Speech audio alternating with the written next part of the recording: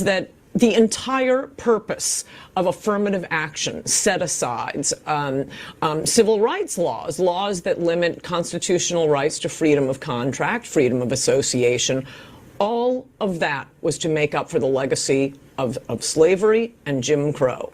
So unless these benefits are going to, roughly defined, foundational Black Americans, the descendants of American slaves, you've taken away the whole purpose of this.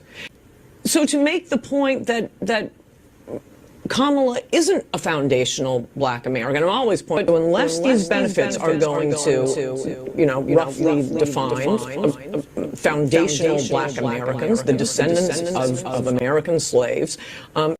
African Americans built this nation. We built this nation. You're just starting to get real credit for that. Okay, I don't know if you know that. You're just starting to get, you built the nation. We all built it, but you were such a massive part of it. Bigger than you were given credit for. Does that make sense? What's ironic is that we're getting credit for it from who's supposed to be white racists rather than our brothers from another country. You dig? That's the ironic part. Okay, so meanwhile, folks are trying to convince us that we should be one, we should come together, unite, we're all one big family, but they cannot admit and acknowledge the obvious. We're foundational to this country. This is ours. You dig? We're foundational Black Americans as a result. If you can't admit that, if you can't fix your face to start with that, ain't no unity, ain't no solidarity, ain't nothing. You dig? The line is drawn, stay over there. All right. So that's first and foremost. All right. So yesterday we was going over some things. Oh, we got a super chat. Sleek Babe. Peace to you. Oh wow. I thought I said $4.99. That's $49.99. Sleek Bay said they don't stand a chance, man. Appreciate the lineage love, man. For sure. We got your granddaddy nurse in the building, $4.99. She said just for the culture, just for the lineage. You dig? It's lineage love. Thank you. Appreciate it very much. Unique Banks. Okay, so let me see what Unique Banks talking about before I get started. Chad Smith. Yeah, I'll be trying to get you. I'll be asking you questions and you don't be there. Chad Smith, I got some questions for you. Because we went to the same school, same middle school. We live in the same city. Anthony McDowell, peace. Mama Deb, you already know. Keith Lamont, FBA Convo. Hampton, peace to you. JJ Mars. All right, so before I get started, let me see what Unique Banks. Was that you, Unique Banks, that commented, that wanted to join me? Oh, I didn't see the answer, Chad. I guess so many, the chat be live, so I didn't see the answer. But I had a second question for you. But that was the first one. If you don't mind repeating your answer. I didn't see it. But I had a second one for you. Something to do with school. Oh, the second question for you, Chad, was how many Africans do you recall seeing and meeting in middle school? Matter of fact, all of your elementary to middle school, how many Africans do you recall meeting and knowing they're African? That was the other question. So the first question was, have you ever heard the term African booty scratcher be thrown around in your early years of school, 1st through 8th grade? And did you ever say it? Or were you called it? And then secondly, how many Africans did you ever recall meeting or knowing from 1st to 8th grade? Peace to David Benjamin. All right, so Unique Banks, that's the link right there. Or would you prefer the phone number?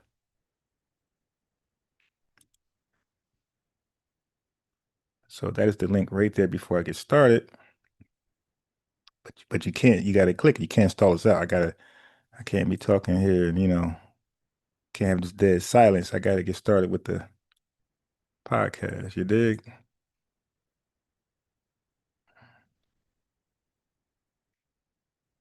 Yeah, so that's the question for yo, Tasha K. She went crazy on Umar, yo. Oh my God. She went crazy on Umar failures and the school failure. Yeah, she did a good video. I was listening to it before I went live. I got to finish it later. But great, great video.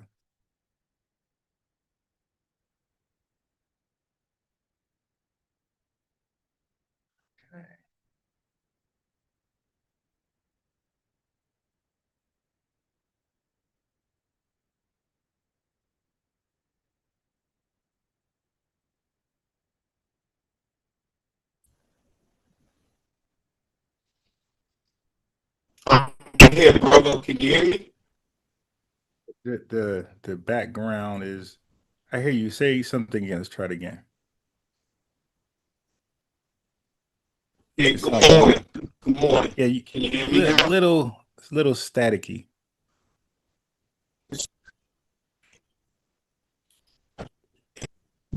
Yeah. I think it's static because of the feedback. Hold on, let me go on the headphones. Okay. Hold on 1 second. I know what to do.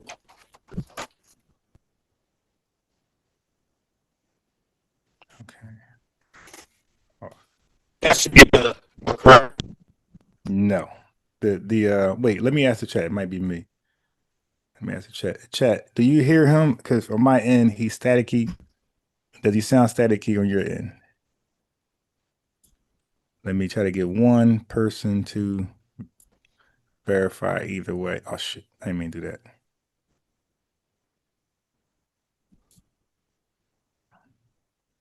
I did not mean to do that. Public. Okay, there you go. All right, what does this chat say? Chat even listening. Are you able to hear Unique chat clearly, or is he static in your end? His connection is jank. Yeah. Okay, so this, yeah, your microphone is like really. You could actually listen to it if you watch the video. If you go back to the No, if video, it you is, can. I'm not used to the browser. I'm listening. I can hear you. No, it Give me, sounds very. give me one It second. sounds. It sounds very bad.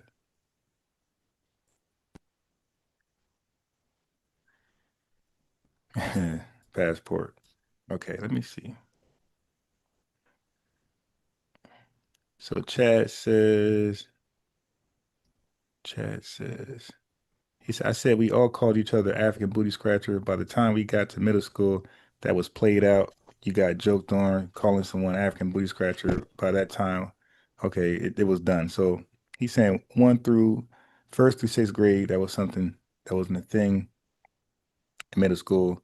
He said, then the second question, he said, I only knew maybe about three Africans in elementary.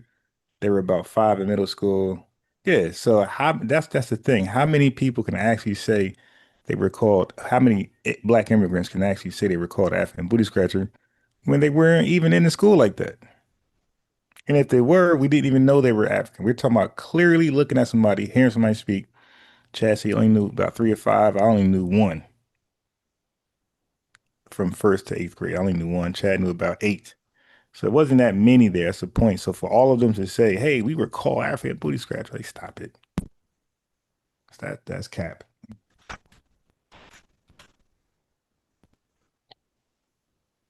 All right, see, I'm just waiting on the brother Unique to microphone get that straight because it sounded really bad. It wasn't like even like can't even dialogue. Sometimes, let me see this. Well, you might be able to mute out your microphone right there and just call, and you can still have your video and call in. You could still call in through your cell phone with the calling number, so you can still have your video there. I used to do that when my microphone was crazy. I used to be on video, but I would call in from my phone, my cell phone. Your granddaddy nurse said I didn't have foreign classmates until I became an adult. It was only blacks in our town. Yeah, whites and blacks in our town. Yes, I don't know this wave of just black immigrants being called the worst names possible. FBA Combo says they said that immigrants didn't come to Detroit due to the auto industry collapse. Born enemy says, I was thinking about no damn African. I had a bigger fist of fry. I had cheap shoes. Right, right. Yeah, these guys are crazy. I keep saying we don't think about them at all, no way, shape, form. We were trying to get by. You dig? We're trying to deal with racism. We ain't got time to be picking on somebody else. Okay, the phone number. All right, let me put the phone number in this Swazi. Hold on. All right, so this is the phone number, and then the next number will be the meeting number that you add in. So that's the phone number, and this will be the meeting number.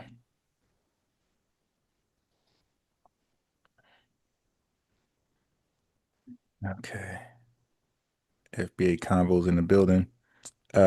Passport King says, keep in mind, I was in elementary school in the 1980s, and she was the only African immigrant, and I'm sure there was way more black immigrants from the Caribbean as I grew up in NYC. Fort Langston, I never met an African until I moved to Jersey in 2003. Yeah, so now all you got to do is mute or disconnect the audio from your Zoom, then use your phone instead.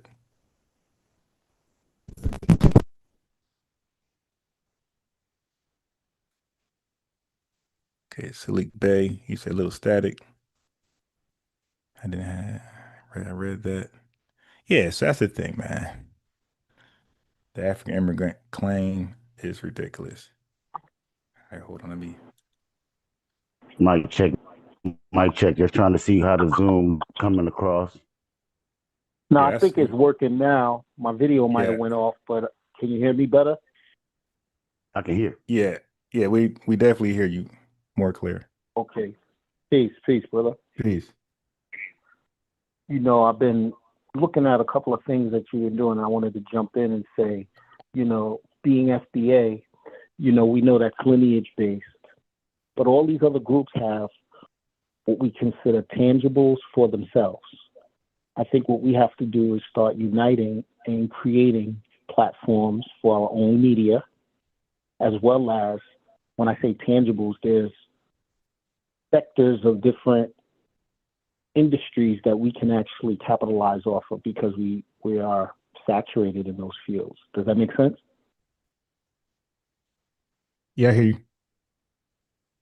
Okay, so what I want to do is whatever I can do to support FBA and the movements, as long as it's literally directed to help our people, I'm with you. And just like you said, just to touch base on for the African booty scratcher term, you know, I think we've seen that in movies, and I don't think we actually meant it to denigrate another group of people. I think it was more just, you know, how we played the dozens when we were kids back in the day. Does that make sense? Yeah, but what FBAs are saying that they call themselves that, you know, so everybody got it. So if you look like you were black and you're in our society, you got it too. So what I'm hearing is it wasn't directed just at black immigrants. Everybody got it, and I'm guessing you had to be like dark to get it. No, that's what I'm saying. What I'm saying is when I say playing the dozens, like, look, I hope my cousin ain't listening, but we call Pink Panther, Black Leanna. We teased each other. This was the most, it was just the way we did things. It wasn't, like I said, to denigrate another group. You know, and again, how many people do you know actually, I think up into the last 5 years, we didn't look at groups as segregated as it is today, or they did. You know, when they came over, they looked at themselves as a different sector always, and it's in their names. They became black, quote unquote, when they got here. You see what I'm saying? They were Ghanaian, Trinidadian, Haitian, Jamaicans, but they couldn't get any benefits or substantial benefits until they called themselves black. That's where cosplaying took place. You see what I'm saying? And the problem with us is we didn't identify or we didn't pick up on it until they were already here for like 10 years, 15 years, cosplaying as us, reaping the benefits, acting as if they didn't go through our struggles. Their communities didn't get decimated by the crack epidemic. Their communities didn't get desecrated by. You got to remember, the welfare state kicked fathers out of the house.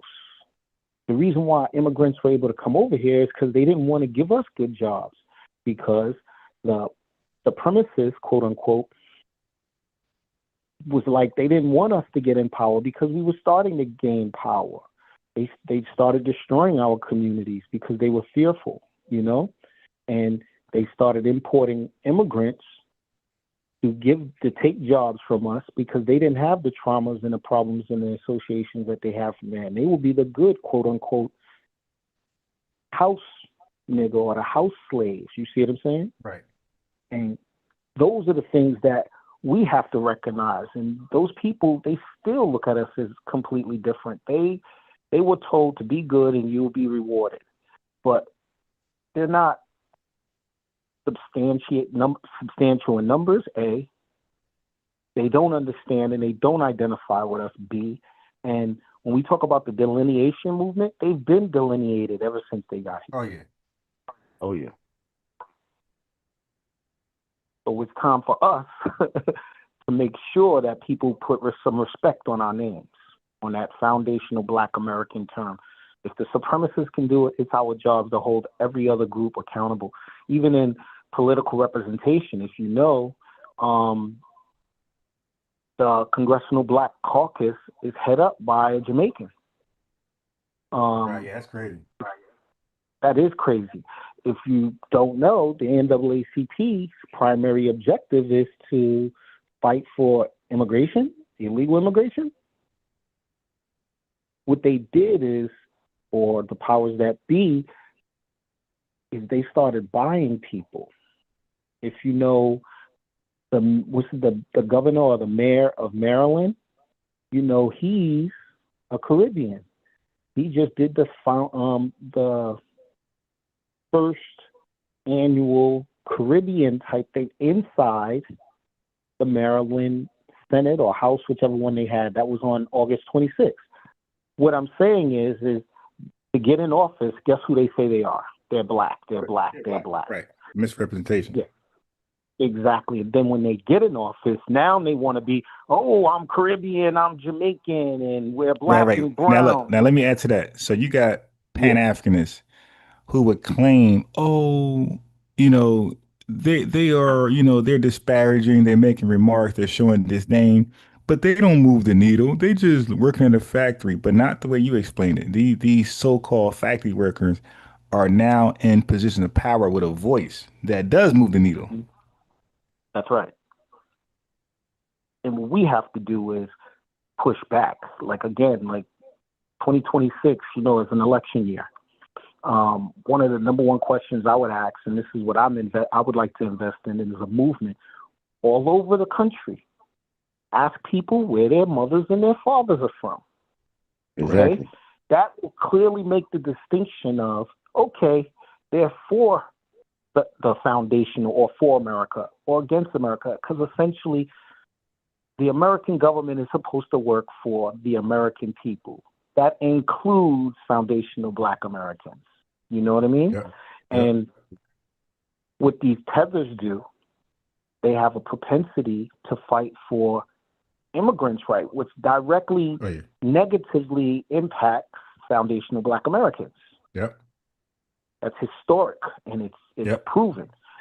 And if they're going to be right, you know, again, I respect all people and I love all people, but I can't go to Ghana and start screaming and telling them to do things the way that I want them to do it. I can't go to Nigeria. I can't go to the Caribbean.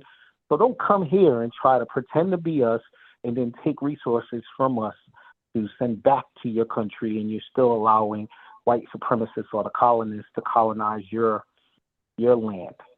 Failed homeland. And let me add to that.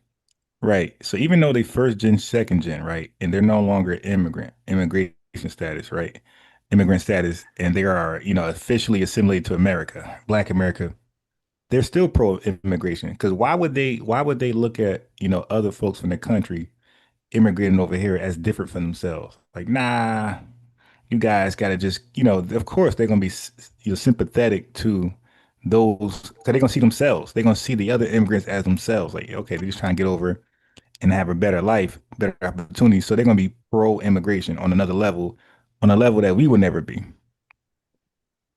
You are right. So it appear that black, because now they're black, it appeared like black Americans are just so pro-immigration all of a sudden. And that's a false representation of it. It's like where we are, like you said, we don't mind. Yeah, immigration is it's an American thing. It always happened, but we're not pro-immigration because why would we? When our unemployment rate is so high, we already don't have jobs right now.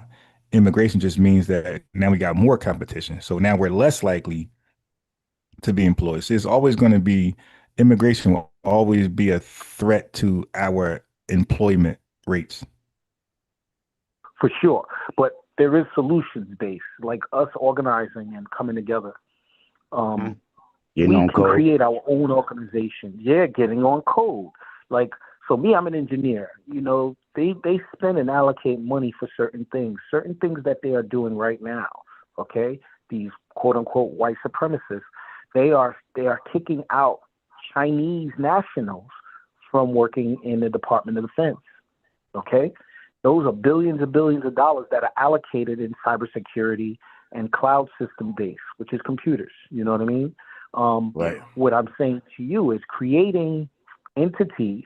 Okay, because you got to remember, in order to be, and that's why I say I offer solutions, direct solutions or tangibles that we can utilize to benefit ourselves. You know what I mean? Yeah. So the government has a thing called SAMS.gov where you can be a vendor to the United States government. And every year they allocate, right, for the Department of Defense, because I'm in engineering, $900 billion annually. So in other words, if we providing things to the government, they will pay us handsomely for those things. When I say the Department of Defense, all of the planes, all of the satellites, missiles, bombs, so forth and so on. I could dive deep into that. Yeah, but you're talking about Teflon, bulletproof jackets, all that type of stuff. Yep. All of that stuff. The government don't manufacture it themselves. Right. They contract with I watch a lot of American Greed, and I see people contract with the government, and that's how I knew, like, wow, like, they just contract with other folks and use their resources. Yeah, like and they don't own it themselves. Money. That's right. They're spending that money though. And the context is, how do we build our nation? How do we build our communities? Having those resources. But if you listen across the board, what they talk about is that we don't own anything. We sold our BET. Okay, Beats. Who made Dr. Dre? Yeah. I don't think he made it, but he don't own it. The reason why Diddy, I don't condone his actions, but the reason why they attacked Diddy is because he sued Diablo, the major wine and spirits company, for ownership of Ciroc. So the things that we have to do is we have to hold ourselves accountable and move the needle by organizing and start providing services that are essential to our community, because we do account for $2.8 trillion of the GDP in America. No doubt. Hey, Ryan, listen, let me break in real quick. My boy Passport, bro, trying to get up on the panel. So yeah, I think he's here. Oh, he here already? Okay, no doubt. Is that you, Passport? Call it 2. Unmute yourself.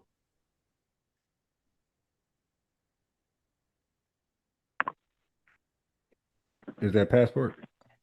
You're not talking about me, are you, bro? Yeah. What's your name? Bisas Elite 44, bro. You gave me a wrench. Okay. All right. Yeah, my fault. Let me change your name. I put Passport. Hold on. I was like a passport, bro. I'm waiting on him. Like, he's leaving our home. What's up with that? But go ahead. Yeah. Nah, I think they're leaving and coming back with some goodies. But go ahead, brother. Yeah, they get some goodies over there, all right. I'm all for the goodies, homeboy. A little upset down there with things going on. But yeah, good morning, bro, by the way. Good morning, Rock. Good morning. Look, man, The question or the little thing that I wanted to say was about when you saying the way they feel about, things like being called like African booty scratcher and things like that. I don't really believe that. I think that they use that just to, sort of disarm us from like looking into them and looking at how they've been moving, because I know they come over here with a lot of information, like I'm 59 years old. There was a lot of commercials going on for the years about Africa, when they have the flies over them. You got all kinds of telethons going on. You have all kinds of money you have all kinds of money being sent to Africa, man, ever since I was young. And I've been watching Africa as a place that's been struggling forever. So it's not like they don't have that image in their head. They know that. They know that they're getting a lot of subsidized and a whole lot of money coming from America, from American tax dollars, and also donations. So when they say that African booty snatcher bothers them, it just shows me that the tether term, it just fits them perfect. Right. Because who is still upset over one little term, even in Africa? I mean, come on, in Africa, you have, I don't know how many dialects of language they speak, but all of them understand that English is the key. Jamaica, what is it? Several of them speak English in their countries. It's almost taking over the main language over there.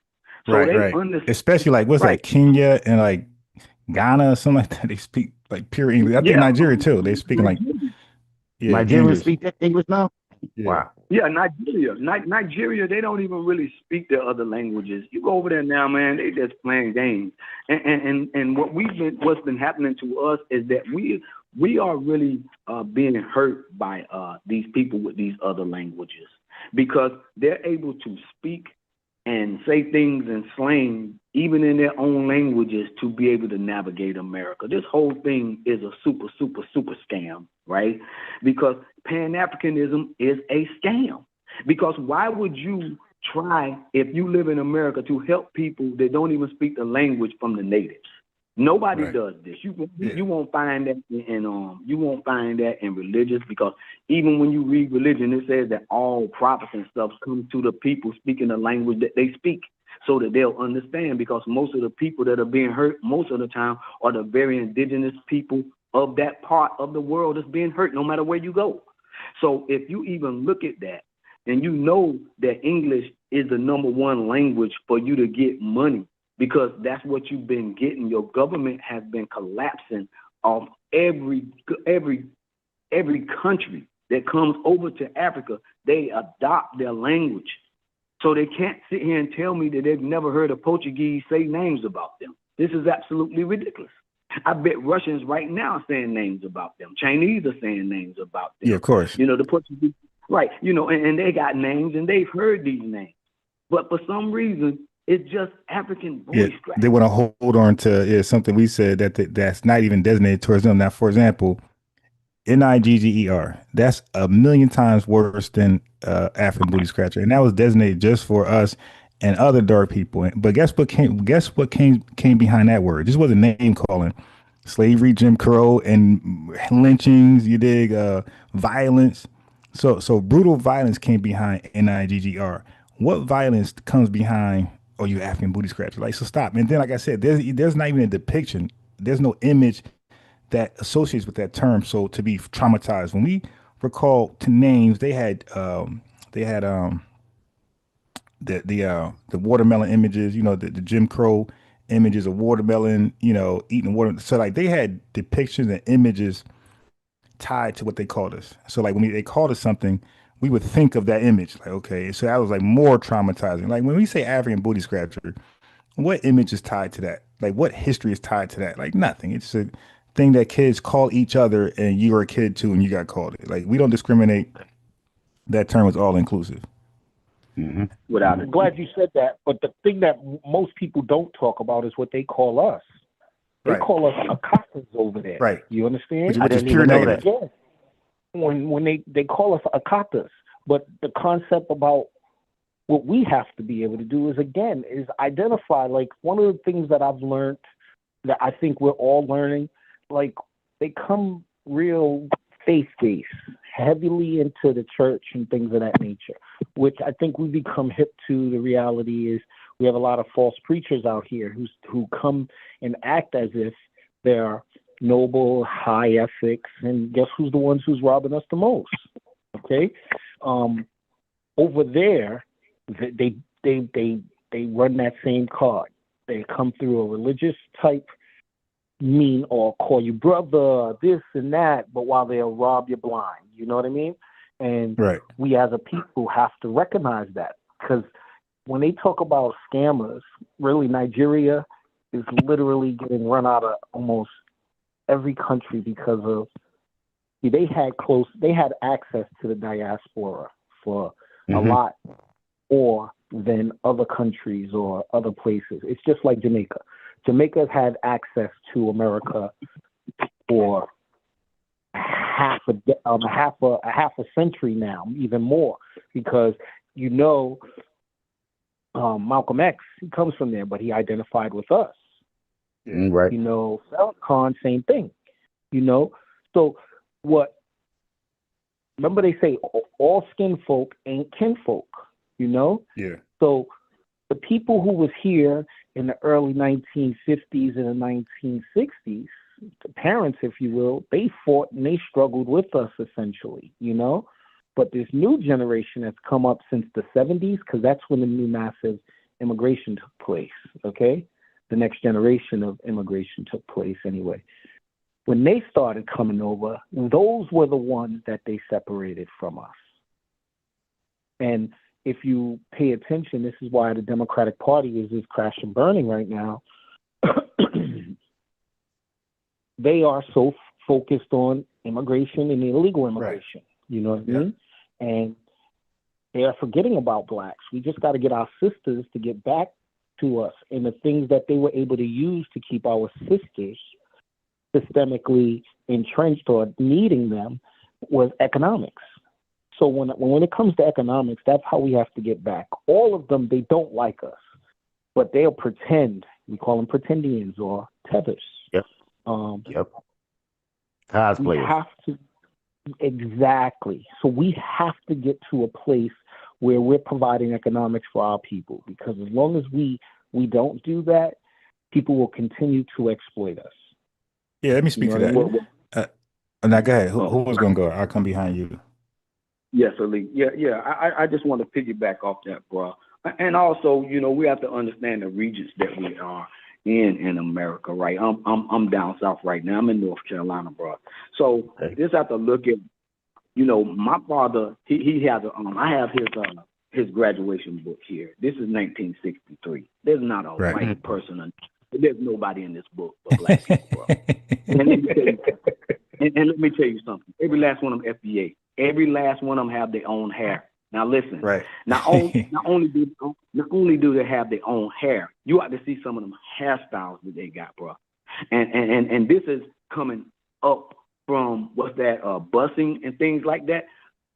People like us never saw anything but this mixed generation. But my pops, they didn't see that, bro. My pops did not see if African booty snatcher was called out, we were just saying it because we heard it on TV. They had to hear that stuff from somewhere with some sort of a joke.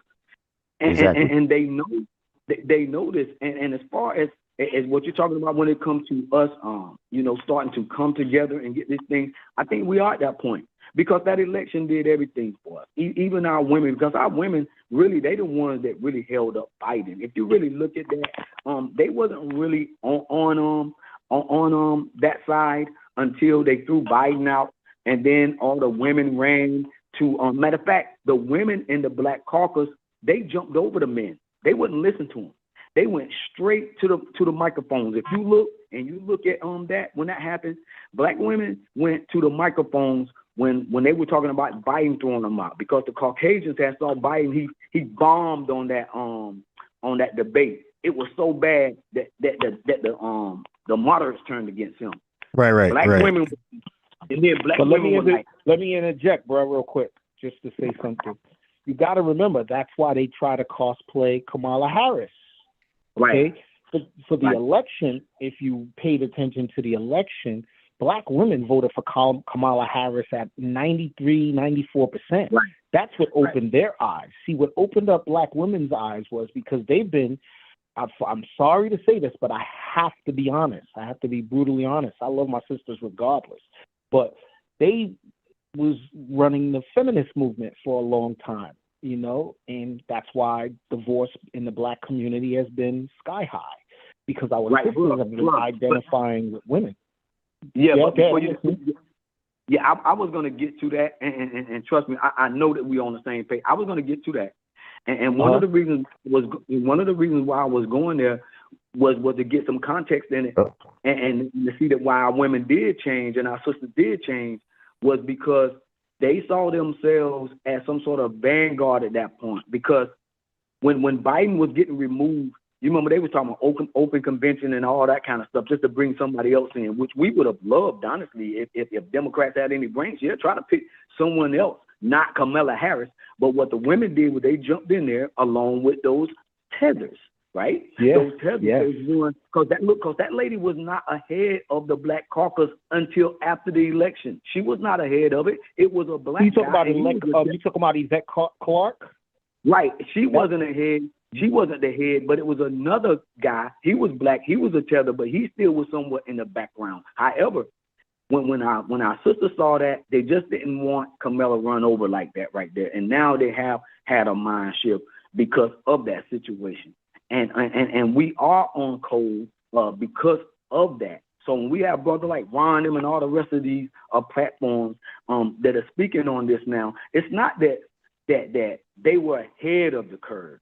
It's not that they were ahead of the curve, because what they were doing was they saw and they were looking into the future. Brothers like Ron, them, and the rest of these brothers, they were looking into the future without worrying about everybody else. They understood delineation before there was a delineation. A lot of people like me, and because there's a lot of us that was already doing this. But we always have been trying to save the world, and like that African booty striker crap they need to throw out. It's like, no, this save the world stuff, the heartbeat of that is with us. There would be no save the world and all those songs that was coming down to save Africa if it wasn't for pulling on the heartstrings of us. We do that right there, and that's what caused our women really to take a look at other races like they've never done before. We've never done this before in history. We've never, ever, ever done this. Now, Garvey had some issues like that because a lot of brothers pushed that. Ron showed that a lot of times. Where a lot of our brothers and stuff started pushing back against Garvey. We don't really have that right there until now. Now we got it. Now we got our people pushing this out there, and it's clear as day. So we are moving that way. I hate to interject real quick. Let me interject real quick. Okay. See, what you have to remember, again, we live in a capitalist society. Let's really establish that, okay? And living in a capitalist society, if you haven't noticed, they've been promoting the highest educated people in America today is Black women. You see that, okay? They don't realize they're going in debt. But anyway, if you look around, we just talk about when they look at Black women, they elevate in these Black women to power. Okay, and the reason why they're able to do that is because, again, ownership. Okay, what people do is they go from within. The most powerful person in the Black community is the Black woman, and they've been using the Black women for that purpose. Now, when I say economics, though, what I know is if any man is providing for his household, there's nobody that can infiltrate or take that woman. But what this is a systemic thing that's taken place for the past 60 years. When I talk about the welfare state, you talk about the 1960s. They said they incentivized women to get monies to take care of their children only if daddy wasn't in the house. Okay? And on the other side of that, they brought immigrants in to take the job so daddy couldn't get a job. And then to create the perfect trifecta, they brought drugs into our communities. Remember, the CIA was instrumental in that. We don't own poppy fields or planes. Keep in mind that, okay? So either you became a user of the drugs. Think about back in the day, it was heroin. You remember American Gangster, okay? Mm-hmm. Then it became the crack, okay? So either you were a user or you was a dealer. And then what they do, They did the jail. They put us all in jail. So that decimated us when it came to the next generation from, let's say, the 1960s, 70s through the 90s as men. So for those years, our women literally lifted up the boots, and this is how they look at it. Okay, they had to basically lead the family. So when we speak about right now, they saw that those other women, they still getting married. When I say those other women, I'm talking about those other groups of women, the other tethers, the white women. If you heard of DEI and MBEs and stuff like that, those things are dominated by white women. Affirmative action is dominated by white women. Did you know that? These are the things that they put in place to make us think, or make our sisters think, that they're on their side. But when Trump got elected, our sisters seen clearly that a lot of Latino sisters actually did vote for Trump. They didn't realize what he was going to really do, because he was talking about the criminals. Guess who they identify us as? The criminals, okay? So they thought we was going to be the ones deported. Think about it. We had the term African Americans. So they was putting themselves, which they've always done, close proximity next to whiteness, okay? And then our sisters, they saw, wait a minute, we all voted for this woman, and now most of white women, guess who they voted for? Trump. Guess who most of the Latino women voted for? Trump. That's what gave our sisters the eye-opener that they needed to recognize that they need to come back home and let's get things in order for our people, because truthfully, we are the most hated. We needed that. We needed that backstabbing. We needed that cross. We had to be double-crossed like this, because it's a blessing, because I don't think that we snap them out of it any other way.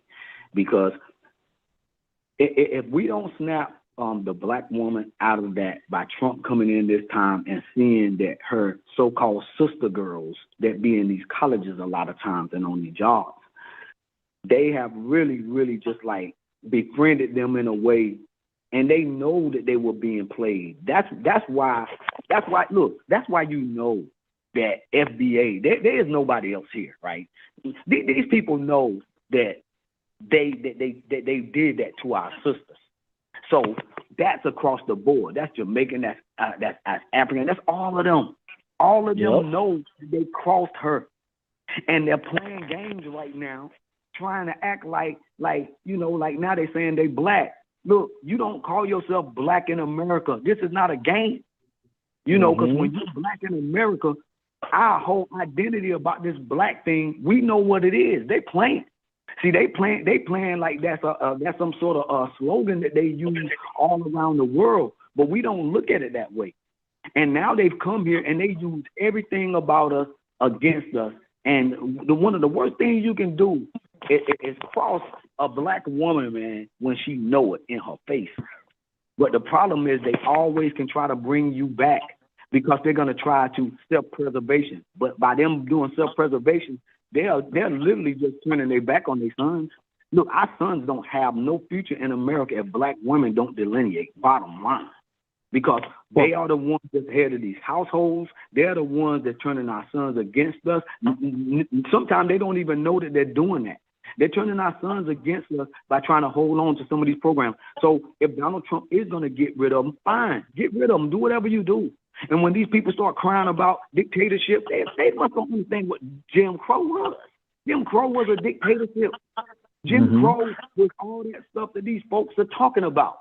We already went through this stuff. They act like this stuff is like something like, oh, you need to be concerned about these people. Like, didn't you people go to school? You people come over here to take black history and learn about Jim Crow, then come over here and start crying about something that's happening to somebody like we don't know. We are the foremost experts.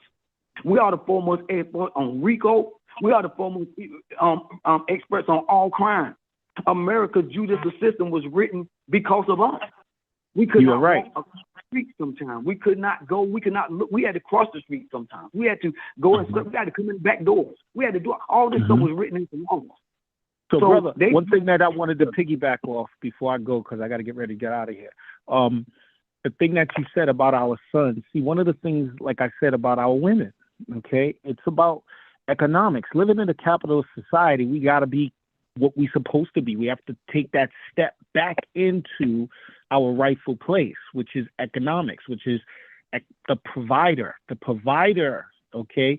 Like, with the reason why they were able to, manipulate our sisters is because, again, a closed mouth don't get fed. If we are not providing food or housing for our sisters, why are they sticking by us? You get where I'm coming from? Like, why would they want? Like, I don't make excuses for them, because guess what? I'm going to stick by my sisters whether they come to me with nothing. You understand? However, our sisters are a little different, especially when they're bringing our offspring to the world.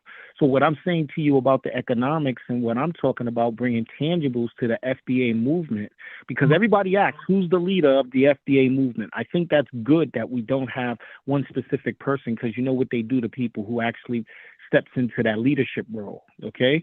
And then we're decimated for another 30, 40, 50 years until somebody is birthed and take on that role. So my whole premise and my whole purpose is to unite us and start looking at tangibles. To give you an example of a couple of things that I see, we all pay car insurance. We all pay health insurance. We all pay certain things to other companies that are getting very, very wealthy, okay? And if we pool ourselves together to provide those services, the reason why I use car insurance is, what kind of benefits do you get by paying, let's say, if you got a new car, you're paying about $500-$600 a month. For what? That's free money, true or false, okay? Because what's the likelihood of you getting in an accident every month? Slim to none, okay? I've looked at certain things that we are spending because we're here in a capitalist society. There is ways that we can actually cut our electric bills in half, where we can provide ourselves with services that we actually pay second nature without even thinking about it. Now, when you have dentists, you pay a monthly fee for dental services. If we start occupying those fields and spaces and almost create a membership base where a person has to prove their lineage in order to ascertain these benefits, because the government do that to this day. They have these things called 8A certifications. They have things called the Indian-Alaska Act, stuff like that are designed and designated for certain people. But what we have to do as a group, we have to start providing those tangibles, so when our sisters are in need and our young kids are in need, we are providing them. Most importantly, the number one thing that we have to be able to provide is the education. What country or what group of people passes the job and the task of educating your youth to somebody else? We can never do that ever again. Yeah. Well, you're right, bro. And when you say moving toward the financial part, like I said, we had to get our mind right first. The head always goes first. So the delineation was the most important thing. So the only people that like delineation is us. So it just goes to show you that drive right there, it's going to birth everything. It always has. It always has birthed that. That's why you on here talking. That's why you giving us examples. That's why we have Ron. That's why we have Black Alpha. That's why we have nurses and doctors and things that come on here and speak, because we are doing this stuff. See, one thing we all got to understand about us is how long we've been here.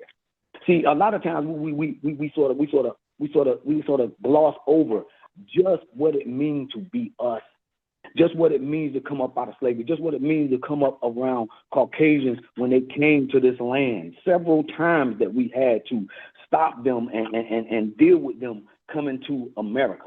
So every time we dealt with them, they birthed a lot of things. There's a lot of things birthed. This whole economic system was birthed off of us. So it's not like that we can't do it. We're going to do it. But we had a common enemy at that time. We have several now.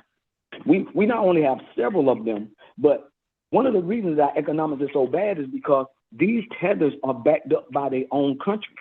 See, we're not backed up by our country. That's why we're going after. That's why we're going after our reparations. That right there is just one piece of it. That's not the only thing.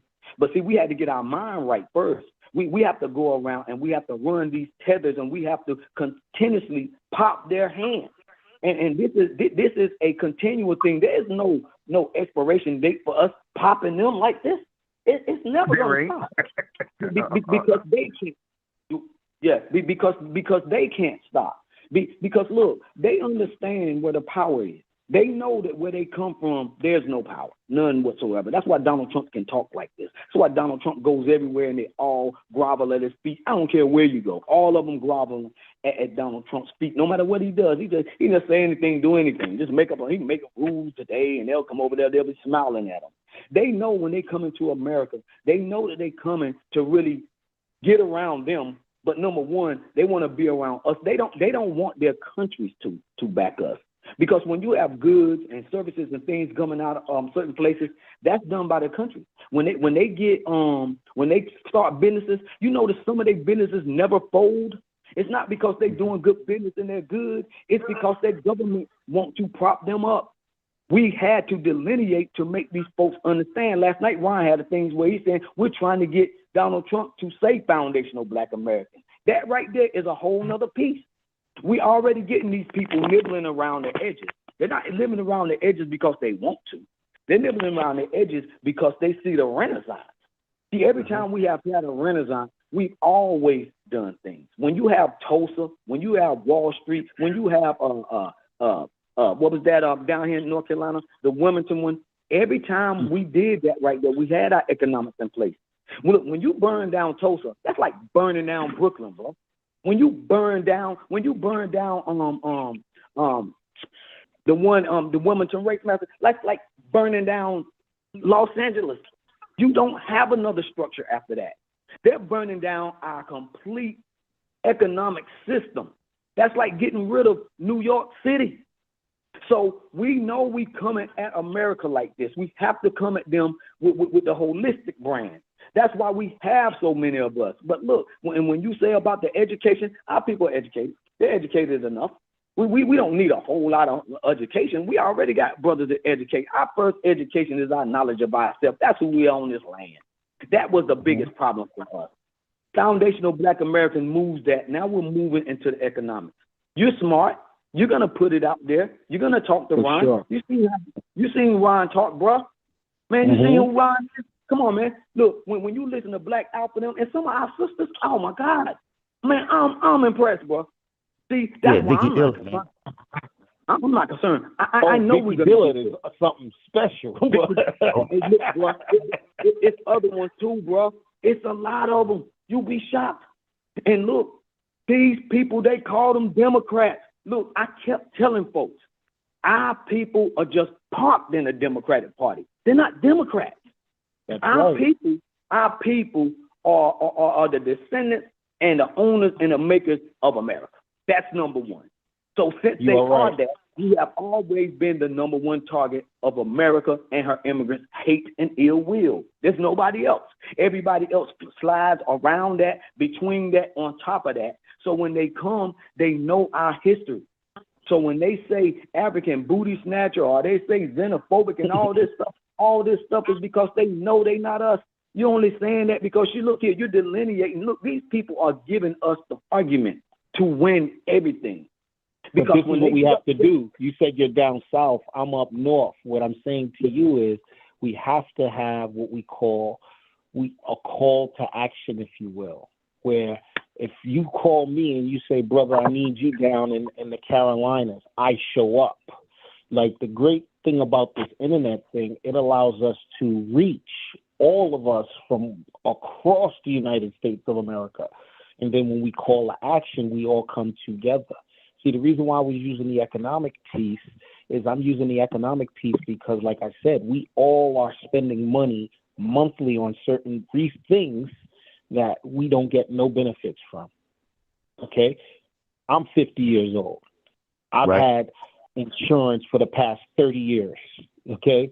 I haven't been in accidents. Okay? But you better believe I spent $400 or $500 a month on that. Okay. Yep. Now, me too. Take 1 million of us. Okay. Imagine of us saying, okay, we will cover our people if we get into accidents for cars. You see what I'm saying?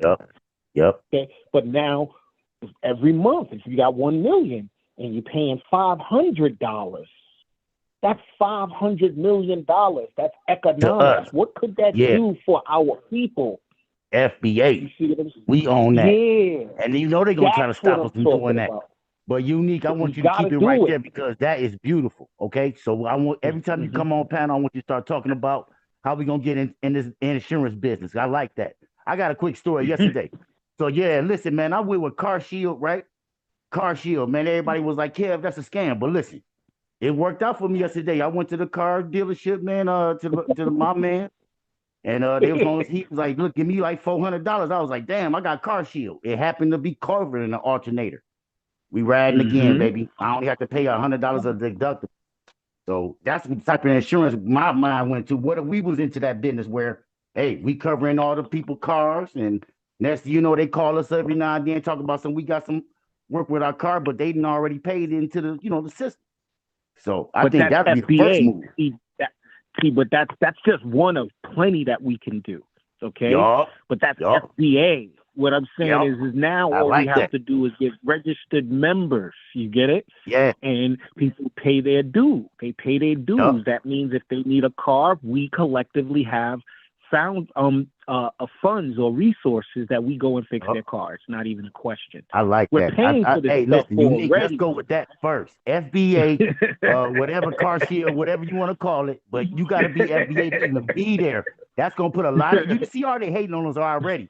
That's gonna put a lot of hate on us.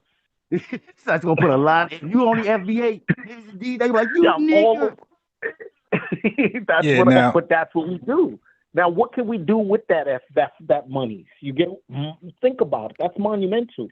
Food. That's political power. That's political power. That's what that is. So here is the thing. Here's our dilemma, right? Because right now we're FBA just because we said so, right? I'm FBA because I said so, right. But at some point where what you're saying to become a reality, that's when people got to start showing them receipts. You see what I'm saying? Because anybody can say the FBA, then all of a sudden be a member, but be a detractor, a hater the whole time. Because you best believe you're gonna have tethers, and you're gonna have $5 white supremacists just saying the FBA like everybody else. And now it's like, well, how do you debunk they're not FBA? You feel me? Other than receipts. So birth certificate. See right, the great. I'm sorry to cut you off, brother. But what I'm saying is we're not right there just now. Because right now we're still delineating and we're trying to get as many people on board as possible. It's 43 million of us, and most of us still don't know what the FBA even is. Don't know, right? Never heard of it. The average Black American would be like, "What's that?" You know. So no, bro. I disagree. Let's, bruh. I'm gonna tell you something. See, I've been on this internet since inception. Okay, people know who they are when you get around people. It's like I was looking at this lady. Her name is Lisa Ragland. She's a Jamaican woman. Okay, she started a business called the Rhode Island Black Business Association. Okay, but she's a Jamaican. She threatened the state of Rhode Island. Okay, that she was going to sue for discrimination. The state of Rhode Island gave this woman a $3 million check. Okay, in their minds, they were doing something for the Black community. He took it and gave it mostly to primarily immigrants or Jamaicans and Latinos. And in the same state of Rhode Island, they got Progresso Latino. The mayors are Latino, meaning my point that I'm making to you behind that is, and this lady that I'm talking about, just to give you a brief background, she was, everybody wants photo ops and video ops, so they tell on themselves, okay? One of the people who was in front of her was singing Frankie Beverly and Mays, what is it? What's the song? I can't think of it. To Be Real. That's not Frankie Beverly and Mays. What's the one? Dang. Well, we could even use Got to Be Real with Cheryl Lynn and all of that. You know how we have our music. Yeah. This woman had no clue. She don't know Black music. You get it? It's really easy to what I meant was, of course people know they're Black American. What I'm saying is the F part. Okay, or the ADOS part. That's what they don't know. Like they don't understand that there is a thought change, right? A renaissance in thought Like we're laying claim to the country. We're no longer saying it's the white man country and giving up because that was some of our mindset without realizing what our ancestors did for the country, right? So now we're Mm-hmm. saying no, this is our country. Like white folks was wrong talking about go back to Africa. This is our no, ain't nobody going nowhere. You dig? If somebody is going somewhere, it's you first. Like we've been here before the Yeah. country. So that's what I mean. Like that type of thought is not prevalent amongst black people. Right? I've been in South Carolina recently. I met Geechee people. I've been in Georgia, and I'm back in Jersey. So I've been Mm-hmm. around, recently in that last year. I've been in those three states, and I'm very sociable. I'm online also, but I talk to people. I meet. It's easy for me to meet people. I'm very sociable, and I love conversations. I'm on a train talking to FBAs, and even non-FBAs, even Jamaicans. I'm on a train just having a dialogue, like really, like now having dialogues with just people just regularly, and people are really unaware of what an FBA is and what it's supposed to be. Right. Reclaiming the country, stamping your flag, stamping the American, taking your hands on the American flag, and you're stamping it, saying no, this is ours too. That That's thought, I'm mine. saying, yeah, that thought is not common amongst Okay. FBAs. So I'm Right. saying Yeah, is that's like we got a task, right? A huge task in front of us, Right. and that Get the task word is out. reaching out, yeah, because I'm talking to relatives and aunts and uncles, and I'm planting Right. seeds, and that's what we got to do. So we got to see our neighbors again, man. Everybody I talk to that I'm not sure, I'm like, hey, Mm-hmm. man, you got slipping in very easily. Hey, so your relatives, where they from? You know what I mean? You kind of like without being offensive and making them Right. be like, why? And you sneak it in conversation, and then once they're able to factually state that they have lineage going back to the 1870 census somewhere near plantation, that's when you drop it on them. Like, all Yeah. right, bro. So you're foundational. What is that? Oh man, it's your country. What do you mean? You built it. Tobacco, rice. You go coal, steel. You lay it all down, and then you might have a little. Like I made like a little clip, a little 3-minute clip or 1-minute clip of the ending Okay. of the video with Ann Coulter and Donald Trump. So if you had to, hey, look, even the Right. racists saying, even the racists agreeing with what I just told you. In case there's any doubt, here, look, listen to your master. Look, FBA, Foundation mm-hmm. Black Americans. America, Wow. you guys built this country, but that's a Which is task in true. itself. Mm-hmm. Because Which is what true. I I don't like want to those little do, clips you just yeah, playing. because what I don't want to do is just give up on the masses and just start with just us. Then it becomes like a little cult. It's like, all right, well, let's just start what we got: 100,000, 200,000, 1 million, and now it's like kind of cultish. You're leaving people out that No, that so that could what I'm saying, possibly, the door is always open. It's just like tribals. You heard of the Dawes Rolls? yeah. Okay. So people are still registering for the Dawes Rolls to get their tribal recognition as well to this day. Do you have a website already or no? My website, no, Wow. no, I got personal business website, but nothing for FBA. No, not yet. That's what I'm trying to say. So Like that's what I'm. I'm so far, but I'm so like for me, I'm not even nowhere near that. Like I'm trying to, I got 100 folks listening here. Yeah, when we Mhm. get to Afro elite status, 1,000, 3,000, you dig something like that, You up to where 2K I right see now? people. 2K. We Right, there. yeah, But that, this is yeah, what that I'm saying to you, brother. If you that's notice, I got total videos. Hmm? if you go to my channel, I got 10,000 subscribers. What I'm saying to you Okay. is this, brother. Okay. What I'm saying to you is, and I do have a website. My son makes the website, so you know. Ooh. And we can get the registration, and we can decipher through who's registering, so we can do the work. Technology Ooh. allows us to put ourselves in a position. It gives, like I said, we need a platform where we don't represent as leaders, but we start doing that work. Like when you talk about a census, we have our own census. You get it? Who are you? Where your mama and your grandma from? You see what I'm saying? And Yep. we have a platform that people can register as we speak, as your channel grows, because guess what I'm going to do? I'm going to speak to my 10,000 people and get them to subscribe to your channel, brother. Let's get it. Let's get it. Thank you, man. You get where I'm Unique, coming man. I from now? appreciate you coming through, man. Thank you so much, bro, for coming through. you you understand what I'm saying to you? So if I Let's get got 10,000 and I got two other people who got two channels, who got 2,000, 3,000 people respectively, and we talking about different states, Boston, Texas, South Carolina, okay, That's right. Jersey, Connecticut.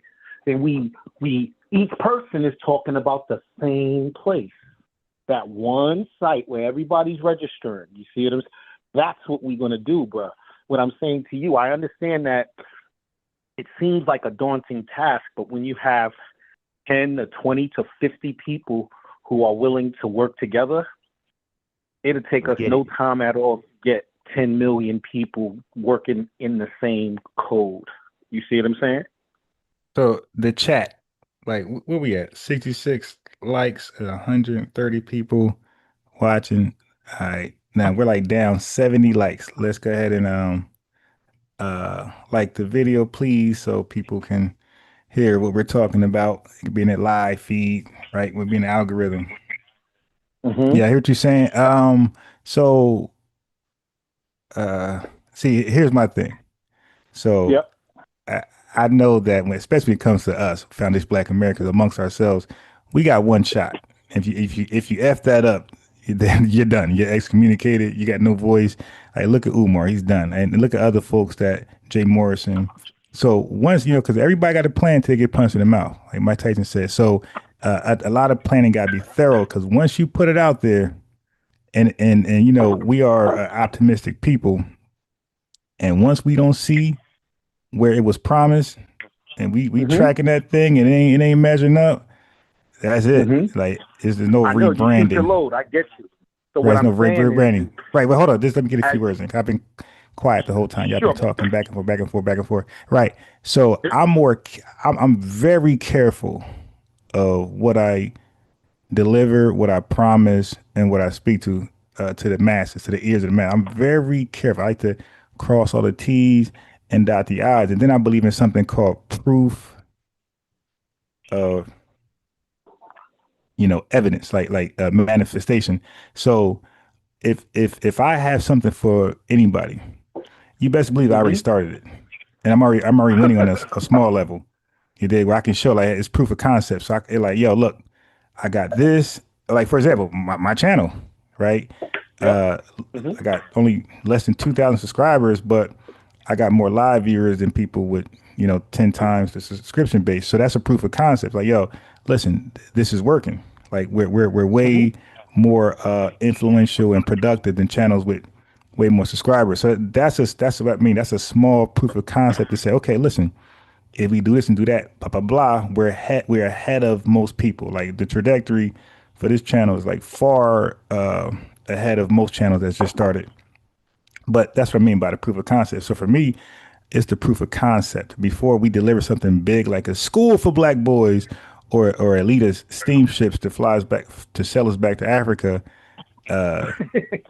we have to produce something for them to look at and say, okay, I can see the potential. I can see the scalability of this thing. But I don't like to produce something without evidence of it already working.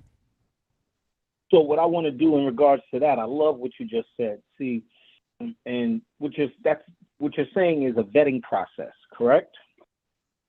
Yeah. Okay. And The what I'm saying vetting, to but you, also you're already delivering something like a prototype. Like, I'm a Shark Tank fan. I love Shark Tank, and they say that, like, when people come on there and have these wonderful dreams and just give me your money and I deliver it, they want to know sales. They want to know, okay, well, where's the backlogs? Like, how many people pledge that they will even order? And when you have nothing, they're like, all right, get out of here. They get a good idea. Okay. Matter of fact, sell me that idea and I'll do better than what you got. I'm with you there, but there's a pros and cons to every situation in that scenario. First thing is, just so you know, I'm the type of person, I don't speak unless I'm proven and I've done. Like, when I speak of SAMS.gov and government contracts, I've done that, okay? I work for big primes. When I say primes, I'm talking about companies that get checks to the tune of $700, $300 million annually already. I've worked for these companies, for the federal government, if you will.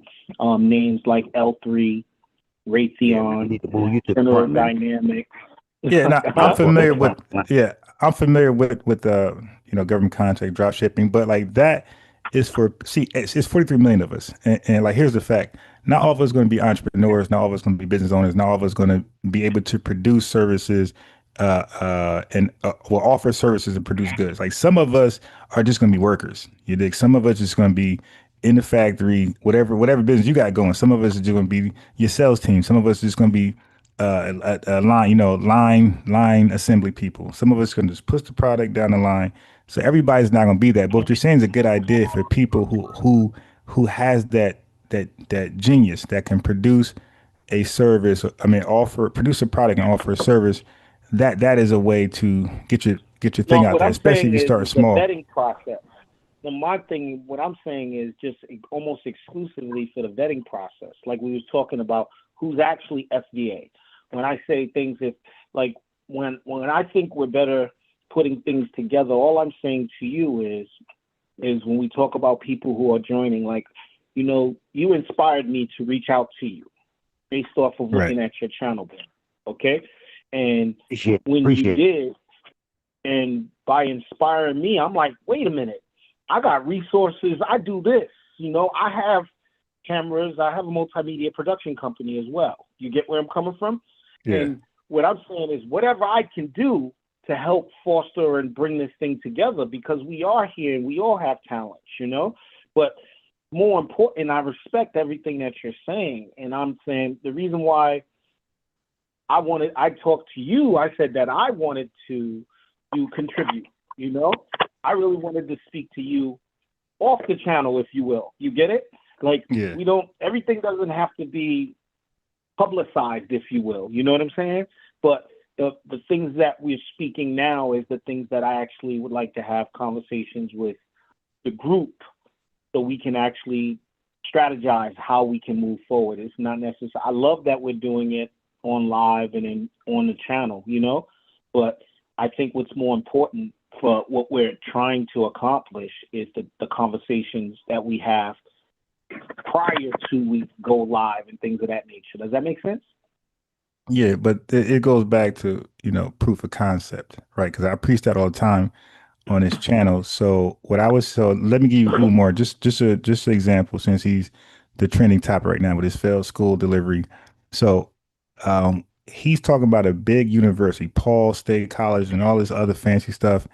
You know, that's fantasy. That's dream world. What I'm saying is a proof of concept should have been an online school, start there, or which he was doing, getting the phone calls, or starting like a church. Like most churches start small in a library, somebody's living room, and then they rent space at a school. I know I was part of those churches some years ago. And then before you know it, they have this big mega mansion church. But that's proof of concept. Like they already seen the growth from the living room to the library. You know, they rented a space in the library, and then they seen that, and now they renting the auditorium in the high school. So now when you sell a dream like a mega church, nobody's in doubt. They seen where they were, they see where they are right now, and they see where they're going. They started with 10 people in the living room, and now it's 400 of them. So now when you pitch something like that, it's not far-fetched. For us, there's nothing to look at. So when somebody say, hey, there's going to be this university, it's like, yeah, sure. Like, where is the small living room class first? So that's for me about proof of concept. So whatever, and this for all of us. So whatever idea we have, if you want to start making cars or whatever, you should already be doing something, at least have a scooter or some type of electric something already presented to build off. Like, hey, this is what I got right now, but with y'all help, it could be over here.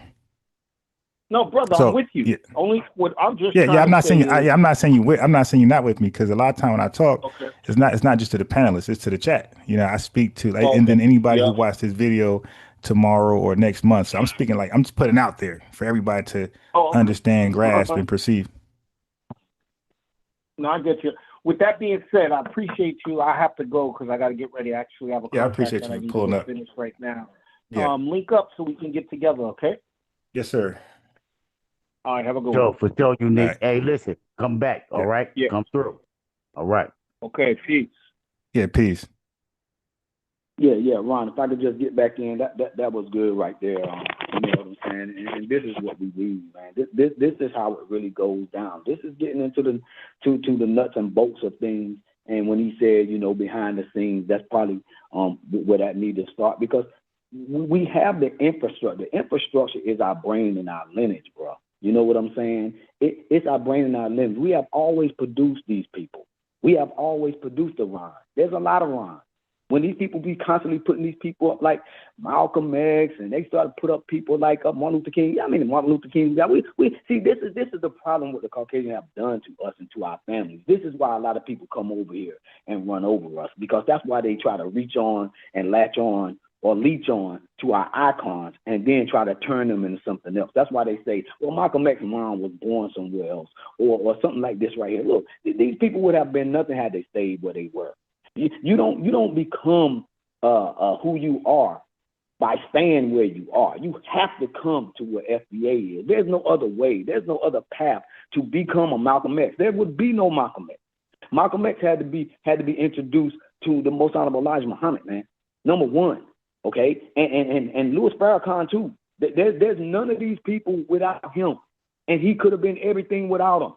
Because do you know how many Farrakhans they got in the Nation of Islam? I mean, we need to stop this crap. Our people are great based off our lineage and who we are. So when we start when we dealing with people that come from another place, and that's why they're able to expand so fast, is because we've always battled the Caucasian right here on our land. They study this stuff. They like playing dumb, and we're not allowing them to play dumb. That's number one. Delineation means don't play dumb. Because if you play dumb with us, we have a spidey sense. We have a perception. We have an extra sense, that ESP type thing going on in America. Folks don't really get this, yo. You know what I'm saying? Where they came from, they dealt with it too, but then they try to ignore it. That's why they come over here and say, well, why do y'all always complain about slavery? Why y'all always bring up this? Why y'all always bring up that? These people know they're not us. So our delineation move and anything coming from that, that's where it starts. That's why Ron slows this down a lot, because he understands that to reach us in mass is what it is. Delineation means mass movement. It means 100%. You never need 100% of us, but you need a mass of us. That's how, look, you don't throw essence out by not being in mass. Let's just make this clear. You don't make people don't get fired by not being in mass. Look, black people have never got people fired like this. They would always back us down. You would need a celebrity or a politician to go up there and clean stuff up. Nobody cleans stuff up for us. Nobody can't stop our mouth from talking, man. Look, if you try to check an FBA, I'm sorry for you. It's not going to happen. That's why sometimes when I see certain content creators create things and they say, well, you know, I don't really want to do it. Let me tell you something, boy. You're not going to be able to put this horse back in, because our voice cannot be stopped when we move. When we make a fundamental change in this country, it's always with the mind first. That's how we got on the Democratic plantation.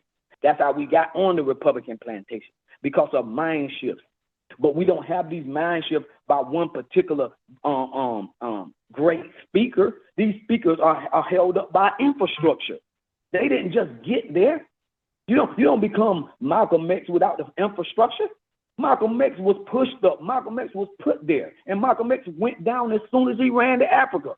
Now look, this Pan-African thing has always been a one-way street. Malcolm found that out when Malcolm went over there, but that's why they're grabbing. Look, they did not like Malcolm X in America until he was gone, but really they didn't like him until he left the nation. They're never going to like our people when we always got one mindset on who our open enemy is, how to deal with him, how to deal with our people effectively. The Nation of Islam built a lot of things. They still got stuff, but you're not going to be able to do that so much under a religious sort of thing. That's why they have always somehow, man, the nation have been able to do something that most of them just haven't. Because they had that stuff started with the FBA. That started with Elijah Muhammad. Right. And then they try to give that to a Caucasian. Well, we're dealing with the Caucasian right now.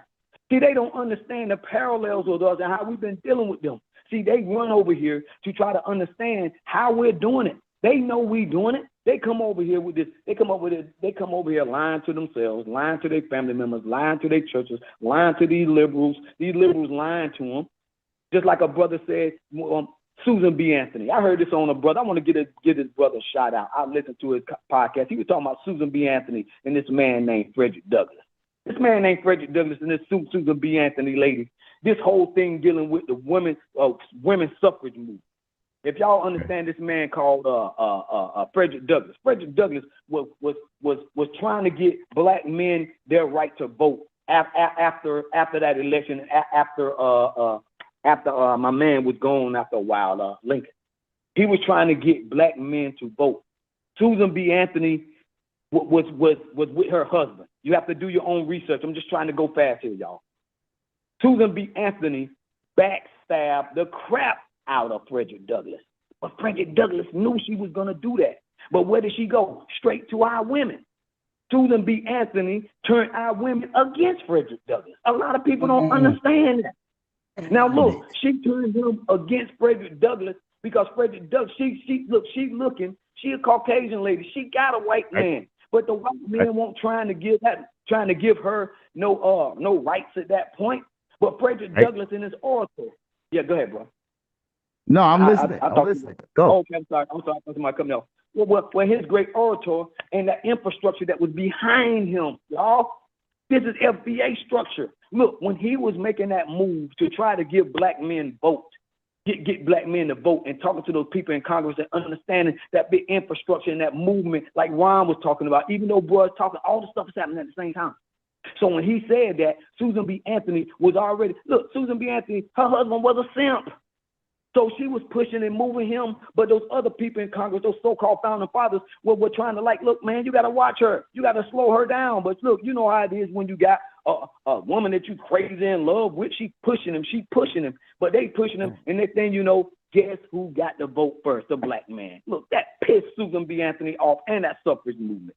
She turned the black woman against the black man. We've been hard for us to recover since that. Now, when she did that right there, she saw the flaw.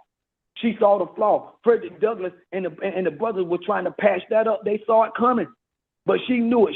So she started going around the women, telling them, "Hey, look here, the black man don't want you to do this. He gonna do you like they doing us."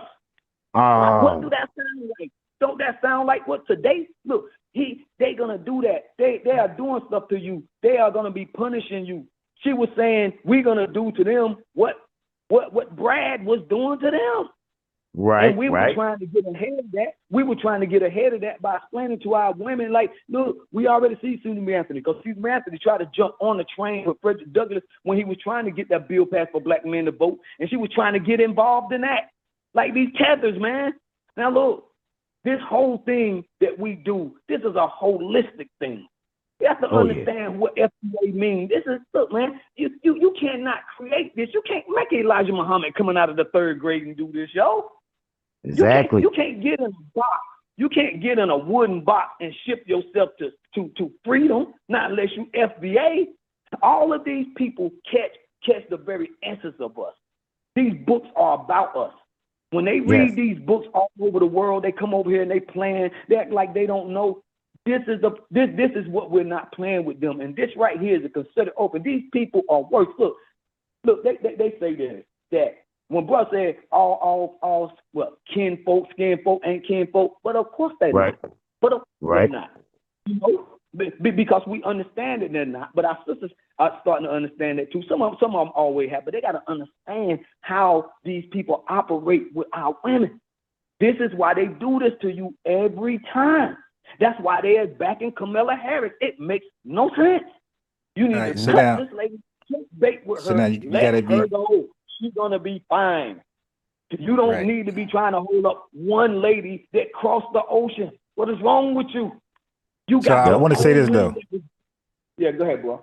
Yeah, so sorry about that. You gotta be. That's so good. It's so good, but you gotta be very careful and cautious when you say these and them, because when you don't establish the noun, people imagination, whatever they believe that these and them are, that's just going to be who the these or them are in their mind, right? It might, you know what I mean? It could be anybody wanted to be, right? So now, but we also got to be careful not to make a group of people or a race of people a monolith, right? So these, thems, and they got names, okay, and so I think we be more responsible when we, even if they're a party, we got to be more responsible to identify the these and them, so people don't. It's not left to one's own imagination. Right. Well, I just say this to anybody that's melanated. When you come to America, you know that we're here. That's number one. So any immigrant or anybody that comes over here, they know why they are coming. They don't want to say it. America got immigration laws for people to come over here that are overburdened, they're bloated. It's about, I don't know how many of them. And so they use them. They know who they are. But people do come over here to America to just have the American dream. We're not talking about those folks. We're not talking about people that coming over here trying to just have American dream with America immigration laws. We're talking about people who come over here and try to undermine us, undermine the people that have been here that they know that they read about. That's who. Well, I know I'm not as polished, and I thank you for that, bro, because I know y'all have to be able to keep this like it is, and I'm not a professional, and I know that I probably get emotional, and and I try to clean that up too, which is why I won't create a channel, because I know for a fact that my life, as long as I've been on this earth now, and that's 59 years, and I've been in a lot of places. I've been in America. Though. 44, man, because you got a lot to say, man. That's kind of a loss, because you got a lot to say, man. You know damn well you got a lot to say, man. I appreciate it. You keeping us on code and you telling us, how to live and shit, and I appreciate that. That's what I want these spaces to be, to just, we got to be building out here. We just can't be just spinning around talking about tethers all damn day. We already know that they beneath us. They can't do nothing about it. So ain't no point to be tripping. As a matter of fact, they talking about the block party right now. They talking about stop all that diaspora war stuff. Just block them. Yeah. What you think about that? And I've been seeing that. Yeah, for some. So let me real quick. As LE44 again, we're not a monolith. If people want to block, go ahead. If people want to engage like myself, go ahead. See, I think I'm an effective engager. Like I think I could pull stuff out of them, and who knows, they might turn a leaf. I think conversations, for some people, I think conversations for conversationalists is a necessary. If you're not a conversationalist, then just block them. Right? Everybody don't have tolerance and patience. Again, I teach chess to 6 and 7-year-olds. Okay, so I got a lot of patience. So, and I think I'm effective explaining complex patterns and things. So I think I can get through some of them. I don't care, but I think I can pull things out and expose things that we should hear from them. So a lot of them reserve so much things inside them, and we kind of like think by Ron is capping until you squeeze it out of them, like revenue, and Tether Dream. Like I squeeze some things out of him where revenue is all like he's like a KKK member now. At first he was a Pan-Africanist, and now he just all out. Like the hell with FBAs. You dig? Everywhere he goes. And you see Tether Dream got a lot of Candace Owens, Nick Fuentes talking points. I squeezed that out of him. So but that's for us to see. So some people are good with engaging, because when you war, everybody don't go to war because you disagree. Some people actually have a conversation, and they have peace treaties, and they have nuclear arms, agreements, and other folks just go to war. So yeah, if y'all feel like the block party is effective, and I'm sure it is, go ahead. I like to bring them on here. And now all of them ain't worth a conversation. Some of them are belligerent, Right. and ain't worth a second of your time. So, it's up to the person. So block party, I'm cool with that. And if you guys want to engage with them, I'm cool with that. Yep. Yeah, me too. Yeah, because we need the content from one. We not only need the content, we need the contrast. So we need the contrast. This whole world needs contrast. That's what delineation is. So we need contrast to be able to teach. And it moves sometimes like a Titanic, but it's moving. And as long as we continue to challenge this world, we have to challenge this world that we was living in yesterday, because that world really was living in a time where everybody was the same. And when everybody is the same, it's like we end up at the bottom. And we can, look, it's about what's important, right?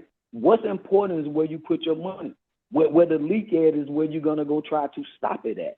So when you're important, you know, your importance rises based on who needs you the most. What's more important? Most people, and I'm not saying all that come over here, believe that we are the least important people here. But if you look at the flip side of that, that's always the most important thing. The indigenous are always the least important people wherever you go on the planet. And it's not because they're the least, it's because you know you don't want to have to deal with them because they are the owners. Most people want to confuse folks because they don't want the owners to be known. The owners are always the people with the stuff that look, when you run a highway 10 through a neighborhood, you pick the particular people, didn't you? How many highways did they pick to do that? So you can always find the people that have been damaged by people that's like, okay, well, if I can run a highway through just get rid of you, how important are you? See, this pushback, what we're doing now, is really causing a lot of people that come from another country to assess how important they are. See, our voice has always been important because it always draws everyone's attention. That's why they say, that girl too loud. Who you think they're talking about? When they say, oh, they doing too much, who you think they're talking about? Most of the time when they're talking about one particular person, but these people keep playing. So this reverse engineering is how we get most anything. We've had banks before. We've had credit unions before. We've had buildings before. We have blueprints for this stuff. We have the people here now. This is not 1920 or 10, even though we had that stuff then. But they don't want to study that right there. They don't want to go there. You hardly ever hear them talking about these massacres that happened, if I could say that, over the years. Those were thriving cities. Look, you got to understand, those were big ones. They did that to small ones too. So when you see a Wall Street in Tulsa, do you know how many one that was smaller than that? Thousands. They were in LA. They were everywhere. So we have been targeted like that, and we have gotten our resources completely just destroyed, and people came in, put roads, they did something else, they made some greenery, they planted some trees. And when you do that, you cannot tell me that you can come to this country and just say, okay, well, I don't want to know that. How can you not want to know that? Look, that's why they gave them people in the nation of X. Why? They stripped one thing from them and gave them X to find out what's real. Meaning that when they run Highway 10, what's under Highway 10? X. When you find out what was there, you're going to find us every time. Every time you find out when America is blocking something, we are there under that dirt. I'm telling you. That 14th Amendment, even though they put all that stuff in there, the very pretext about that 14 minutes is about one person, but they make it race, creed, color, gender, and everything right there. Then you find X. Any kind of math you do, you solve an X. When they say solve this expression, they say solve X. Well, then you got to solve X. You do known factors. You solve that by the known. You know, it's interesting. Before X, it was S. So if you read Booker T. Washington Up from Slavery, once they were freed, from slavery, they were taking S's as their last name. So they didn't want the slave master last name. So whatever they had, they'll put S until they make up their own last name. So a lot of folks just put an S there as a placement holder until they come up with their own last name. So before there was an X, there was an S. Just want to let the chat know that. Okay, no doubt. And we do that in math. It could be an X, it could be a Y, it could be an S, right? Yeah. Anytime we see that. But look, the language of the people is the most important thing. So the language is the S, the language is the X, but we all understand those are interchangeable. But who is the one that's teaching this stuff? We got our content we got our content now all over the world. They everywhere. You gotta understand, FBA is in the military, y'all. They bankers too, right? They're overseas, they doing business. So they are very, very smart. They are very, very smart to understand they have to navigate this thing. This is how we did it. Look here, man. That Underground Railroad was there before Harriet Tubman. We keep getting confused and trying to let these people take our icons and start to make them one thing, then they give it a street name. That's not good. So your grandmother is very important. Your uncle is very important. Your great-great-grandmother is very important. But when they do that, they'll create an Ivy League school. Most of those Ivy League schools were built off the names of those folks be on plantations. But do you know what the people that want on the plantation? See, you have to solve everything. Let me just read a comment. Raheem Fulton, he's going back to what we said earlier. So he said from 1st to 5th grade, maybe, he said maybe till now, he said that I think about it. We definitely said African booty scratcher, but he said it was a default joke. He said, I also said it to white boys too. Yeah. So it's just thrown away. I mean, thrown around. Just the chat. Can we get a few more likes? We're like 18 likes behind still. We ain't fully caught up. Yeah, but go ahead, brother. Yeah, give brother some likes. Come on now, y'all. Let's give this brother some likes. Because so let me just quickly talk about Susan B. Anthony real fast. So when the brother brought up Susan B. Anthony, was it you or Unique? I brought that up. Okay, yeah, because I'm like, why that name sounds so familiar? I just did a quick Google. I said, oh, her, yeah, because I talk about the women's suffrage movement. But anyway, just for everybody, if you don't know, she was part of the women's suffrage movement that was trying to fight for liberation and rights for women, mainly white women. In the 1850s, she was closely associated with abolitionists like Frederick Douglass and William Lloyd Garrison, like you said. She worked alongside Elizabeth Cady Stanton.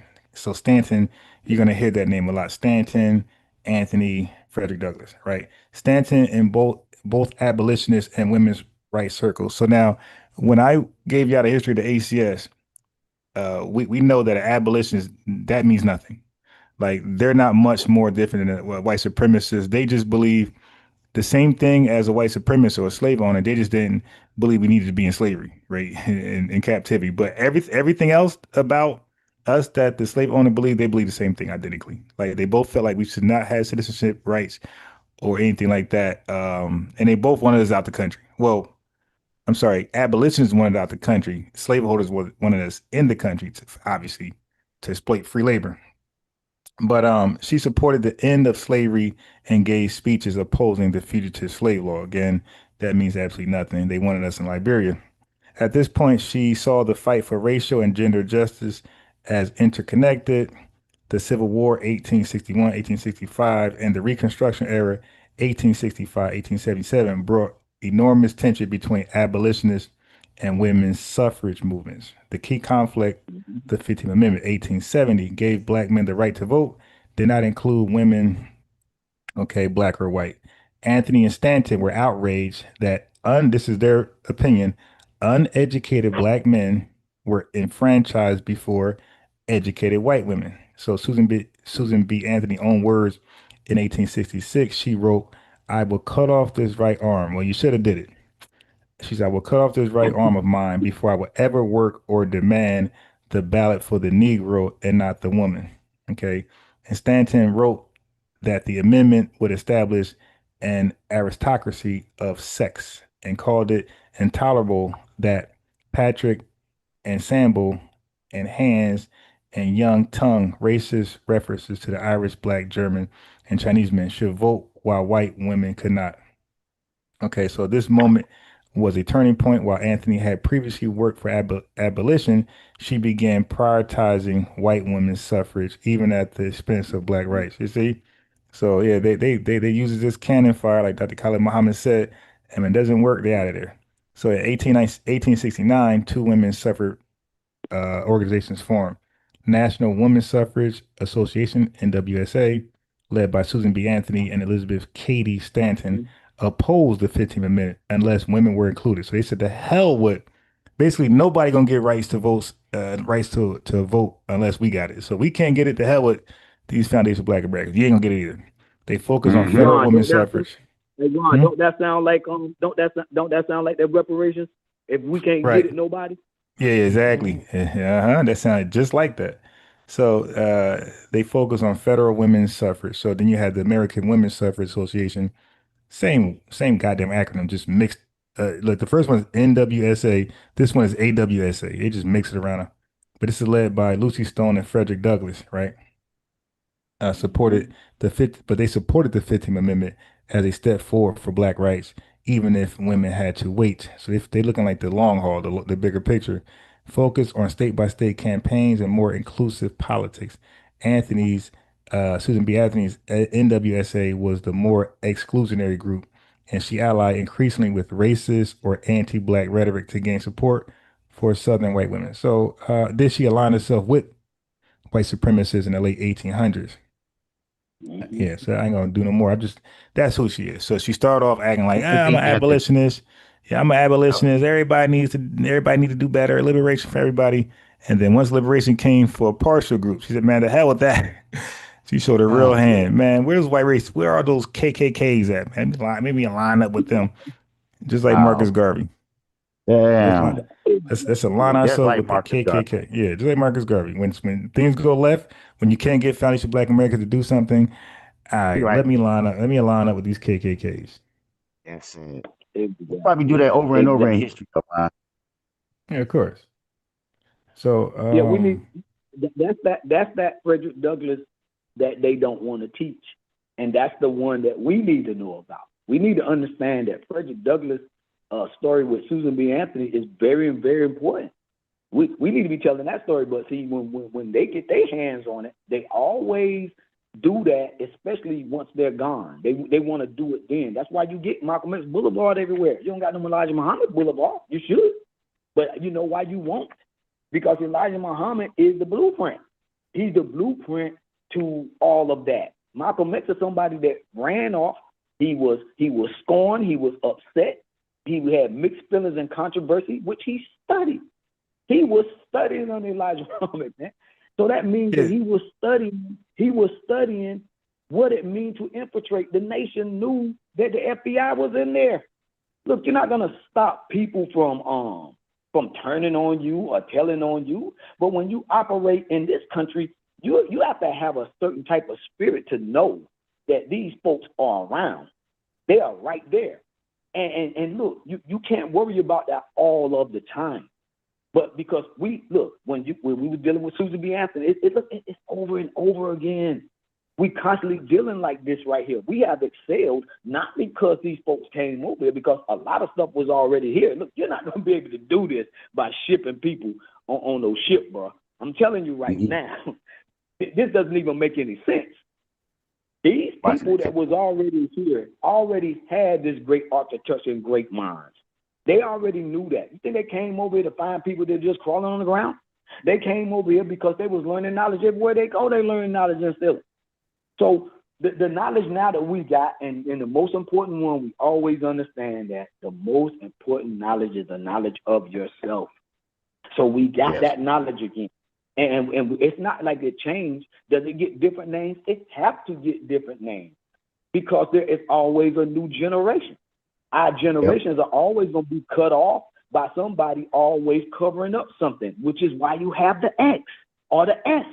We use language and we use song, which is why we created hip hop, which is why and now we got the jazz. F. So we had the S, then the X, and now we got the F, the foundational, part. But let me just tackle something I forgot to tackle yesterday. So when I logged off, I forgot to talk about this because we were playing videos of diaspora wars, right?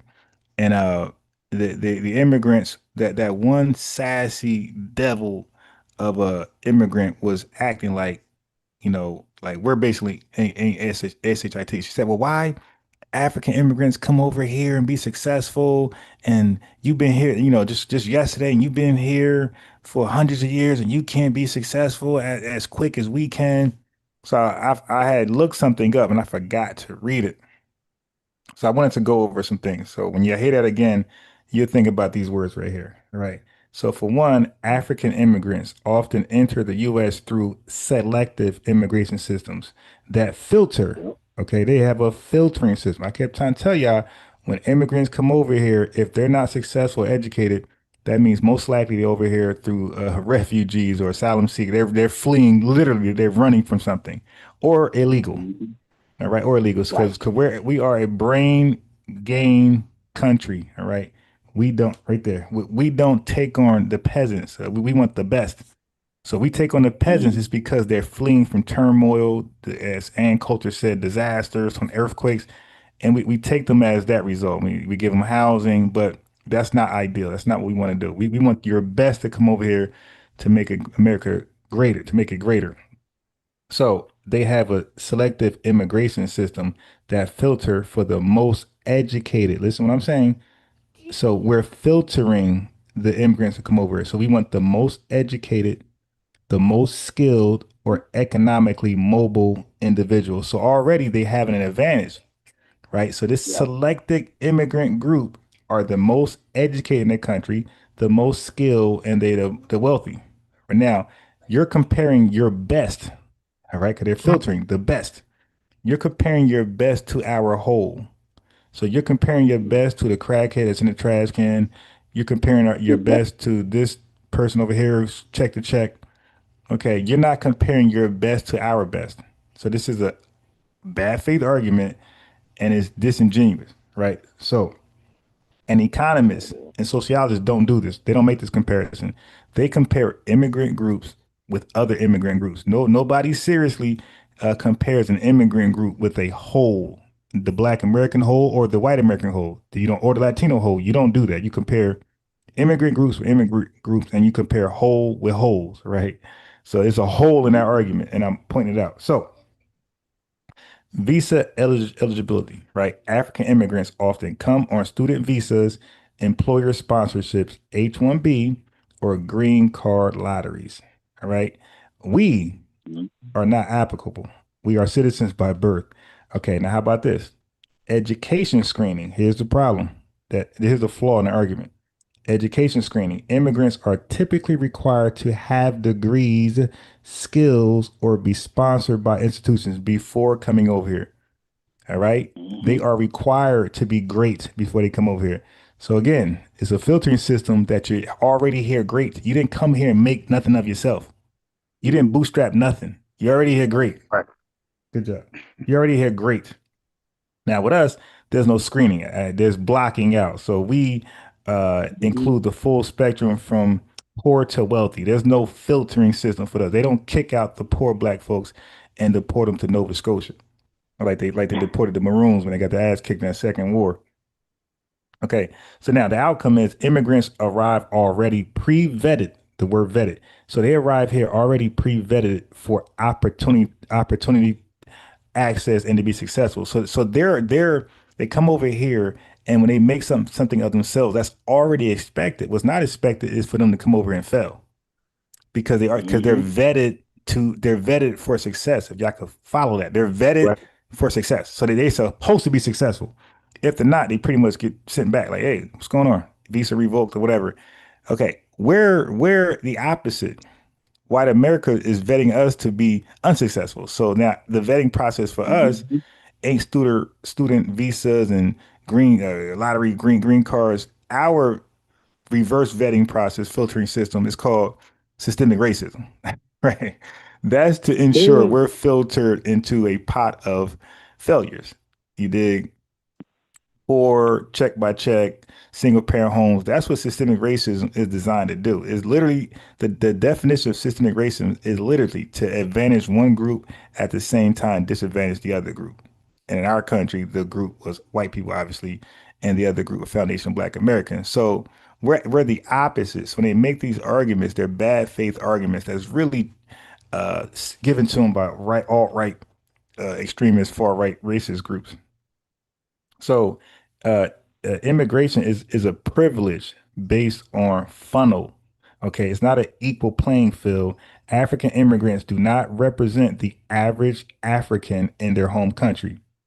Okay, they represent the educated elite. So when you see an African in this country, they're representing their best. Okay, they're not representing the average African who's a scammer, shitholer in the street type person. No, no, no. But they come over here and look at all of us Just imagine if we go to Nigeria or India, we're going to see everybody. We're going to see the rich, the poor, the people who shit in the streets. So we're going to have a whole different perspective of an Indian, and that will never shake our brain because we're seeing the worst, and their worst are the worst. Our worst is damn near like second to the elite. Their worst is literally the Yep. worst. Is like the bottom of the scums. You dig? Again, they got floating slums. Like that's something we can't fathom. Our worst city is Bel Air compared to a floating slum. All right. So now watch this.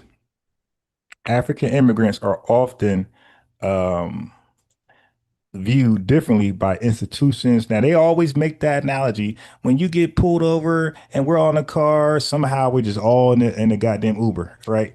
We're all in the car. They're not going to differentiate from an African, a Jamaican from a Foundation Black American. That's a lie. All right. African immigrants are often viewed differently by institutions, employers, and even by white society. So you just lied. You just lied. Okay, watch this. Look at the stereotypes. African immigrant stereotypes. They're often viewed as hardworking, grateful, exotic, or foreign but safe. Look at our stereotypes: lazy, entitled, criminal, due to centuries of anti-Black American propaganda. So our stereotypes are polar opposites. You're hard work, we are lazy. All right. What about the employer bias? You are seen, African immigrants are seen as less entrenched in America race issues, often not associated with slavery. We are face deep rooted racial bias tied to U.S. historical injustice. So when an employer hire us, they're looking at possible discrimination lawsuits because they're going to do something racist without even realizing it's racist, right? They're going to say something crazy to us, or it's going to be a maybe a racial, a George Floyd thing on the job, and everybody was walking on eggshells because they know don't say no, say the wrong thing. It's going to be all out. You dig war. That's not happening with Africans when you hire Africans. When there's a George Floyd thing, the Africans, oh wow, that's unfortunate. Like the emotions won't be there when a white person say, "Man, it was fentanyl who killed him." They're gonna be like, well, maybe. But with us, it's gonna be hell, right? So they understand the reactions, the protests, the boycotts on a job, the lawsuit, the discriminating lawsuits are not there. You dig? Exactly. Like that when it comes to us. Legal record. Okay. They often arrive without criminal records. So they come over here without criminal records. And as the brother just said, we're dealing with mass incarceration. Like they give us criminal records for like the worst, like the least thing possible. Like they're just trying to give us a felony because like Michelle Alexander eloquently put in her book, Mass Incarceration, okay, new Jim Crow, mass incarceration, and age of color blindness. She pointed out Right. that it's not about giving us a sentence, right, a jail sentence or jail time. It's about just tagging us with the term felony. That's it. And once you're tagged with a felon or with tagged as a felon with a felony, you are now living in Jim Crow in 2025 because now people can legally discriminate against you based on your skin color. So all those federal protections go out the door. All that civil rights stuff is out the door for you as a felon. Okay, but they come over here without felonies, right? So their start is different from ours, and they're not targeted. But proximity to whiteness and foreignness creates a temporary buffer against U.S. specific anti-black racism for some immigrants. All right, but this buffers erodes with time or skin tone. We know first gen, second, third gen, they start to endure some of the things we endure. But what about educational opportunities and access? African immigrants often arrive with high education levels or seek education immediately upon arrival and are often supported by international programs or scholarships, immigration. For example, college enrollment, high due to immigration channels, student visas, F1, etc. What about us? Lower due to systemic issues, red line schools, poverty, student debt traps. You dig? Support services, international student programs, transition services. That's what finance done. What about us? Domestic students get fewer structured support pipelines. Uplift narratives, success stories of immigrant excellence are promoted. I came over here with $1.75 and we used that to pay for our Yale, you dig, degree. Sure. But for us, Black American excellence is often undermined and ignore. Anything we do great, it doesn't count, right? Because Tyrone robbed the bank. All right. So yeah, that's gonna be bigger news than 400 foundation Black Americans doing something great. African Americans arrive in education mode, not survival mode. That's big. Black Americans often must first overcome local poverty, violence, or family incarceration just to get to the starting line. So look at our obstacles versus theirs. Some African immigrants benefit from tightly knit ethnic enclaves, and I'm gonna show you something. I'm gonna play what you see on the screen. What you see on the screen? This little video thing right here. Okay, the lady on the right. She said that I'm gonna play her eventually. She said she lives in Brooklyn. I didn't know this. She said that in somewhere in Brooklyn where a whole bunch of island folks, West Indians, she said she never experienced Black Americans. She never grew up with us. They said that whole part of Brooklyn is like the West Indian parade every day.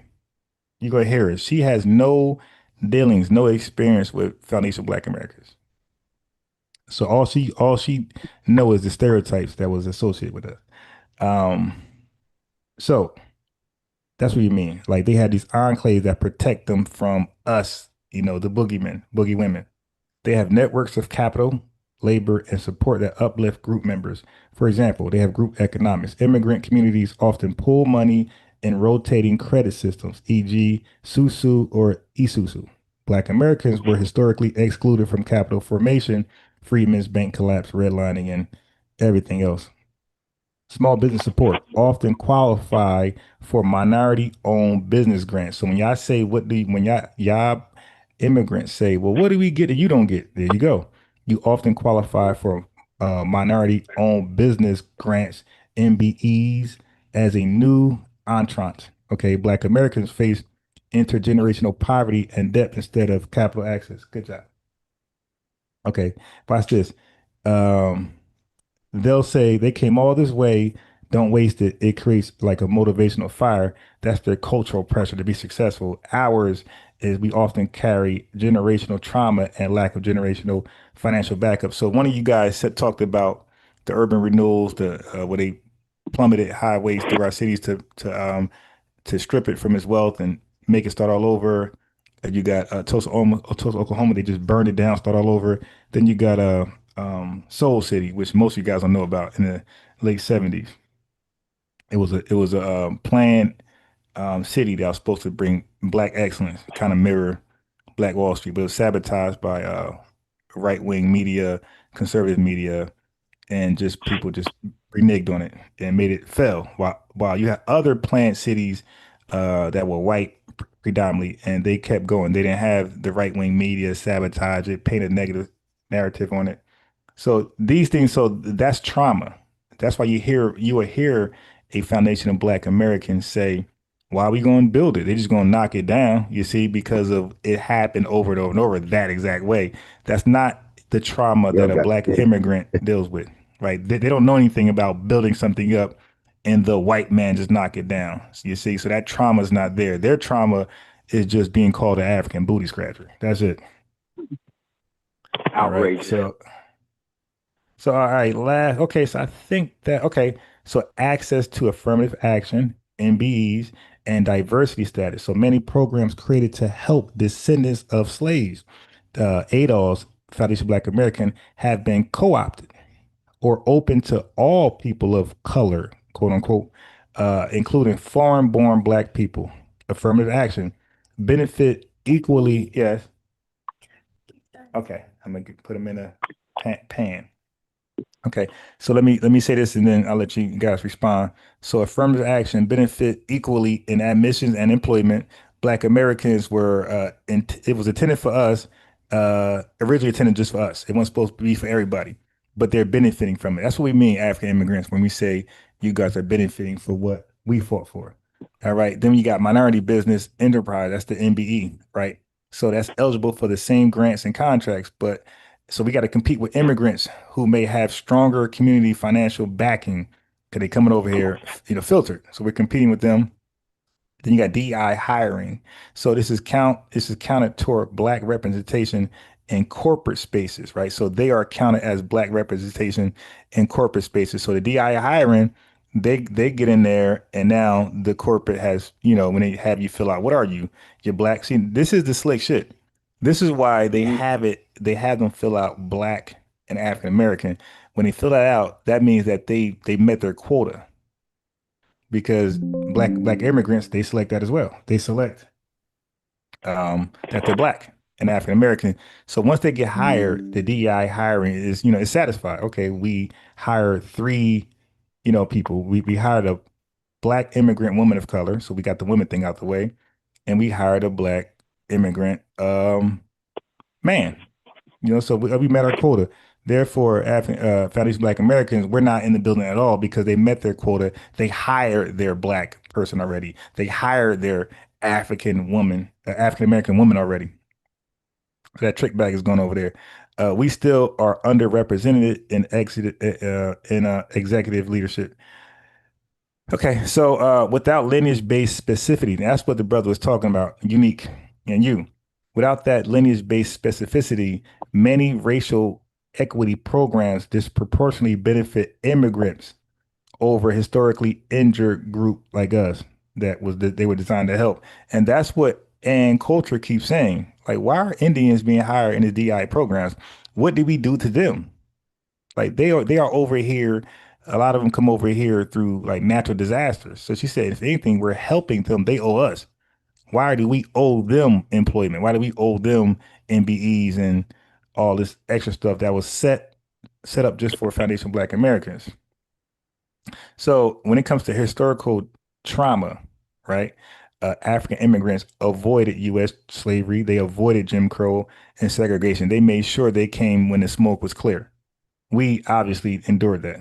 Okay, what about intergenerational wealth? They often arrive here with no debt and some education. That's not our case. Okay, then policing and criminal justice, they come over here. They have the benefit of doubt because they're not U.S. born. So therefore, they're not like one of us. They're not criminal. All right. Once you see their name is African, or definitely not Tyrone or Ray Ray, and with a funny last name, they are seen as less criminal, less dangerous. Give them a shot. Meanwhile, we are heavily policed, and we take on all the stereotypes. All right. And they don't. Right. So that's what I wanted to speak to when we was playing that, discussing African tetherists. And she was saying, well, how come African immigrants, or just African immigrants, either from the continent or the islands, can come over here and thrive and be successful, but Foundation Black Americans always find themselves on the bottom, and we've been here for so many hundreds of years, and they just got here yesterday and they're thriving, we're not. And that, what I just read to you, is why that's the case. It's a long read, but I had to get that out. Yeah, I'm glad you got it out because we definitely needed it, and it just goes to show about our those cities and towns that we had, and what it means to be able to go to New York and see Brooklyn and see all the buildings and stuff. Those places would have been there for us. We would have had our infrastructure. We would have had this. We've already built this over and over again. And for immigrants not to understand that, it's almost like they're just reading a story. It's like they don't want to hear it either, because the whole system is built for immigrants to join white supremacy, because it's to otherize everything. You otherize everything in order not to give X nothing. See, you always want X to be something that nobody can find. That's why you do the railroad. That's why you burn down everything to the ground, because you don't want any resemblance of people that have buildings, that have structures, that have banks and stuff. Because if we had that stuff, we wouldn't be paying these people no attention whatsoever. And see, that's another thing, that these people are being backed up by their own country. You got to understand, to have a business in America is one of the most important things for these other countries. They want their countries, and they want these little businesses to thrive. They don't care if they make money. It's not that you're not smart when you try to make a business. It's because your country is structured not to give you anything. Our country is structured to give it to immigrants. And the immigrants' countries are structured to give it to them too. And of course, bankers, and of course, a lot of these billionaires. But at the same time, you just have to look. Our delineation is the most important thing for us right now. It's more important than the buildings right now, because we have to understand that when we standing out because we standing on our ancestors and they hurt. We can't really stop this. They're pushing us forward. It's like a tidal wave. Look, whenever our people got ran out of a town, do you know a lot of them went all over the country? You got to understand what happened to a black town when you burn it down. They end up in North Carolina, they end up in California, they end up in New York, but you're not talking about that. Only thing you're talking about is the Great Migration. The Great Migration is another way for you to not solve X. It's to get away from the very foundation, which is why we keep saying foundation of something that will always tie back to a lineage, tie back to reparations. Look, our reparations, first of all, have to be on the same page. So when you find fillers, they call these things called fillers, or the military call them fillers. That what they do is they send a person out to draw fire to know where it's coming from. That's who Ron them are. we pushing them out there. They're drawing the fire. We have to do this. The Underground Railroad was something else going on while other people was up there getting seriously harmed in America. You got to understand what happened when we try to break away from something. You know what they do to us when we try to break away? You're talking about Frederick Douglass. Frederick Douglass was blessed to be an orator, but do you know how many people were harmed just for him to be able to do that? We have to start looking at ourselves a little bit more critically. This has got to stop. And, you know, when you're walking around, bro, and you got a foundation of Black America somewhere, man, you need to start looking around like, man, I need to start sweating, man. You're lucky. You're blessed to be here. You can't keep on looking at our people, man, like this is some simple thing. You can't just be celebrating people that they put in these books and not understanding the people that were scattered all over America. And when we go somewhere else, we always are able to get around our own. This is how we created that music that I was talking about. This is how we created blues. This is how we created all these things. If these people could have created any of this stuff, they would have been done it. How you going to create hip hop and you've been around for millions of years somewhere else and you never created it? If you can't create it, then why are you going to be able to come over here and do it? These people can't take credit for things. What they want is the same thing that they got, the same information they got when they was over there. That these people that we're going to see, that you're going to see, those Black people over there, those people is the biggest secret in America. And if you unleash that secret in America, some people going to send you up out of there. See, that's the secret they don't want to tell you. It's not all Ron told you, because that right there is a fact. But the real fact is that they know who we are. They know who we are. America has spent her entire time, and the immigrants' entire time of trying to replace us. And they don't want to say it. Look, all of those benefits he just gave you, those are replacing us. If we have to argue with somebody that came over here that they're writing laws for, because look, immigration is a whole different set of circumstances, man. This stuff ain't got nothing to do with us like that. They write all this stuff because they got to give us something. Then you find something that the immigrants can get. Oh, well, immigrants can't get this right here. Black people fighting for something. Next thing you know, we can't just do it for them. Well, if you can't do it for them, you always saying you can't do it for something. Why they never say it's not for the foundation of Black America?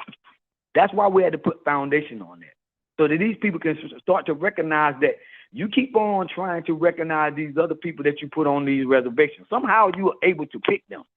Now, you can't be so dumb as to be able to pick some people on a foundation that you pick that looks similar to you, right?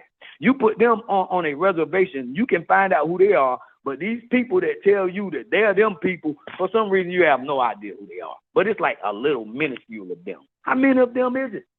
When you look at the Native Americans, they would be tripling, quadrupling us in population if they were who they say they were. It's a small amount of these folks, man. Ain't no way. And you know the first thing they say? They say that they were wiped out for what you call that? For disease. They were wiped out because of this. They were wiped out, but not us. Well, why are y'all so weak? Is your body structure so weak that the Caucasian come around and y'all just get wiped out? But we still here? Look, we're still here. We're still multiplying, and they're still going down. How? How can you have so much least people? And now you're bringing in Mexicans on your plantation trying to replenish who you are. You want to solve X? You start finding out where you're getting a whole lot of thing called filter. Bro said you filter. That right there is where the problem is. That's where the leak is. Now, if you look where the leak is not, then you'll see these folks. That's when they start saying, well, I'm black. See, you're black when we find a leak. Because a leak is also something called, I ain't trying to be funny, but more like a snitch. Look, they don't want to tell the truth about who they are, and they don't want to tell the truth about who we are because they want to accept those folks' interpretation of us, which is why so many of my grandmothers said that we're Indians. See, you trying to call people grandmothers liars that's been calling themselves Indians for like hundreds and hundreds of years. They're just calling our grandmothers liars. We're just supposed to just go for it. Like they're going to be lying, like my grandmother going to lie. My grandmother was 105 years old. Like she lied all her life. Why? Why would she do that? Why would she set us up for against the United States like that right there with a lie? You know your grandmother ain't going to allow you to lie like that. First thing she's going to do is try to protect you from going out there dealing with them folks. They always tell us a lots of things. Even when we go to school during desegregation, they had to give us explanations, yo. They're giving us explanations of who we're going to meet, what problems we're going to see. These people not coming over here going through that. Bro said they coming over here being fed at the very top best of them. Well, we're sending people to school just to be with them. Do you think they knew who we were then? Then how did they bus all of us to those schools? See, they know who we are. They know where we are. They know how we came here. So I always have an issue with the 14th Amendment. The 14th Amendment really is easy for us to win because the 14th Amendment really is a defamation of claim. It is a defamation to defame folks, which is why you say, well, now that you're going to get it, it's because of everybody else. Well, that means that you're discriminating against us because you're writing it because of us, but you're putting language in it to put everybody in it. Well, just said something about filter. Look, you find filter, you're going to have to find X. Every time you solve X, you're going to find us there every freaking time. That is that. Look here. They say that these people talking technology, then you have to reconstruct your brain and your mind to be able to deal with these folks. Because if you see a crime scene, the first thing you got to do is deconstruct it, reconstruct it, go back, redone, religion, rebind, go back and restructure and renew your mind.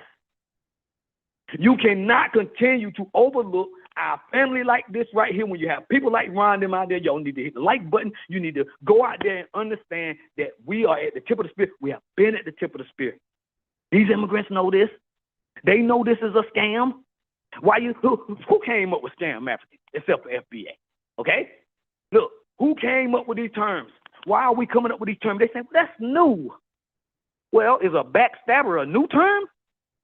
See, anything that you do, that you call these folks, they get upset, but we don't. That's how you know. You remember that movie Ray? When Ray mama told him something about scratch or lie and something like that right there, when she told him that, that's what she meant. When she said, I'm sending you to this school where they blind and they're gonna teach you more than I can. But you don't never let nobody tell you that you're worth, that you're not worth. That is our Majara spirit that bro was talking about, man. Look, man, we can see through the appearance of things. And that's what they hate because they know that's not written down because all that stuff is scratched out, it's edged out. It's always left out. They're always expecting us to solve X. And it's like, but we're X. We're X. And everybody trying to play this game. Like Tiffany Cross, Kamala Harris, you know, the guy in D.C., the guy in Maryland, the governor. They keep playing these games like, man, what is wrong with you, dude? These folks went to Ivy League school. Yeah, and you're going to tell play me, bro, you're going to tell me right now, when you go to college, they always give you they always give you when you answer things, it's mostly multiple choice. A, B, C, D, E, F. All of them are very close, right? You get a whole lot of questions that you can answer, and a lot of them are close. You pick, it's between about 5 or 6 of them. You got to pick that right one, because all of them are there to somewhat trick you a little bit. But when you pick that right one, when you turn it in, you still don't necessarily know. Then you come back and you get 100. You say, man, was I smart or what? Was you really smart? Look, you smart because you can be able to separate things. You can solve X. They can solve X until it's us. Listen, everything they do is smart. Everybody in them Ivy League school, I call it Ivy League school, the number one producer of conspiracy theories lies you'll ever meet, bro. Because all they do is sit up there and talk around talking about us. Because they know the whole concept of America is reparations to us. That's the entire concept. That's why the all this emancipation and all that stuff was written to tell us about what we deserve. And then somebody to come in and put a clause in, or to put an amendment with number 1, 2, 3, 4, and 5. Next thing you know, it's for everybody. Well, then if you're doing all that, the root cause of that always is going to be us, which is X. The 14th Amendment is strictly for us. If you deconstruct it, look, you can't start somewhere. The only way you can solve X is to have known factors. The known factor is really us. But you put the X there, then you say, oh, yeah, now the math works. But they always say, well, it could have been anybody. How? When they weren't there. There's only me and you, Mr. Caucasian. But every time you always trying to find some other group that was there at some time, because they say, well, the founding fathers wrote that all men. Yeah, he did write that. But at the same time, you had us 3/5. At the same time, you had us property. Who is X? Who's X? Property is people at that time. Property is 3/5 at that time. None of these people coming over here talking about they were 3/5. They want to dilute. They want to confuse. They want to confuse the Aboriginal original people of the land all the time. So when you're confusing something, every time they do that, it's only talking about us. When you ask them about something, they're smart, they can explain it, they go to Ivy League schools, give you 20-hour lectures, and then if you stand up at one time and say something black, they look at you like, oh man, here they come. Oh, you really don't understand. Y'all don't really understand what it really means. They're telling us. These folks are telling us that we don't understand the Constitution. How can we not understand the Constitution? If you say the Revolutionary War started with the unaliving of a black man, how we don't understand? How we don't understand it? Why would you even put that story there? Why would you put a story there and even have it circulating? Because it was way more than him. It's always too many of us to explain, which is why when you look on some censuses, you can see us and them, we outnumber them a lot of times. How can we outnumber them and the Native American here at the same time? None of this stuff makes any sense. You can't have us with big populations down south, and I'm talking about huge, outnumbering them, and barely any Native Americans. Any.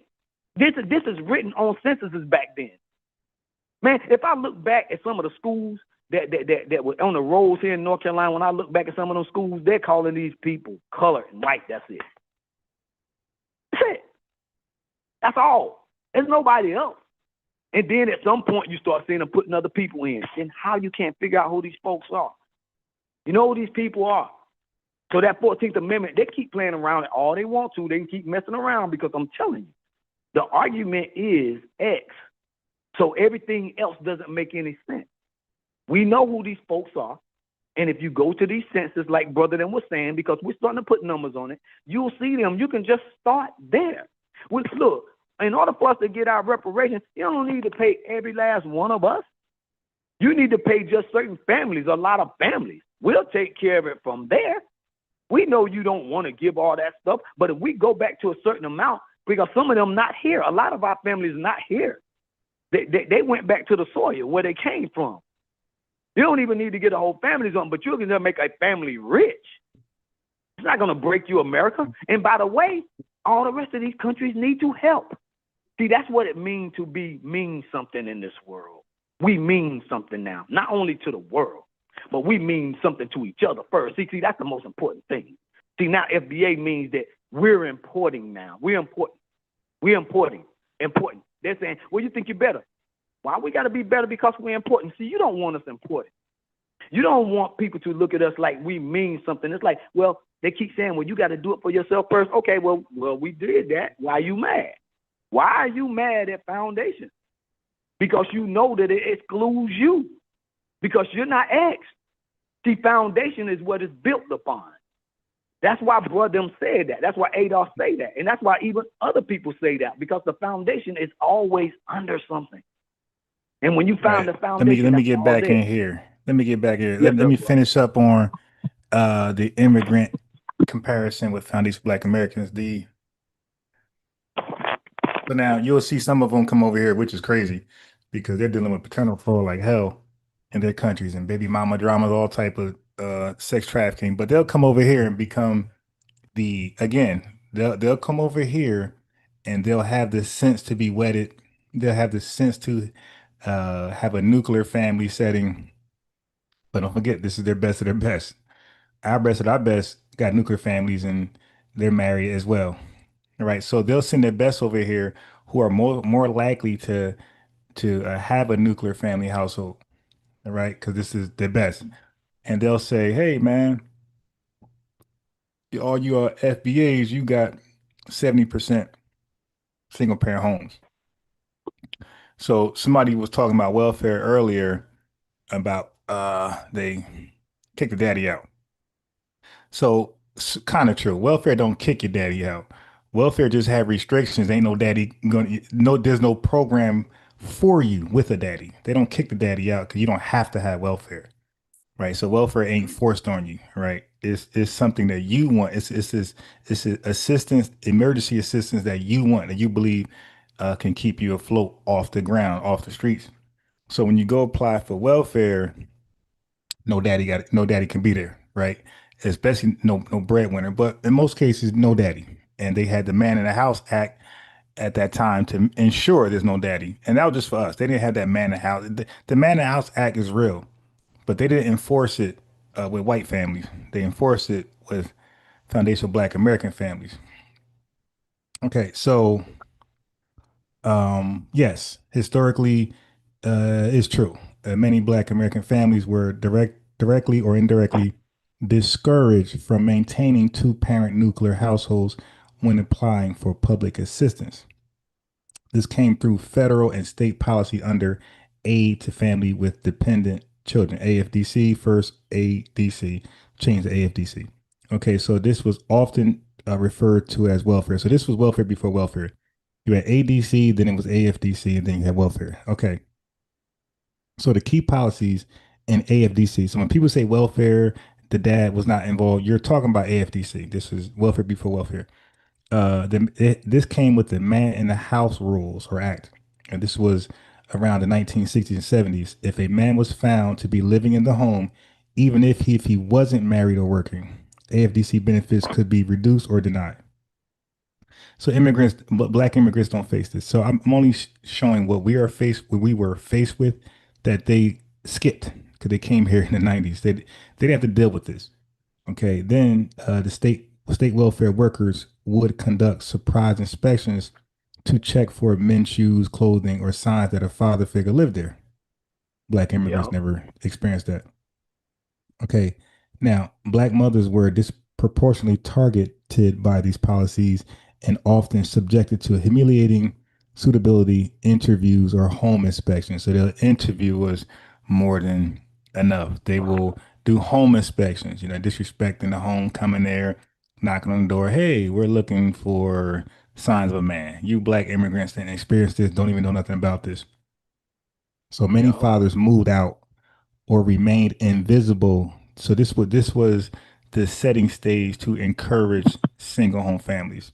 So many fathers moved out so they can maintain these benefits because the man wasn't working. Why? Because this is segregation. This is Jim Crow. This is legal discrimination. So you don't employ the man, but you have these services that can, provide housing and food and some cash to that man's family. So it's like, hey, you want to stick around where you can't produce anything and you guys just poor, basically homeless, or you could step aside and your woman can apply for these assistance, these programs that provide assistance and your family's taken care of, you just can't be there. So obviously they moved out or remained invisible. So they wasn't around, but they made sure they didn't live there, or they took their sneakers because these home inspections and the interviews. Okay. So this structurally incentivized single motherhood, particularly in poor black communities, because this practice becomes normalized after 5, 10 years. It just become, you're just used to not being there. And so used to you not living there is now it's like, hey, you're just a guy to deal with. Now, the question is, are modern immigrant families required to split up for assistance like we were? So this is the question for you tethers, because you like to compare yourself to us. Are you required to split up, break up your nuclear homes, become single parents for assistance? And the answer is obviously no. Okay, today's immigrant families are generally allowed to apply for and receive aid as intact families, nuclear households, without being penalized for having two parents, as long as they meet eligibility requirements, income, immigration status, etc. So they're allowed to be intact to get these assistance programs. We were not. Okay, so with that being said, eligibility for benefits depends on the immigration category and time in the U.S. All right, but there is no policy today that requires immigrant households to exclude fathers to receive aid. You dirty dogs. How about this? Federal and state assistance programs immigrant families may access while intact, while the family is together.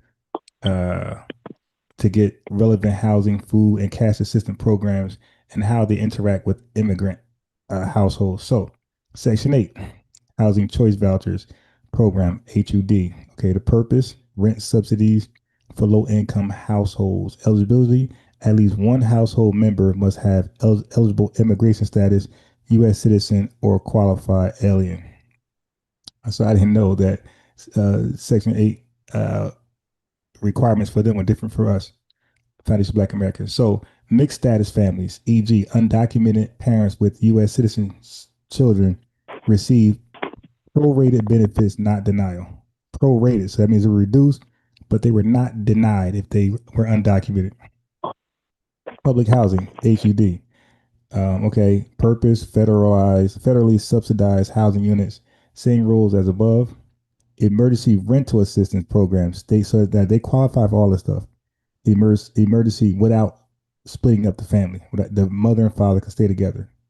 Okay, so they qualify for public housing, HUD, emergency rental assistance program, state, county level. So when they lie and say they came over here with $1.75 and paid for their college expenses at Harvard, we're seeing what they really qualify for as an intact family. So, and this emergency rental assistance program just expanded under COVID-19 relief. Okay, this did not typically require families to split up for. Okay, what about food? What about SNAP? Okay, so eligibility, U.S. citizens and certain immigrant groups, e.g., lawful permanent residents after 5 years, refugees, asylees. You see, refugees, asylees. This don't say H-1B.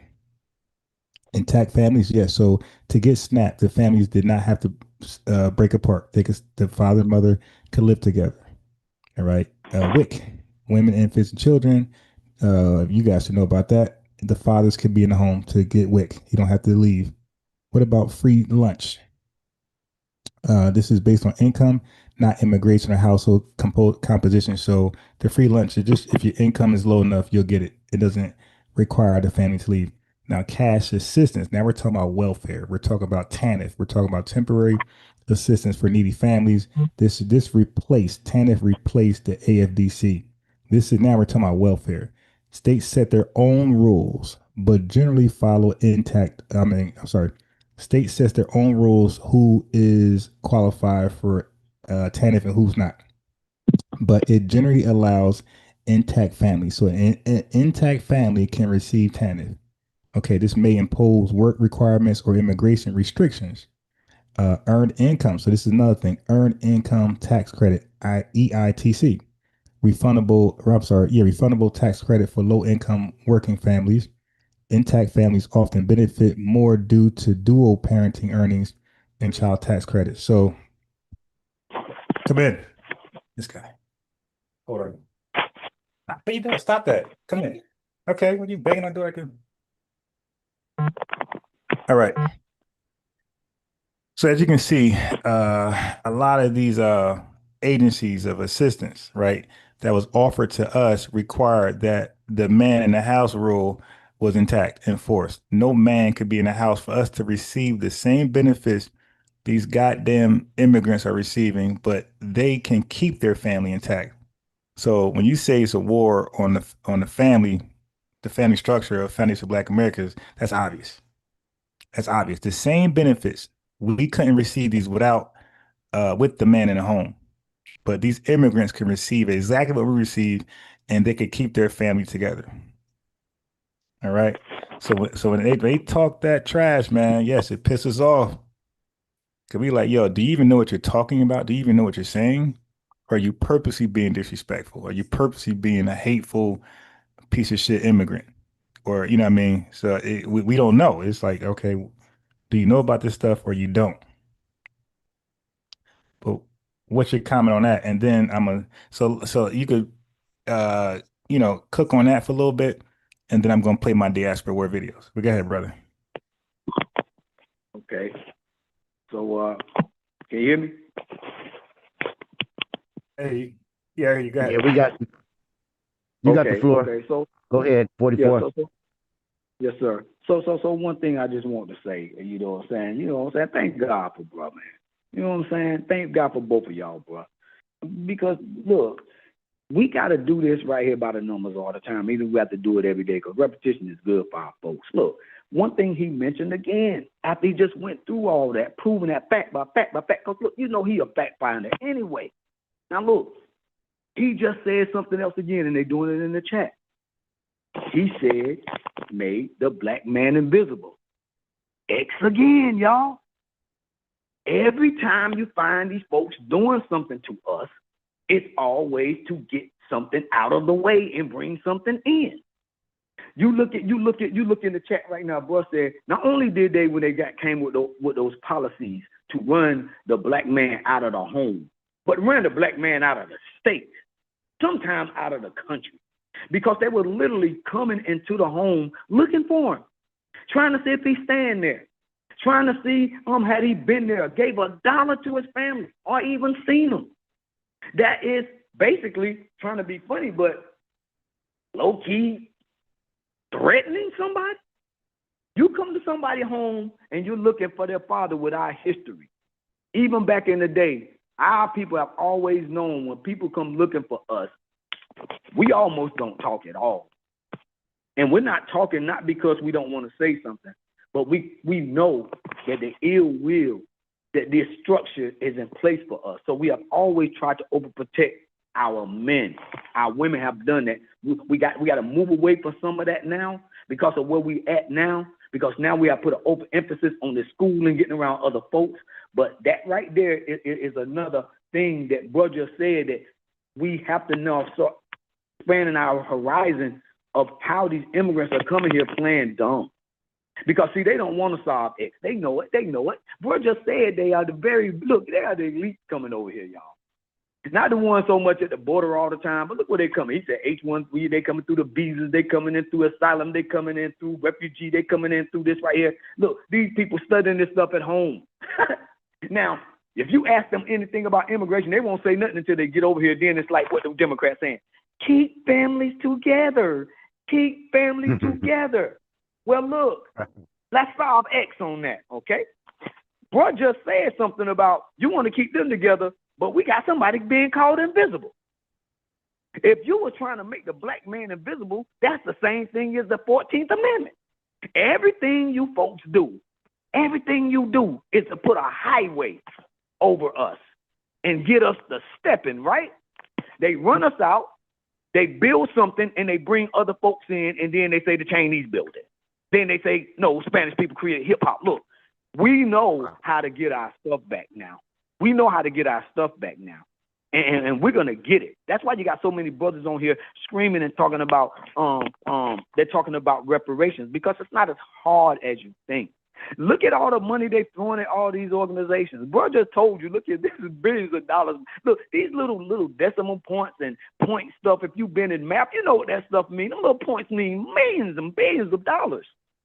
So they can give it to us. They act like they cannot identify us, which is why they put them folks over there on those reservations. See, they always want to know the ones they want to look after for. You know that they always know the people that they want to look after? They always know where they at, huh? That's why they say what? You don't know who you are. You don't know who you came in. You don't know what your lineage is. You don't know who your this. Okay, why are you saying that? You're only proving our point. Because if X is us, then why you playing? See, every time they make an argument against us, it is a crime scene. It is a defamation claim. It is a erasure. It is a run the man out of town. It is a sundown town. All of these things. Trying to say destiny swap. A destiny swap. They're trying to swap destinies with us. They want us to go to Africa, and they want to just run over here to America and reap all the benefits that we worked hard for. Hell no. Hell to that no. Absolutely insane. And it's got to be really, really heartening for our people. That's why I love us so much, man. You know, I see some of these brothers go on these sites and they be upset with our sisters. I be like, man, cut it out, dude. You know what I'm talking about? Like, stop it, man. Do you know what you're doing? I mean, come on. You, look, of course, everybody can take a critique, but nobody has been critiqued like us on the planet.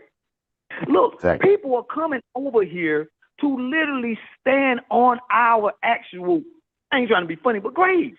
These people walking around on our folk graves, walking around talking about, oh, you people are complaining. You people are just talking about this. You people are talking about that. Just put it behind you. Well, who do you sound like? Who do you sound like? And every time, bro, give you these facts, and they don't want to look at it because they don't want to look at it. But look how much resources these people are sucking up. They don't like when we talk like that. See, these terms like freeloader, right? These things like hopper, skipper, jumper, right? All of those terms infuriate these folks. But what it does is it delegitimizes them. See, the DE word is important, just like delineation, right? They don't like that. See, they don't like delineation and they don't like delegitimization because, see, that's what they try to do. Delineation is not hate, man. They be looking at delineation like we hating on them. We just saying we don't want to F with y'all. We just, y'all go ahead and do what y'all gonna do. You know, just quit. Just don't invite me to the cookout like you haven't been. Don't worry about it. You ain't coming to my cookout. I ain't coming to yours, and it's gonna be cool.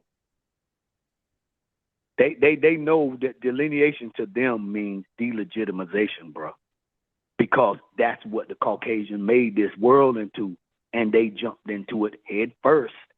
So since delineation means delegitimization because it was for us, but when we delineate, it sounds like delegitimation of them because it is, because we have never stood for stuff like that. See, they can solve X then because they try to make it what? Divisive, another DE, right? See, when you go DE, just like when you go reparations, all that stuff is going back, right? And you're going back to solve something. So every time it's time for them to solve something important, they start acting confused. They start trying to bring everybody in it. They start talking about, well, you know, we went through it too. Well, I can tell you like this: you're not in the books. You're not on you're not in our lineage. When we start going back, where are you? Then they'll say, well, Malcolm X was there because look, you can't have anybody come over here, and I ain't even gonna say cosplay, but get into our lineage. Do you know you are diving into thousands and thousands of years and probably millions of years talking about that you sent one person over here? You can't send one person over here to change anything unless the Caucasian tell you that, because we're not going to tell you, because we have already been told who we are, why we are, when we are. That's why so many of our grandmothers told us that we're Indians. See, they don't even like that. You got people upset about it too. You got what is it called in Manhattan? What is that? Central Park. There's another X. Carved it, packed it, put some freaking trees over it. Now it's just Central Park. But it used to be us, correct? Now look, everything that we get Go to Jersey, same thing. Go to North Carolina, same thing. Go to South Carolina, same thing. Go to Nebraska, go to Iowa. You go to any state in this country, you're going to find the same thing happening over and over again. Now, these folks know that they know this is not their story. They know this is not their story. That's why they come over here a lot of times always trying to be meek from the beginning. They meek because they want to do what? They want to stay out the eyesight of these people that are FBA. Listen. FBA can look into the appearance of things, but our heart is to save. See, that's different from saving somebody and trying to exclude someone. We always been saviors, yo. Let's just get this out of the way. Yeah, man. Our people are saviors. We got love. Yeah, go ahead. I was saying we got love in our heart. We ain't trying to hate on nobody, man. When I be over there talking about that, we ain't hate. We are saviors by nature because everybody that ever came over here, we had open arms. When they say that America is the land of immigrants, we don't know nothing about that. We know that we and our people have been here, but when the Caucasians said immigrants can come over here, he the one that was straining you. What we were doing was what we always do. So we didn't write laws for you to travel back and forth. We always had a universal law. The universal law has always been us everywhere we go. It is treat others the way that you may want to be treated yourself, where you at. And these people do not treat us right because they come over here and they plan, and it's like, man, where is your golden rule when you come over here to this country? Where? Where's your grandmother? What did your grandmother tell you? You want to know what I was told us? We got incredible great-great-great-grandmothers. Just love there. We don't come and we just disrespect people and try to take over. But they want to come over here and act like they don't know anything. Our grandmother and them families used to call it home training. Say, where your home training at? Where your family at? They used to call down the street and say, I'm going to tell Miss such and such. They don't do that. They come over here telling us we don't know who we are. Now, you want friendship where people going to just disrespect your grandmother for thousands and thousands of years because they look through the little narrow lens of somebody let them over here, which means you're not from here. If you would just go ahead and surrender this attitude. Let me play a little bit of this diaspora wars, because this is some interesting information. I skimmed through some of this stuff. I didn't watch it all, but I did skim through it to make, because there's a lot of videos that's called diaspora wars or African American versus Caribbean or African immigrants, but they be like trash. They be like staged trash, like, kumbaya. Nobody's being honest. So I try to skim through the ones where they're being honest a little more. But a lot of them, they're just friends. They're just, hey, what do you think about what's going on? And, oh, I love everybody type stuff. So what she's about to say on the right, so the one on the left is Trinidadian and the one on the right is Haitian. And what the Haitian's going to say, I found very interesting. So check this out. Spoke the language of your parents. And how has your family assimilated to American culture, or have they not? This kind of goes back to living in an insulated community where I'm not quite sure where American culture ends or begins when it comes to what's going on in my household. Like, I know what's definitively Haitian, and I somewhat know what's definitively American, but I don't really know what's going on in the middle. I know from what my parents have told me, you don't cook turkeys on Thanksgiving. I can't tell you all the ways in which my family's assimilating. What are your relations, and then what are your family relations with African Americans? Funny, when I was growing up and living within that insulated... Okay, so this is the part right here. Chat, panel, I want y'all to listen to. Caribbean community, right? Where your neighbor was insulated Caribbean community. When I was growing up and living within that insulated Caribbean community, right? Where your neighbor was from somewhere, and that somewhere wasn't Tennessee or, anywhere in the South. Your neighbor was from somewhere in the Caribbean or in South America. Kind of had this... Wait, so let me just say this to Chaz Mall. So Chaz Mall they're confusing their lineage, but Chaz Mall, if you have to ask what the definition of FBA is, you're probably not FBA. So I know you're like confusing your lineage. You don't really know what's going on. But let me just say that if you are confused, or if you even believe there's more than one definition of FBA, there's a 99% chance you're not FBA. All right, that there is He no did. confusion Well, amongst I us. don't know if it's female, but I think they said Yeah, they had one FBA parent. No, yeah, no, but no, they said they okay. had one African Listen, in their I don't blood. even. Nah, I read that, but I don't even know what that means. But the fact that they Right, got the fact they think is more than one definition of FBA, you're right. probably not, and it's okay. You could be an FBA rider supporter, you're the Yeah. ally. It's okay, but most likely you're probably not. But hold on, let me play the video. So most likely you're probably not by that statement. So sometimes your questions and statements kind of let us know a lot about you. Give you away. Ignorant view. Like I knew that there was a civil rights movement. I knew that there were, people of color who, had roots set in here through slavery here in America.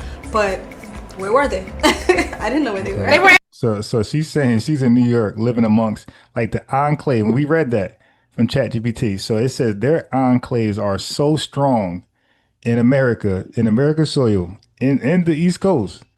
I guess the gentrification, all this stuff pushed us out to the South and away from New York and New Jersey so much now that they are growing up not seeing FBA. She said that she understands the history about us in this country, but she was like, well, where are they? I'm growing up and I never see them. And that's crazy. One more time. in Brooklyn here in America who, had roots set in here through slavery here in America. But where were they? I didn't know where they were. They were in Brooklyn with you. I also think on some levels that the black He was community in Brooklyn with you. That's amazing. in New sad. York gets like it's not really fun to say you're African American, right? Historically, we haven't been as culturally proud as maybe some other cultures. Okay, so the West Indian Day Parade is way more poppin' than the African American Day Parade in Harlem. It is way more like substantial. Yeah. Like, well, I guess it is. If it's just y'all there, you dig? I guess it is way more popping. And the African American, anything called African American should not be popping. Okay, so we're not. Now let it be a Foundation Black American parade. I guarantee you ain't gonna be way more popping. Substantially so, right? Yes. Substantially so that a lot of African Americans will pick a country and identify as that, right? Like I could tell you I'm Trinidadian, I'm from St. Anne's, like what's good? As like it's kind of interesting that you could grow up in Brooklyn and not really deal with African Americans here. It wasn't like That's crazy. Yeah, you get that. I said, yo, some of these Africans, like some of them purposely avoid it. I said, how is it possible that we can go out and live our lives and run into Asians, Indians, whites, Latinos, and people, some folks from the Caribbean? How is it possible that we never, ever, ever run into Africans? And somebody try to give a weak excuse, like, well, no, they are doing this. No, stop. They're playing soccer. Stop it.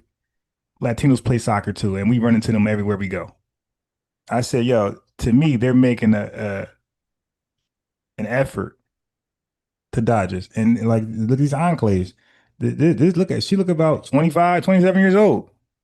And she's saying she got little to no experience with FBAs in New York City, in Brooklyn, in America. Let me play a little more. That is crazy. population at my high school had African Americans. Just who were they? I mean, I don't. And it probably goes back to what you're saying about pride. It's not like they were waving around an American flag. And I think that's what happens a lot here. People what's just the instance for that? When do you wave around an American flag? You don't, and because a lot. You see, so there you go. So she's saying that I couldn't differentiate who was Foundation Black American, who wasn't. Good. So when you were called African booty scratcher, back to my question, how do you know it was one of us? It could have been one of you. And that's why I keep giving back to these folks. You know, I can dig that far. How can you, you're 9, you're 7, you're 12. How can you confirm that it was FBA? You can't, because as she's saying, as adults, it's kind of hard to look at somebody and say, you're from this place, you're not FBA. Some folks look just like us. So if we're adults and we can't really discern like that, how is it possible as a 10-year-old, 7-year-old, you was able to discern that person FBA? It's impossible. That person was likely from Jamaica, as likely be from Haiti or Africa themselves, because Africans, don't rock with each other like that. They got different tribes, they're tribal. So shit, another African could have called you African booty scratcher. A lot of us don't even feel American, and so it's like that's kind of like when people start commenting on my videos and they're like, oh, well, I'm Bayesian and so I'm, we don't act like African Americans. And it always comes back to like, I'm differentiating each other, not based on cultural differences, but based on less than differences. And it's like, well, how do you know that person is what you thought they are? To college, this is when I started meeting all these different people and saying, oh, where have you been hiding? Because I went to college up in Harlem. Where have we been hiding? She's saying we're 43 million deep, and she's saying where have we been hiding? This is interesting. And so when I'm up there and I'm meeting like the African Americans in Harlem, because I think there's a stronger cultural pride about being African American in Harlem, because of how much, even though Bed-Stuy is historically a black community, right? I think a lot of the you have Abyssinian church, you have a lot more kind of like these liberals in these sanctuary cities kicked us out, and I see in the cities I grew up, the small cities I grew up in New Jersey, like when I came back, they're all Hispanic. I'm like, how is that possible? How are you able to kick out a whole ethnic group and just replace them with somebody else and just force migrators to the South or PA or wherever else? Like that's interesting. That's something that I'm gonna look into. Harlem Renaissance, there's my mom's side of the family is from Harlem, but then a lot of them are from Brooklyn, and the Harlem people are a lot more kind of like very strong in their identity as African American. Okay. Versus Brooklyn is like, I'm Brooklyn before I'm anything else. I look at my friends that I made in New York, I could tell most everyone who's West Indian or African, like where they're from. And then I can't tell you who my African American friends are for sure. Okay. And because it just doesn't come up, it's not a thing that comes up in conversation unless someone's telling you, oh, I'm from South Carolina. Like they're from, all my friends that are from New York, born and raised. Like I had a homeboy who for the longest time I thought he was Trinidadian. And was there ever tension in your relationships as a Haitian American with other African Americans? No, I didn't grow up with them. I didn't meet them until I got to like college. And if I knew them in high school, I didn't know that's what they were. I didn't know. Growing up in New York, have you felt that people assume that you're African American? Yes. Every time I stopped seeing anyone of my race, it was that I was African American. Like there was no other identity beyond that. So I'm not sure how your parents feel about African American. And I'm not saying this about my parents specifically, but other Haitians I've spoken to, other Haitian Americans I've spoken to, other Caribbean Americans that I've spoken to. In conversation, I'm going to admit, on my end at least, that I always had this impression we're a little better. Wait, what? I didn't even hear. That I always had this impression we're a little better. Okay, see, she said, I always had this impression we are a little better. Okay, now that's deep. That's why I'm playing this, because these xenophobic tethers would say that we are the ones who think we're better. They would say we are the ones who are divisive, delineating and causing division. She said, from my experience with talking with Haitians, talking with other Caribbean Americans, that means the island, right? That means Jamaican, Trinidadians. She said, from what I gather, we always felt like we were a little better than Foundation Black Americans. Now, this chick lost her goddamn mind. Like, she can't justify that by nothing in history. Nothing an island person did accomplish is known for. Nothing the African person has accomplished is known for. Nothing. All of them combined, the entire 54 countries of Africa and the islands, compared to just us, 43 million, we still outdid them in everything. Okay, so for them to think they're better than us, that's just delusion. That's like a homeless trailer park trash white supremacist who just think they're better than us just simply because they're white. You dig? And white is right. You dig? And we're just got sinful skin. Like, this chick lost her goddamn mind. Nothing about you is better than us. Nothing. You have your country has did shit. Your country is a shithole. She's Haitian. Yo, your country is the shithole of the world. The world look at Haiti as a case in point of what not to do. How not to fight for freedom and rebel. Like, that's what they're known for. They are the L. They are the L of the world. And when people look at Haiti or think of Haitians, they think of an absolute L, a loser. And for her to say she thinks she's better than us, you done lost all your goddamn marbles. You're eating too many mud cakes, you're eating too many cats, whatever you got going on, to have that conclusion, you are sick. You're a little better in our country, reaping the tangibles that we fought for, and that's available for her. That's was designed for us initially. This dog is sitting here saying that she thinks she's better than us. You done lost your guy. And this is why we're delineating. We're not looking back. Shit like that. And that's why I got to play the diaspora wars, because this type of testimonies you'll never hear. Like, you'll think is not as bad as it is. And look at this scum. She come from eating cats and mud cakes, and she thinks she's better than us. Paying billions of dollars in reparations back to the French. How are y'all better though? I mean, I'm on a schoolyard running around. She said, "How are you better though?" Good question. How are y'all better though? I mean, I'm on a schoolyard running around, losing my mind like kids do. Do something wrong, I'm expecting some kind of punishment, and it's going to be severe. You know, from your parents. From my parents. You don't think the African American kid is gonna get punished? But then there's some kind of impression I've always gotten from statements made around me that no, they get grounded or something. You know, they don't get spanked essentially. They don't get the right type of. You know, penalties. The one thing I will give, the chores thing. They keep editing this video. It's like we're losing like context. Like, wait, what? And that was a cultural difference. I don't think they woke up at 4:35. Absolutely not. I never did. No, and I did not have a wicker broom. They had to bend over the. I didn't have those either. Sean, you know, my homeboy Sean, whose parents are Trinidadian, was the best at sweeping floors.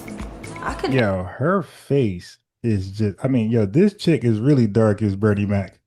Her face got her looking like Beyonce. Like, this is just kind of bothering me. I don't know if it's makeup or cake soap, but the fact that she feel like she got to be light skinned is like really, really like killing me. Like, yo, what are we doing, man? Like, you could be a dark skinned, beautiful woman. You think now you just a light skinned, ugly woman. Like, you know what I mean? You just because you lighter don't make you beautiful. You just a light skinned, ugly woman.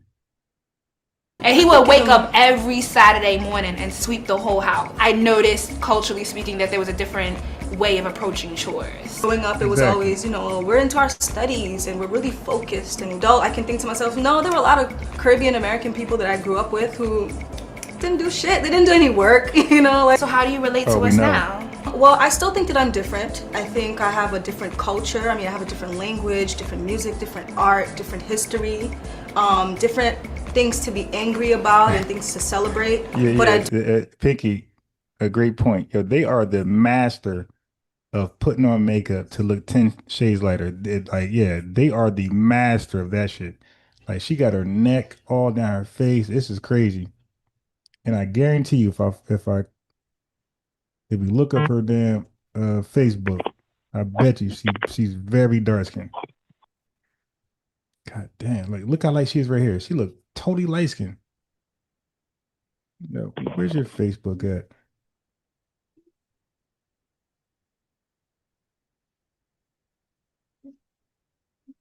Okay, so I already know the Instagram gonna be Makeup City. I know the Instagram gonna be Makeup City. I already know that. Okay, I can't. I'm about to drop down in a minute on my phone, about to die. All right. Oh my God, what the hell is this? Are you serious? You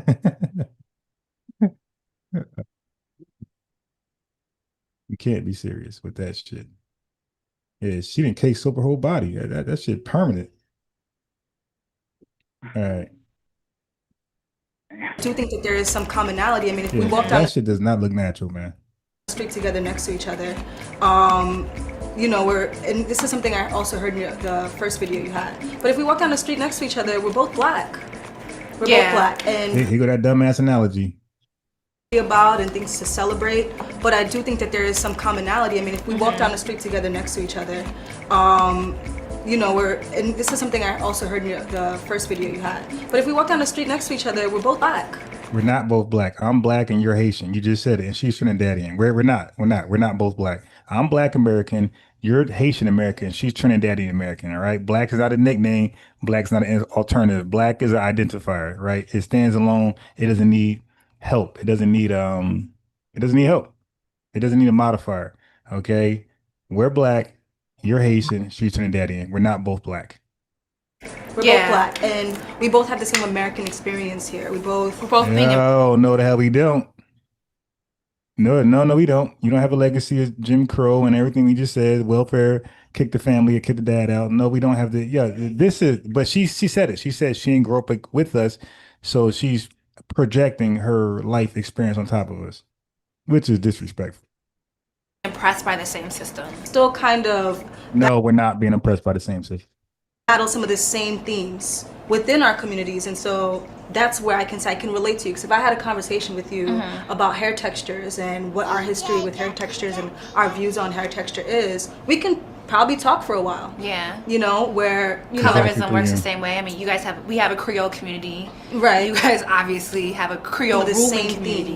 Within our so I asked Natalie specifically, obviously she's my line sister, but so I asked you because you're Haitian, and one of the first things when I came to New York was learning about kind of like why Haiti's at the back of the parade, right? Why they get the last float, or kind of the own ethnocentrism that even exists in the community.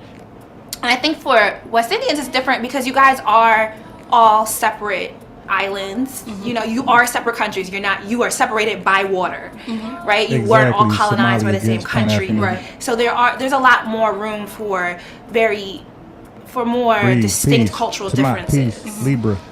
Even though there is sort of this kind of community, I think there is some unity around the concept of being an islander, though. But there is a good bit of derision that I wasn't aware of until I came to New York. Yeah, I didn't know Haitians were part of that West Indian Day Parade. Okay, I always separate them from the Caribbean because I thought that was like a Spanish country. But I guess when I say the Caribbean, I'm just going to assume Haiti's part of that. That's what it sounds like. I think sometimes in the conversation about Caribbeans, Haiti definitely gets left out a lot. Okay. I think you guys get dogged out a lot. And I think there's a lot, you have probably one of the communities that gets the most negative representation. Like when we're talking about stereotypes, like how are people, like a lot of people comment on my videos about being teased, and that's why they keep themselves separate from African Americans, because they got teased by, and I almost feel like, well, maybe you didn't have this big issue with African Americans because you were trying to get through the other West. Crazy. Like Jamaicans got a real biased view on Haitians. Also, Bahamians. Like a lot of those islands, like view Haitians like in a very like they look at them as like beneath them, but they want to redirect it just to us. Foundation Black Americans see you guys as less than. It's like, yo, you do too. Well, first of all, we don't, but that's y'all thing. Like y'all got a hierarchy in the island where Jamaica's number one, Trinidad's number two, and this is number 3, 4, 5, and Haiti's last. That's what y'all do. We don't care about y'all like that to give y'all rankings. Indians first. In the 90s, definitely experienced that. I have family members, friends who did get teased, who got jumped or beat up. I was always in a place where there was a strong Haitian community, but I don't think at that time the Haitian voice within that community was really protecting me either. A friend of mine who has a story about getting jumped on their birthday, just coming home drenched in blood, and this is a matter of people found accusation. One thing I do remember, like I said, don't let a Haitian bro like her find out she got a Frenchman in her lineage. She'll sooner identify as French. Right. I heard about that. They get like 1% French in them. I'm a French woman. I'm not even Haitian. Battling with a lot. People always had jokes about voodoo and witchcraft and all these things that I had no exposure to at all. Yeah, now I will admit that America did do a good job demonizing voodoo. And yeah, and a lot of us from our cartoons, we seen voodoo as like the work of Satan. All right. And so when someone's pointing at me, telling me that I practice some kind of witchcraft, and I'm just like, what are you talking about? I go to the same church you do. Like when I see us portrayed in the media, it's just like that movie. It's like some dirty. Now you just lied. You do not go to the same church as we do. I know a lot of Haitians in Jersey. Okay. Yeah, you guys go to Catholic churches. You don't go to Protestant churches. You go to Haitians for the most part are Catholic. So we don't go to the same churches. Catholic Americans look down on Catholicism. So no, we don't go to the same churches. You're Catholic and the average American is Christian. people who speak some like some language. Like I'm listening to these Haitians on Bad Boys, and I'm just like, that's not even Creole. Like, what are you speaking right now? Interesting to see people kind of rep being Miami Haitian, and All right, then it's just getting boring. Let me fast to the most. It says most replayed. You know, or sitting down and battling with bilingualism on my own. If I'm having Probably a conversation with someone. How do you feel about relations with Dominicans in New York? Have y'all crossed paths? Yeah. When I was younger, there were a few scatters. And yeah, I forgot about that. And yeah, they act like it's us. I forgot how Dominicans look at them and treat them. Yeah. Okay. I forgot how Dominicans treat them. People of because there's more in the Bronx. They're not really in Brooklyn. There's scatters of them of Hispanic descent. Where specifically, I have no idea where they were from, to be honest. But when I got older and I started venturing off uptown and you into went into Harlem and the Bronx, I started really disliking the conversations I would have with people. You had beef because you're Haitian and they're Dominican. No, I never actually had that beef. And I would say that the Dominican people that I'm cool with now, that I have friendships with now, you know, when they think about the relationships, they think it's a pretty fucked up deal. I don't think that they subscribe. I haven't met any Dominicans in the States who agree with what's happening. Yeah, so you see, but we're the problem, and they got an outright enemy who disrespects them and call them names and they demonize voodoo. But anyway, speaking of Haiti, let's talk about this. Let's talk about the Haitian Revolution, the end of it, and the reparations. So let's do that right now. Are Europeans. Are Europeans, yeah. They have a different history, different language. Everything they built from their own language. Yeah, but they colonized us. Yeah. And they showed us things. They did? Yeah. Huh. Debt never makes a country poor. The United States alone is now $38 trillion. Mm-hmm. I think that the largest debt the United States owes is to Japan, if not Germany, and then China. Mm-hmm. And then private financial institutions across the world and private companies. Okay. It's the biggest deadbeat dad in the world, the United States of America. 38 trillion. Remember when Elon was working, one of the things they were trying to do is to find a way to generate money to pay away this debt. A country doesn't own a debt to itself from its own debt. So when they say the United States institutions and countries, no, it doesn't in any shape and do it. Okay. Number two, that debt was paid away more than 100 years. Okay, do it form. A country makes a deal to make a country poor. So it's Japan, Germany, and China. Right, but that doesn't make a country poor. No, it doesn't in any shape or form. A country makes a deal to pay debt in any form you can do it. Okay. Number two, that debt was paid away more than 100 years ago. That is true. People have been repeating this statement over and over without telling people that whatever debt it was paid away more than 100 years ago. Yeah, but it's billions of dollars that they could have used to reinvest in their countries, but they had to give it back to France. No, that is not true. And that's what I keep saying. Talking about the Haitian Revolution. Debt never cripples any country. It doesn't. The United States have debt. When independence happened in Africa, by 1978, over 30 African countries had to be forgiven debt. Okay. They still haven't built. They got poorer more than when they had a debt. So he's saying that these 38-something African countries were relieved of debt, and they didn't do any better. They got poorer. So he's saying just because you owe a debt doesn't mean you're supposed to be poor or fell. So that was a lot of Haitian excuse. Oh, we had to pay back. No, according to this dude, that don't make you poor. African countries were forgiven of their debt, and they went back in the debt. They didn't do shit with it. So you're saying it doesn't matter whether or not we paid it or not, we were going to just be poor and be in poverty. Yes, because I have plenty of evidence to show that. Okay, so let's dive into it. All right, so let's take a look at the Caribbean. Okay. The black countries in the Caribbean have one thing in common, which is all of you were brought from Africa as slaves, isn't it? Okay. And only you were poured either by the French, Spanish, English, or Dutch, different islands. So all of you arrived as slaves, which means all of you lost the same thing: culture, language, heritage, history, isn't it? Sure. Okay, show me a Caribbean country which didn't have the debt, and therefore because it didn't have the debt, it is now very, very, very well developed, as you said, to look like its former colonial country.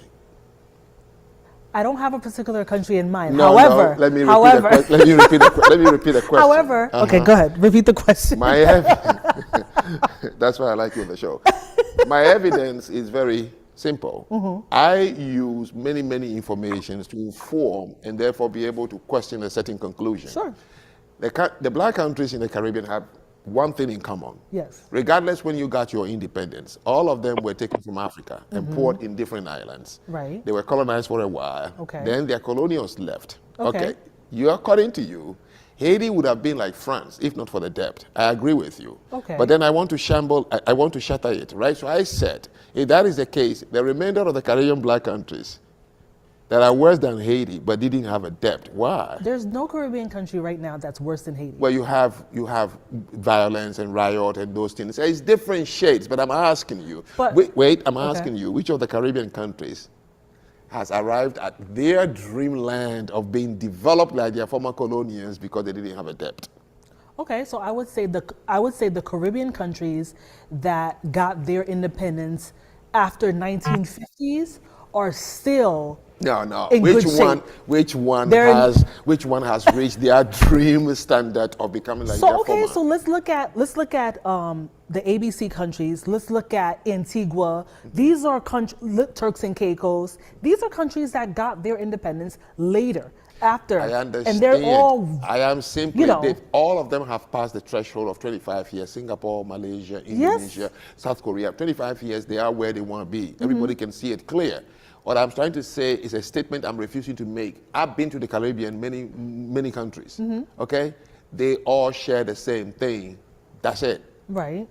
They are all not advanced, developed countries. They are. None of them has been able to attain the status of their former colonial country. No, we can't say Turks and Caicos, Cayman Islands, Aruba. Look at these places. They're well developed. No. The places you're talking about are highly occupied by Western companies and rich men. Yeah, I was gonna say that. I was gonna say, nah. You're champion Western influence in their facilities.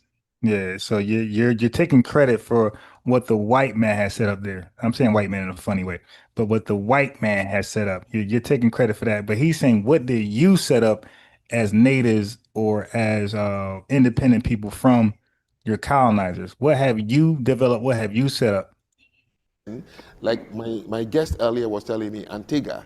Yeah, Antigua is English, only able, the Dutch. Antigua is able to function today because almost 90% of the economy and everything in Antigua is owned by foreigners. Wow. I see.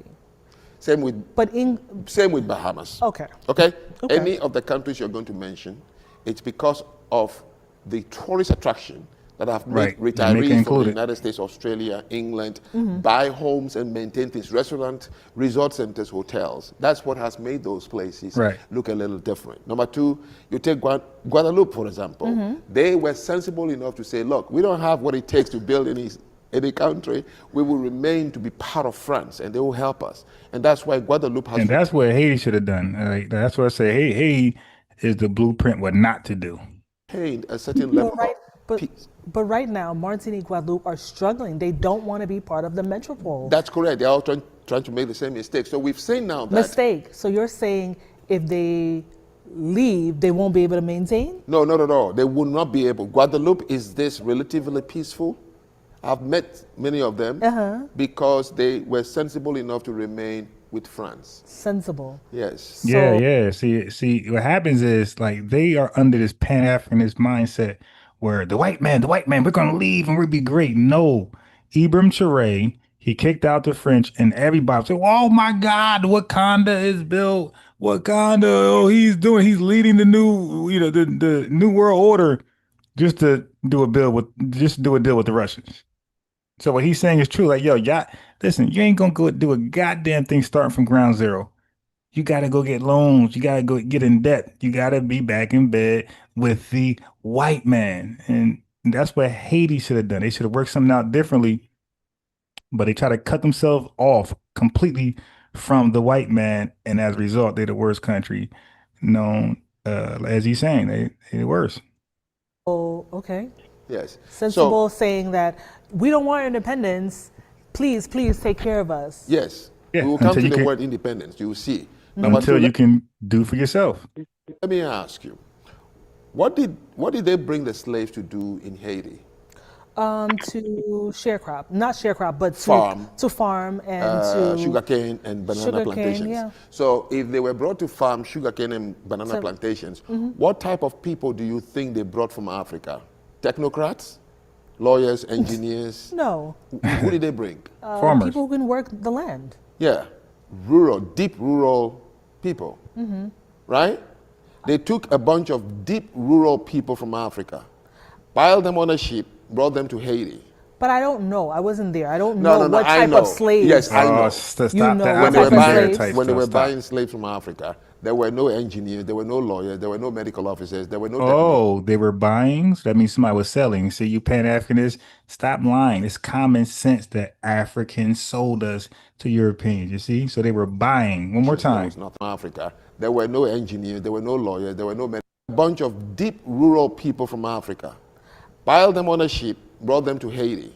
But I don't know. I wasn't there. I don't No, know no, no, what I type know. of slaves. Yes, I know. Denialism. You know what When they type were of buying, slaves? when they were buying slaves from Africa, Buying there were slaves no from Africa. engineers, there were no lawyers, there were no medical officers, there were no technicians, there was nothing. So No one can even use a screwdriver. Nothing was Yeah, built. yeah. At first, she was trying to act like she on this level. Now she's trying to act stupid. I wasn't there. I hate when people, I wasn't there. I don't know. Sure. Africa, nothing in the name of modern day infrastructure, zero. So the people they brought, Africa was known for only 3 industries. You know it. You've been to Benin. Africa was known for farming, fishing, hunting. Okay. So slaves that were bought from Africa to the United States was to farm because that's what they were doing when they went there. Okay. So the ones brought to the Caribbean, they went and they look at people who can withstand the sun and the heat and work long hours on the farm. That's what they brought to the Caribbean. So That's the what they Europeans brought to didn't just go and capture them. They actually were sold legitly. I don't know. I don't know how the slave trade. However, the only thing I know there are- about. Go ahead. However the slaves were sold, whoever you close your Sold, not taken. It was taken by Africans. You see, so that is I don't know how that misinformation, well, I do know, Pan-Africanists had repackaged the transatlantic slave trade. The Pan-Africanists are revisionists. They revise history where it favors their doctrine, and then they sell it across the world in a package, right? And they repackage it. So now weird people like her think white people went into Africa and just took people and brought them to Haiti. Then why is it called a slave trade? Why are we taught that people were bought and people were sold if white folks went in there and just took people? That's a stupid concept. It's a stupid idea. Yes, Africans took Africans or blacks and sold them to white people. That's what happened. It can't be that hard to accept. Yes, Africans are responsible for the transatlantic slave trade. Africans are half responsible for the diaspora. Yes, Africans are responsible, and Africans at some point is going to be challenged to pay some reparations. You dig? Yeah. We're coming there. We're gonna start home, and then we're gonna go abroad. Britain is gonna have to answer some questions, and Africa, Ghana already publicly said they apologize. And well, you got to apologize with a checkbook and make that check out to Foundation Black Americans. All right. So, and then you could pay whatever island you owe as well. But we want ours to say Foundation Black Americans. your eyes and capture in Africa is a farmer, a fisherman, or a hunter At that time. at that time. Okay. That's it. That we could revisit. I don't know the whole. Listen, I'm telling you, whatever Exactly, we call Shah. infrastructure in Africa today, in the body, was Yeah, there yeah, because yeah, of Mesha. colonials. Okay. Aqueducts, water systems to come through houses, hotels, hospitals, schools. You think that Africans imported materials with what currency? There was St. Cool said, what about the Aboriginal blacks that were already here? You talking about already in this island, or you talking about Haiti?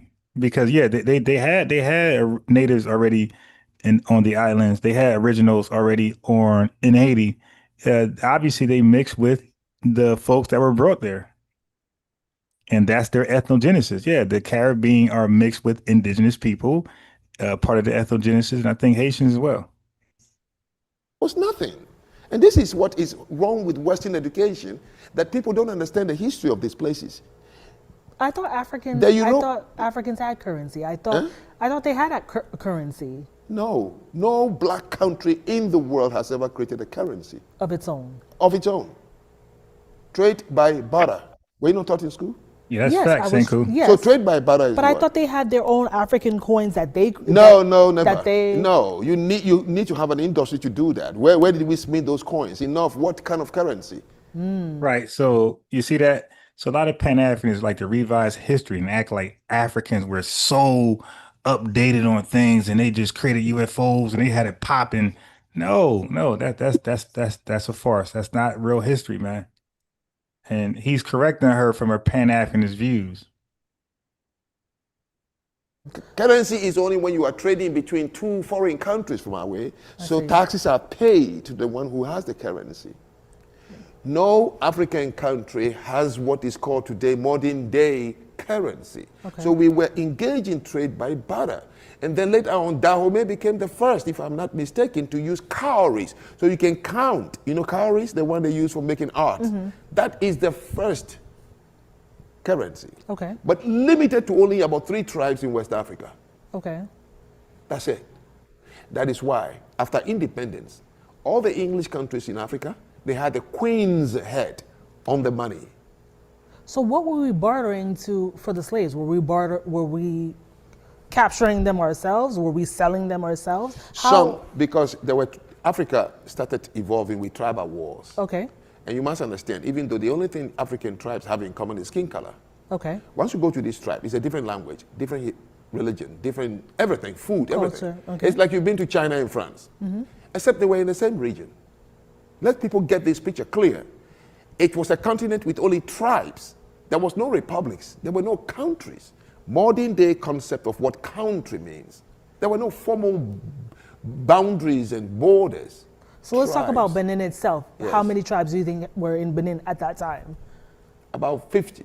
50 different tribes. Yeah, or more, because Or some even of them more. now were bought into Togo when the artificial lines were drawn. Some are into, but you can't say Benin because there was no Benin. You can say the region. You see what I mean? I see. It was a region that stretched all the way from the Nile River in Nigeria all the way to Ghana. I understand. Just a region. There's no name for anybody. There was nothing like Benin, Nigeria, Ghana. No. But there was a concept of Dahomey. That's correct. That's a tribe. Ah. Agbome became Dahomey. That's one tribe of very brutal guys with pot belly, married 200 wives, and they call them chiefs. And they were trying Or kingdoms. the foreigners. Pot bellies. They were a brutal tribe with pot bellies, 400 wives to each, and they call them chief. Yeah, that was hilarious. Yo, dude is keeping it real. Dude know a little something about some African history. I ain't gonna lie. And I don't know if she's playing dumb or if she's genuinely learning. She come off as facetious because she's stuck on. Keep in mind what she's stuck on. So Africans actually took blacks and sold them. Like, she's still like hung up on that. You're like, yeah, stupid. What else you think happened? Like, what did you read? Like, aren't you a grown ass woman? What did you read in history class about that transatlantic slave trade? What did you read? Did you read white folks went in there and took people? Or did you read there was a slave trade? Like he says, a bartering system. Name it kingdom because that is the only word they know from where they were coming from Europe. But there was no kingdom. We are not kingdoms. It's any pot-belly guy married many women with his family beating the other small tribes, and they were describing them based only on the word they know. The Europeans say, "Oh, this people's kingdom." It was only chiefs. We never had kings in Africa. I understand. You understand? All right. So the point I'm making is, oh no, did he just kill that we were kings and queens lie? Oh man. SLE 44, he said Wow. There was no kings and queens in Africa. It was just, matter of fact, everything he said, how do you respond to what he said? Everything. Oh my God. Man, that was a lot. I mean, he is really, really breaking it down and he's letting us know, who Africa is, and she's letting us know who Americans are when they get over here. He's basically giving us a history lesson through time and putting on some more, what you want to call terms like we're doing now. He's basically breaking down foundation, right? He's telling us right now that there was no kings, there were chiefs, they were basically tribal. Like we said, they didn't have any currency.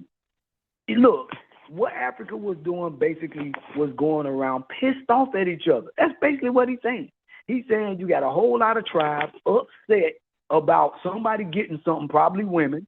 You got too many women. Well, you have some grain that we have. He's saying that all they had was basically fishermen and people that worked the land, and that's why they sold them. He basically describing Africa as basically a land of sellouts, meaning that you can come there with something, probably don't matter what it is, and literally start trading. Because, bro, when you said they're part of the slave trade, they always seem to take that part out. When you're talking about trading, you're talking about somebody getting something for something, right? If you go get something for something, even if you're getting people, somebody got to sell, somebody got to buy.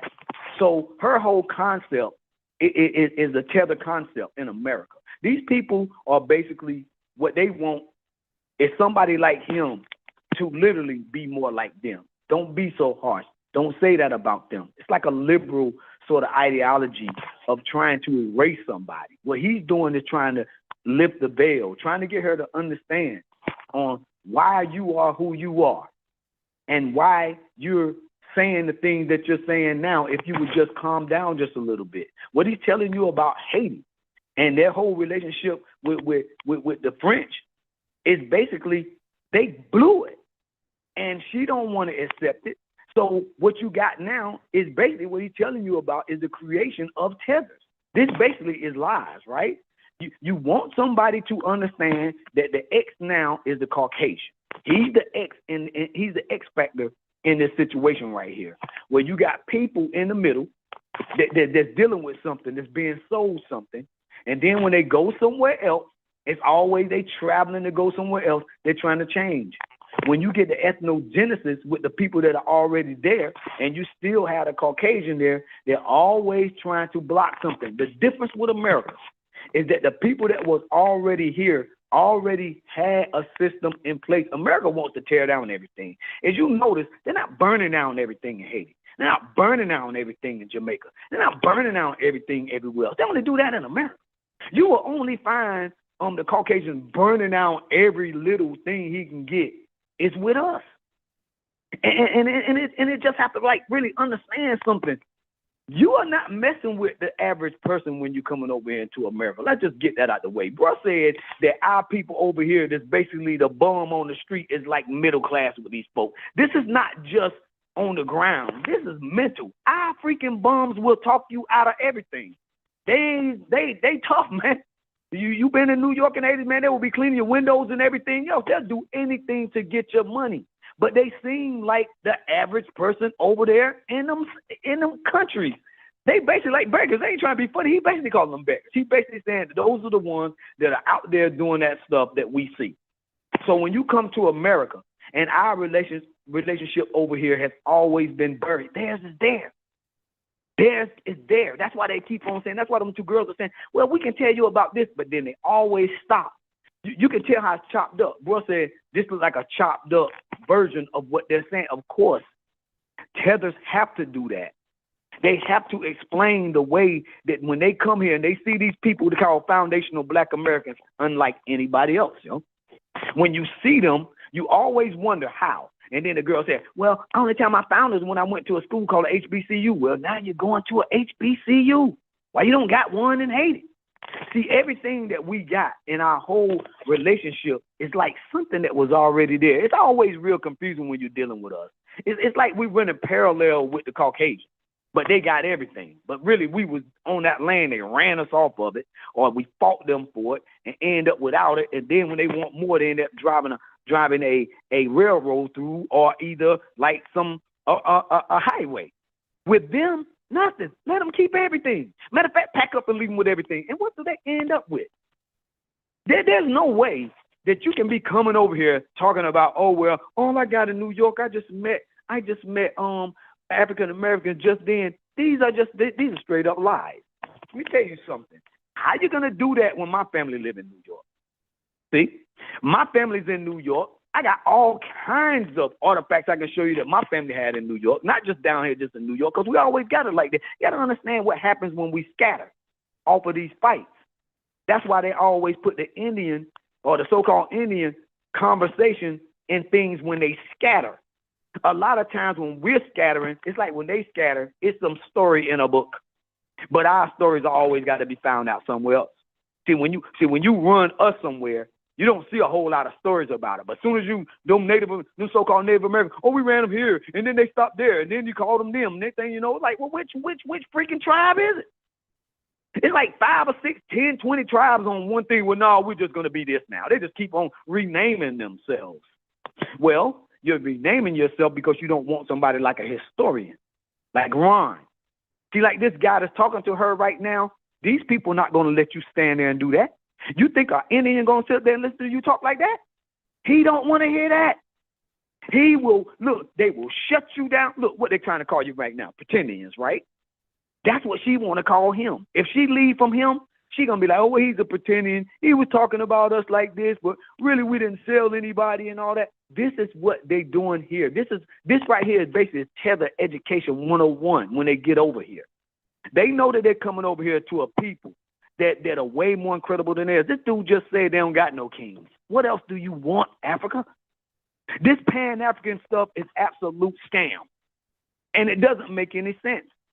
What these people want to do is try to build up Africa basically off us. Okay, Africa, we've given you that for years. We've helped build you from what this dude is saying, basically with no coins, nothing. He said you had no coin, no currency, no way to really trade anything anybody wanted. So what did you end up with? People. Look, you talking about trafficking.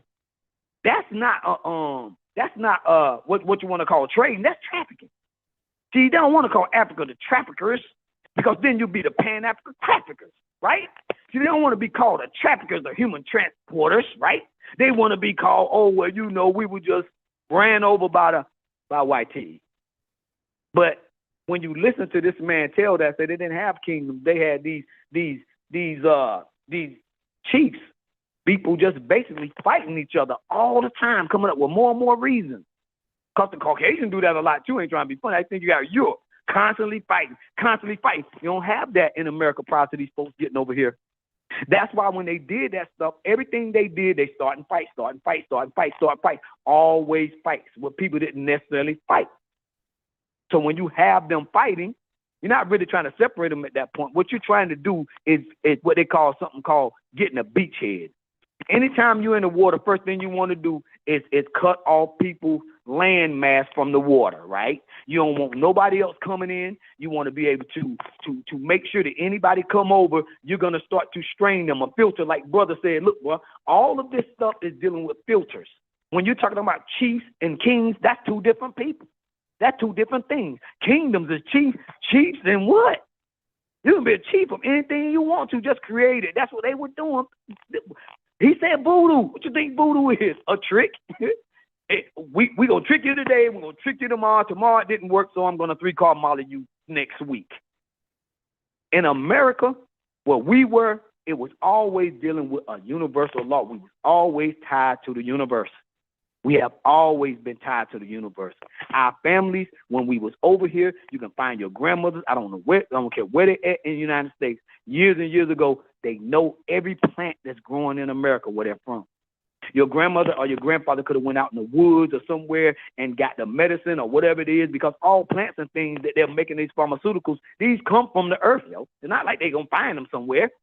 So when we were creating this stuff, they gave that to the Native Americans. Start trying to make it into voodoo too, because they basically was like voodoo stuff, right? What we were doing was dealing with herbs and spices and stuff in America. We were dealing with all kinds of things that the Caucasians stole those things. And Haiti, they doing some stuff. The French doing this stuff they was doing. Look at what they do. Look at how they talk. Look at how they paint their faces all the time. They trying to do something to make you do what? Make you go crazy. Everything they doing, they're trying to scramble your brain. Africa, they're trying to scramble your brain. Here, we fight against that. We resist that. Our brain, look, our mind is so tough that it took every law in America to try to break us, and they still didn't. We still got our common sense. That's why they don't like us. They can't understand it when they come over here. Why y'all don't bow down? Why y'all just don't be more man? Why you talk so much? Why y'all saying this? Why y'all saying that? And look, and they need what, 2 or 3 different languages to try to trick us when they come over here. All they do is call us names. You're standing in line there. They are talking about you. They're always talking about us. You think you're their friend, and they're talking about us in another language. They're using slang, and they don't even like each other. So what you see from this man right here is unlifting the veil. And that's what we're doing in this foundation. We have to have people that are smart, that are deep into this technology that these people on these islands, basically the island of Patmos. I don't know if y'all know about that, but basically that's what the islands are. And New York. That's why they call it Long Island, Island this, Island that. They have them people over there, basically like a factory of people telling lies about the natives, man. Our people have been here, and only thing we do is fight against lies. All our stories are like that. All our songs are like that. All our knowledge is like that. All of our science is like that. It's all about fighting lies. You can't find it nowhere else in this earth where people fighting lies like us. Nowhere. And I'll put everything I got on it. Our brain is built on right angles, like Muhammad said, not Prophet Muhammad. I'm talking about Elijah Muhammad. Matter of fact, Elijah Fool. Let's just go back. He said our mind is built on right angles, trained to think right and reject lies. Nobody else does that.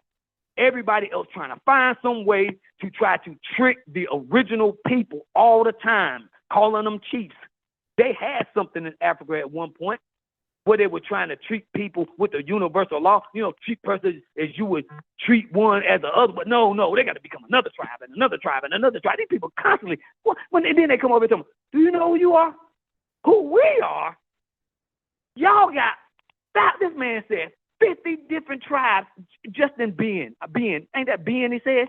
You see how small being is right there between Nigeria and Ghana? They had 50 tribes. Look, they're speaking 50 different languages just right there. You can imagine what's going on in a place like that.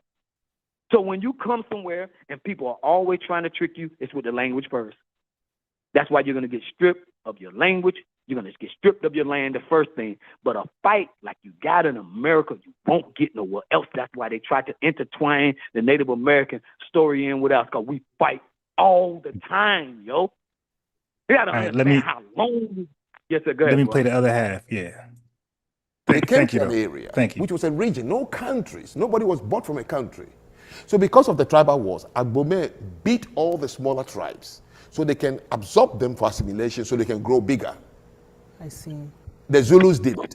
The English did it. Put that back.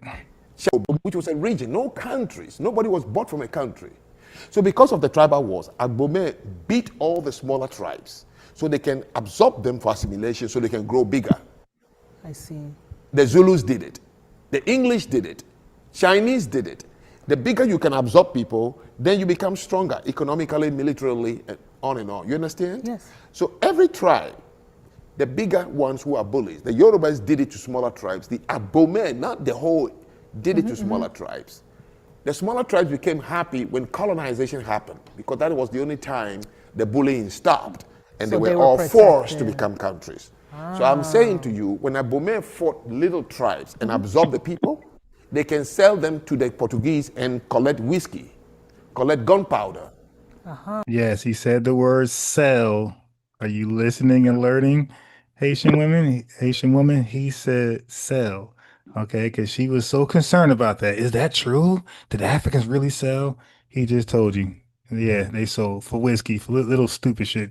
Meanwhile, these Europeans trying to rule the world, these goddamn drunk Africans just want to get lit. They want to turn up. But the white man trying to rule the whole damn world. These idiots. The bullying stopped, and So they they were were all forced to protected. become countries. So I'm saying to you, when Agbome fought little tribes and absorbed the people, they can sell them to the Portuguese and collect whiskey, collect gunpowder. Okay. So when people are saying you sold your own people, it's a lie. If war breaks out in Europe and Italians captured Russians, they are all Caucasians, isn't it? Or the English captured Italians, they are Caucasians, and sold them away to the Chinese. Have the English sold their own people? No. Exactly. That's what happened. Okay, so that was the point Unc was making to me later on the phone. I was like, dude, I get that. Like, but we saying African, okay, we're looking at it 2025 today. Just like now, you know what's crazy is that they pick and choose because they'll say the European. Yeah, but it wasn't the European. It wasn't all Europe. It was either the French or it was the Germans. You dig? So they do the same thing. But when it comes to Africa, we gotta be very specific on which country, which region, which tribe. We got to be very careful. But they could just round up all of Europe and say it was the white man or it was Europeans did it. It's like, dude, you got to do that both ways. You can't now. It's about Africa. We got to tell the exact tribe, the chief. But when it comes to Europe, we just can say Europe. We don't have to tell the exact country and leaders and names. Like, stop it. When we say they sold themselves, when we say Africans sold Africans, we're literally just saying the people in that continent had sold people from that continent. That's all we saying. That's all we saying. Ain't gotta be so technical. But let's blaze. I'm listening to Paw Patrol in the background. Happened in Africa. Tribes who looked different from another tribe, spoke different language, captured each other and sold. They didn't sell each other. For the intent of. Hey, who said that? Al Mespa said Africans will trade gold for food. They are so unique. Yeah, they are wild. Slavery of what we know now. Yes. Of the impacts of it. It's not They like didn't know where they were taken to, but as long as we captured them in war, and you've promised to give me a mirror, you've promised to give me. You're my slave, I can. Yes, I can give you to anybody I want. This is just a trade. That's correct. Okay? So you got it. You got it, Haitian woman. Nobody kidnapped or took. It was a trade. Okay, they didn't value them at all. Okay, and that them was us. They didn't value us at all. They seen us as nothing, and now we're something, and we're lit. Now it's come back home. Ain't no home over there. When you sold us, that home stuff was sold right along with us. Okay. So you must understand what they were buying. They were buying very, very uncivilized people at the time. There was no modern day infrastructure. They have never seen anything. Fishermen, farmers, and hunters. And That's when you it. say uncivilized to the Western folk. They don't have Renaissance universal women. I'm saying the same Yes. thing. Okay, because you're kind of sounding like they're barbaric people from the jump. They're not. Right. I am six. They trying to make us say, no, you got to say this tribe and this chief. No, I'm saying Africans sold them, period. Africans sold Africans. Africans sold blacks. I'm not being technical and specific. I'm not doing that. Whatever you want to describe it. I'm just trying to give you a picture so you can understand why it was so easy for the Europeans to say, these are the people we will take away. You got to look at their condition and ask yourself, can these people really work and live? So when I'm describing, it has to be severe for you to understand why they brought them to do the farming. Hey, Renaissance woman, you got a link. Put that, you got a wrench. Put that link in the chat. Let me look at that. Got to find them in a condition that they know only people in that condition will survive in farms in another tropical region, which is the Caribbean. So these are the farmland people who are distributed all throughout the Caribbean, That's correct. Haiti. Yes. There were no technocrats in Africa. There were no engineers, doctors, painters, dancers, and stuff like that. Everybody was either a farmer, a fisherman, or a hunter. So these people, they took into a ship and brought to Haiti and held them by the Spanish as slaves, and then later on sold together with the country to the French. Okay. And the only time Haitians would begin to read and write was when they were colonized by the French. Because the French have to build schools for them. Okay. So can you ask yourself, how long ago did Haitians begin to speak French? They started speaking French. When the first school was built. It was built only so that you can educate the slaves enough for them to understand instruction. Okay, that's interesting. Yeah, it look like he's spitting facts there. You know, I'm not the most well versed in what he's talking about, but it sounds like it could be true. Um, Interesting. Yeah, so we really ain't touched on diaspora wars today. We're not. We're gonna finish up on this right here. Well, not all of it, but a little more. And we're gonna go and and we'll do diaspora wars maybe 8 p.m. You know, if y'all wanna. And if I say diaspora wars, it's not folks are not yelling at each other, things like that. People are just revising history and they're blaming FBAs for everything that went wrong in their countries. They did not put them in school to teach them business administration, medicine, nothing like that. Same as it was going on in the continent of Africa.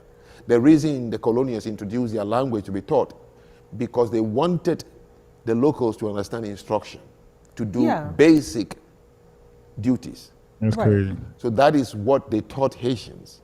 And you think you can take the country from the French and use the 1/4 English or French they've taught you to run the country. Let me ask you, what were Haitians speaking when they arrived in Haiti?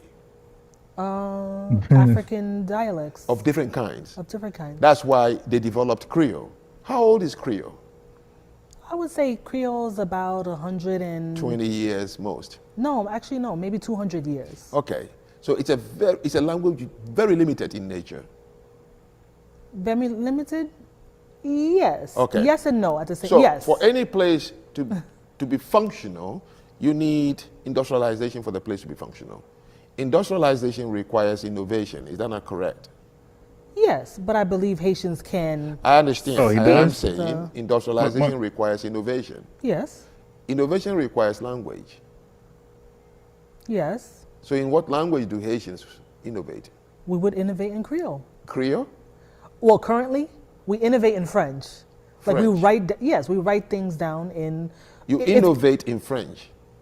So what local innovations do we have in Haiti? Well, we would anything that is done on a business level, which would be what we consider innovation level. No, that's not innovation. That is a medium of communication, business level, in service industry. I'm asking. So in service industry, real innovation. Yes. Yeah. Okay. So because they haven't innovated nothing, now this is where they got to lean on Foundation Black Americans. See, he's asking about innovation. She's confused. She's talking about communications and think tanking about business.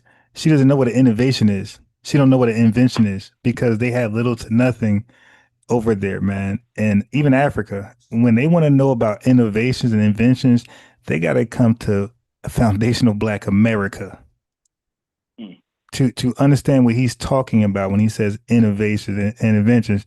This guy's pretty deep. I would like to talk to him. Now, that's the type of guy I want to have on the panel.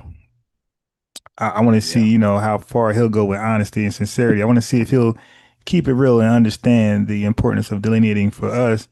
I don't know much about him. I don't know if he anti-FBA, but right now it seems like he could possibly be an asset. You dig? As long as he ain't a hater, it seems like, yeah, you know what? Let's work on him, right? Let's work on him. SWE 44. Let's work on him. Let's see if we can get him over here and deal with some things that we talk about. But without being too long-winded, I want to finish it. But go ahead. I think I saw some of this right here, and he was, I think, if I'm not mistaken, he was being critical on us about our culture and things like that right there. But I wouldn't too much worry about that because I think that wherever he's from, he probably still don't want to give us all that credit either. It's hard to give us credit when you look at the rest of the diaspora. So he's from that diaspora too, but he tries to sometimes say that, like we don't have a culture too. But I think if you go back and you find the whole thing, you'll see it. And, it's nothing wrong with us seeing it because, we've been chopping this stuff up. I like to see what he was saying. I don't agree with that part of it because, it's more like our culture thing. They act like, that what we did somehow is like out of nowhere. That's these people thought pattern that they just can't get it because nobody else does it. That's what I be talking about X all the time. But that's it. All right. Good luck. Okay, yeah. I'm gonna look through his stuff. Well, I'm gonna finish. We ain't gonna watch this whole thing. It's 30 minutes. Maybe we'll. I don't know. But I wasn't looking forward to watching the whole thing. But I'm looking at the link that who was that? Who that Renaissance woman put in the chat. I'm looking at Renaissance woman link. I'm just looking over it. That follow. I think 20 months.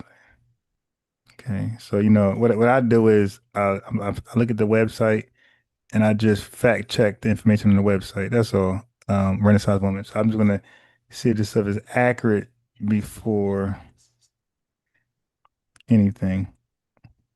All of our service industry, we speak French. Okay. Whether it's in politics, So whether it's business. name one or two we things you serve believe that is a local innovation by Haitians using French and is now being exported worldwide. We don't have anything. You don't have not any. that I know of. That's correct. Number two, the people who were brought from Africa to Haiti, from the history you know, and you have visited Benin, their ancestors, is there any one of them whose ancestors has ever run a country? No. But you ask the French to give you a country to run. And you're surprised Because now. we didn't want to be slaves anymore. I understand. That is not the point I'm trying to make. I'm just trying to point to you the number of informations I've collected to understand why Haiti will be the way it is. Nothing is wrong with it. It's bound to be this way. Number one, none of the slaves that were brought from Africa has ever witnessed, experienced, or understand how to run a country, because no ancestor in Africa has ever run a country. Right. They have led tribes in a very customary level. Okay. But now you are brought to a place that has been organized to imitate the colonials with infrastructure, schools, roads, you name it. And you ask that to be given to you because you can run it. Yeah, at the time. With what? I don't think we believed at the time that we could run it. No, I think no. the You goal did. No, was you to just believe. be free. We were done with slavery. We were just done with it. So, But it's not. But so if but you're you right. knew- Did yeah. we know that we can actually run a country, maintain things, and set policy, and think of the future? No, I think. Yes, I did a quick scan of the information that you put. Renaissance woman. It looks like it's pretty spot on. Yeah, so it looks like Africans did sell Africans within their own tribes. They didn't just only sell the ops or the weaker tribes. It looked like that's false. That Pan-Africanist Afrocentric worldview is also flawed and false. That they did indeed sell people from their own tribes. Okay, yeah. So yeah, I'm on them now. I'm gonna give Unc back over here. See, Renaissance woman, you starting trouble. I'm gonna get Unc back on here because he's under the impression that didn't happen. And watch he switch his whole tune up. He might be listening now. So Unc, if you're listening now, bro, you better not accept that Zoom link invitation. We were just so stuck on just being free from the. I understand. From our colonial. Yes, I understand. So why are you guys making up excuses to the way you are? You just said Why it. are we making You excuses? knew you couldn't have run a country because you've never run Okay, yeah, a country. Running a country is not simply a group of citizens. Wait, living- that was kind of deep. Let me run that back. What he said to her, because he froze her. Not, but So if you're you right. knew- Did yeah. we know that we can actually run a country, maintain things, and set policy, and think of the future? No, I think we were just so stuck on just being free from the. I understand. From our colonial. Yes, I understand. So why are you guys making up excuses to the way you are?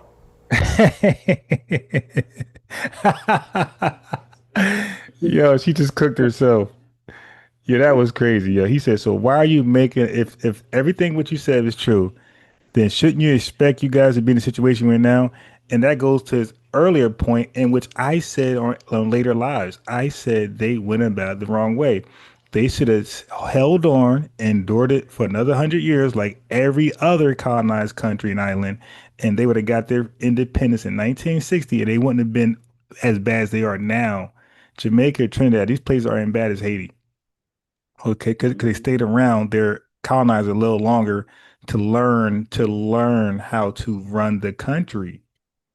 See, they, like she said, they just want to be free. And that's why I get offended, SLLE44. I get offended when Pan-Africanists use the Haitian rebellion as some success story. I get offended. I think that's like the worst failure story you can reference when you're trying to motivate Foundation Black Americans. That's the story you do not mention unless your point is what not to do. I get offended when they mention the Haitian Revolution as a successful story. No, you're setting up our youth for failure. And his conclusion is the same thing. She is learning the hard way. You just said it. She is learning the Penny Hardaway. She's learning the Tim Hardaway. She's learning the Tim Hardaway Jr.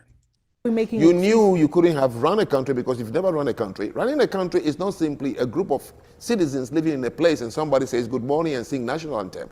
It's a very complex, culturally based, the platform, the foundation has to be there culturally. Yeah, Golden Brown said, who cares about Biggie?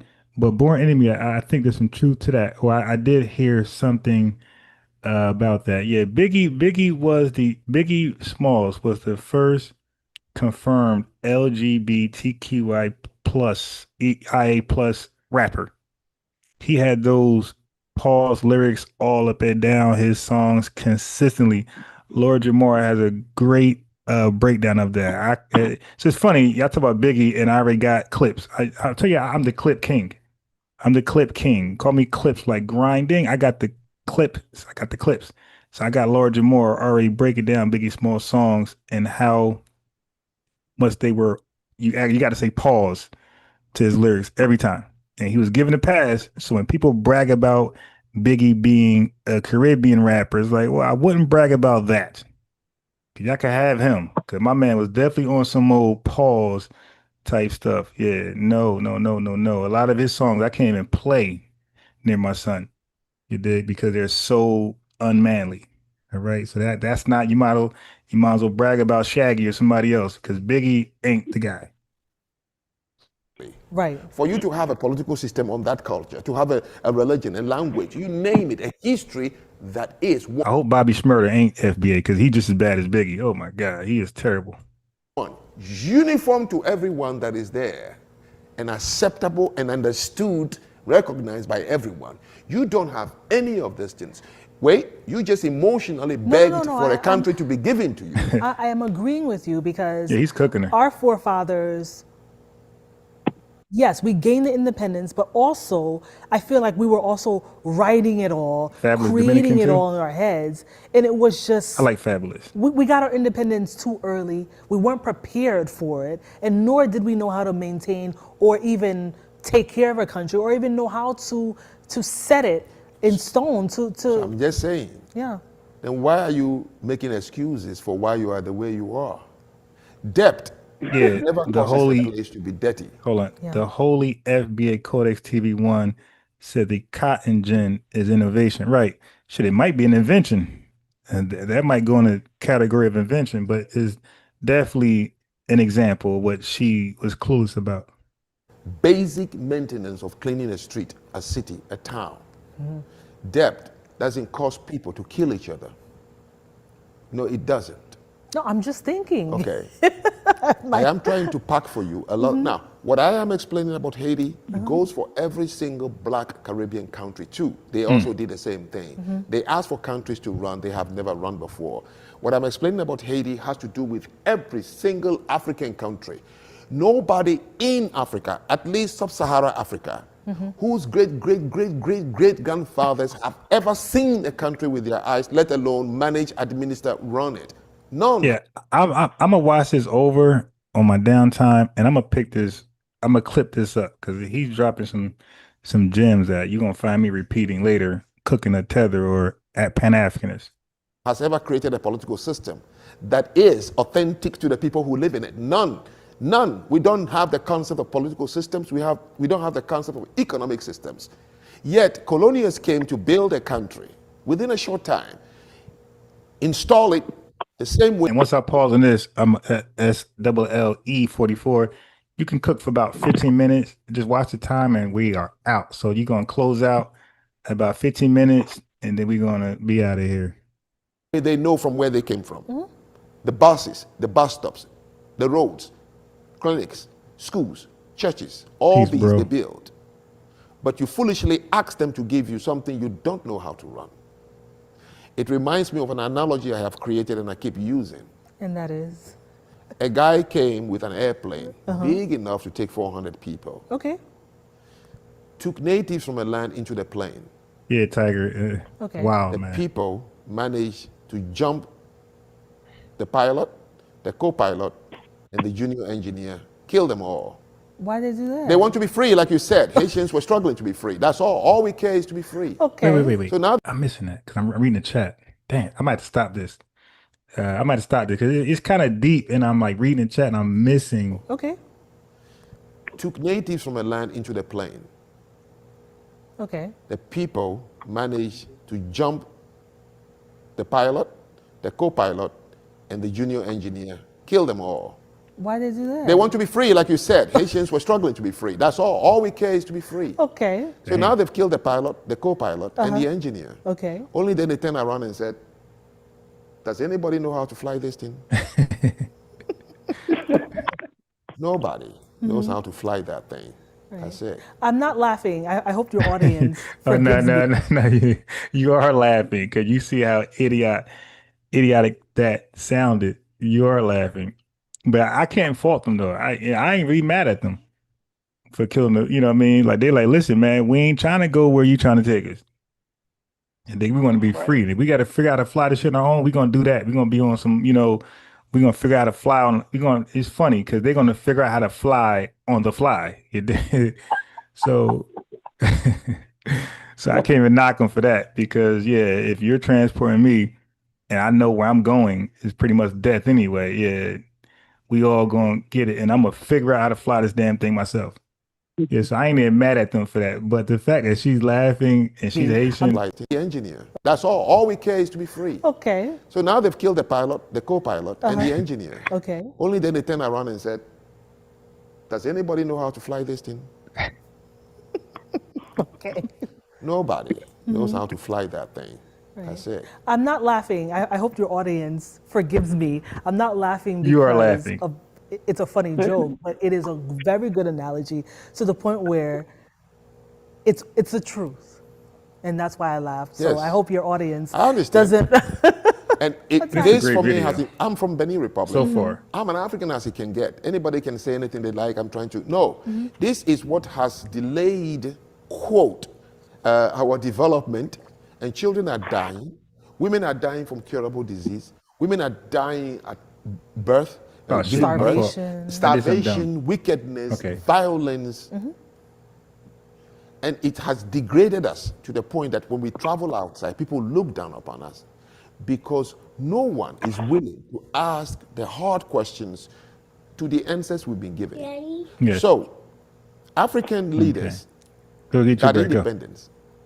Within 3 years, they recognize, oh shoot, we don't know how to fly this plane.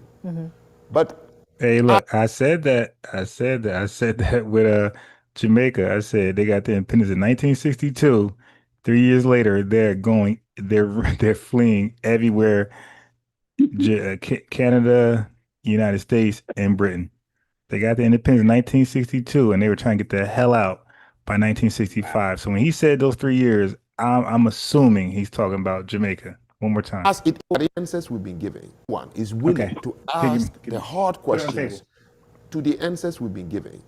So, African leaders got independence. Within 3 years, they recognize, oh shoot, we don't know how to fly this plane. But as it is about Africans, ego is far bigger than intellect. They couldn't confess to the masses. So do you know what they did? They coined a term immediately and said, guess what? We got independence from colonials, but there is neo-colonization going on. They didn't leave. They are still lurching in the dark. So the word neo-colonization began to grow from one person to the other, and now everybody is using it, saying the reason Africa is still the way it is because of because of neo-colonization. There is no such thing. Nkrumah created that When he knew after 3 years, he doesn't know what he asked for. Same with you, same with every black country. I repeat, no sub-Saharan citizen's father, great-great-grandfather has ever had the concept and run a country. Never. A country is not just a place full of human beings. Complex. But the people have to have a uniform culture to form the foundation, followed by a uniform language, a uniform heritage, ethnicity, history, And everything. Haiti doesn't have that. And then have to proclaim, we the people, this is what we want to preserve. None of you, both on the mothership, which is Africa, and in the Caribbean, Right. you made your boogeyman to be debt. The Jamaicans made the Babylonian system to be the reason. South Africans made apartheid to be their reason. West Africans made neo-colonization to be their reason. Black Americans made racism to be their reason. But when you look around, every one of us uniformly are in the same condition because you ask for something you don't have any clue how to run it. Number 3, what is your role model country you've seen for black country that didn't have the debt with France? In Africa, in UK blacks, in the United States, that you say, you see, this ones here didn't have the depth. See how they have grown to what we want to be. So which one are you guys going for? Not one country in Africa, because Oh. they're all in the development So which stage. one is your role model country? That is the inspiration as to self-determination. This is the destination we want to be. But you see, our depth is only. What I'm asking the Haitians is, what is it you're pointing to that you thought in your head you could be? Give me the picture of what Haiti could have looked like without a depth. Any developed Western country. Even though we don't know how to create it, we want that. Oh, that's what you need. Okay. All right, so y'all gonna say I'm biased in this one, but I don't know how he included us because we didn't expect to run America. Like when we were emancipated and free, we didn't when we took offices of Congress and mayors, but we were not the president of the United States and we were not running a country. So I don't think we should be thrown in that. I think everybody else were left by themselves to run a country. Maybe not the South Africans, but I think he included too many people there. When we were free, our burden wasn't to run a country. Our burden was just supposed to be given citizenship and a fair chance at liberty and life opportunities that we basically provided for ourselves. So I don't think we should be thrown in there. You could say I'm biased, and I don't think I am because we were not left to run a country by ourselves. So I don't think that was a good analogy to throw us in there or a good example. Okay. So when you get independence from the French, which is not independent, they say the word, I don't like the word. The word doesn't make sense at all. What would you call it then? Freedom. Independence means that I voluntarily decided to depend on you as a parasite for me to be able to do something. So after a while, I'll say, look, I want to be independent. A child can say to the parents, Dad, I want to be independent. See, at this point, he's giving more opinions. An opinion, we all got opinion. I like the facts he was dropping earlier. He's being more opinionated now. And I might stop it. Let's see. Of you. Mm-hmm. Okay? So I plan to move out, That's pay correct. my own bills. That's independence. Mm-hmm. What we gained was not independence. We were not depending on them. Mm-hmm. They came and took us and used us to build our countries in the way that can benefit them. That is not dependence. That's just freedom. Freedom to just no longer be a slave. Yes, you were colonized. We will like to stay here because we don't know how to get back. And even the ones in Africa decided that they will just remain the structure that has been created artificially for them. They will run it. They thought they could run it, just like you thought you could run it.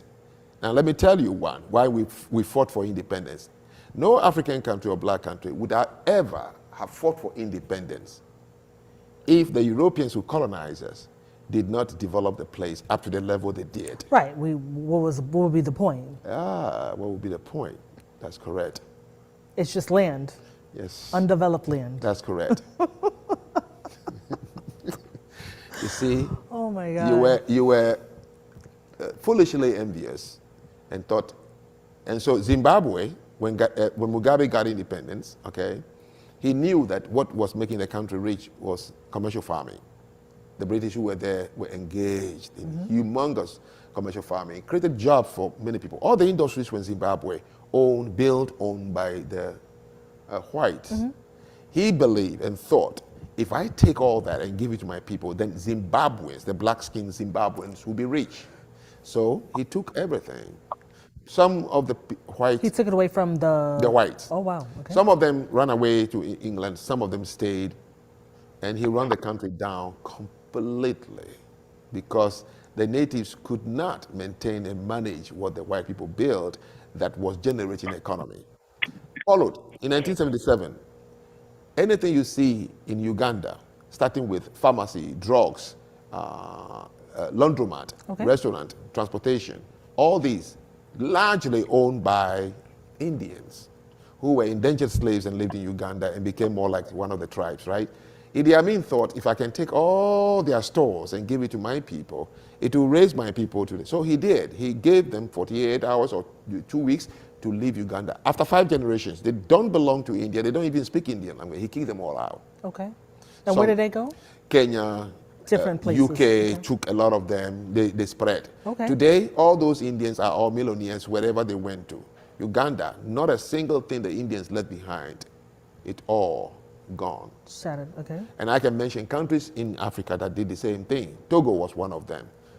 Benin was another one that took things and nationalized it. Okay. And the country would die.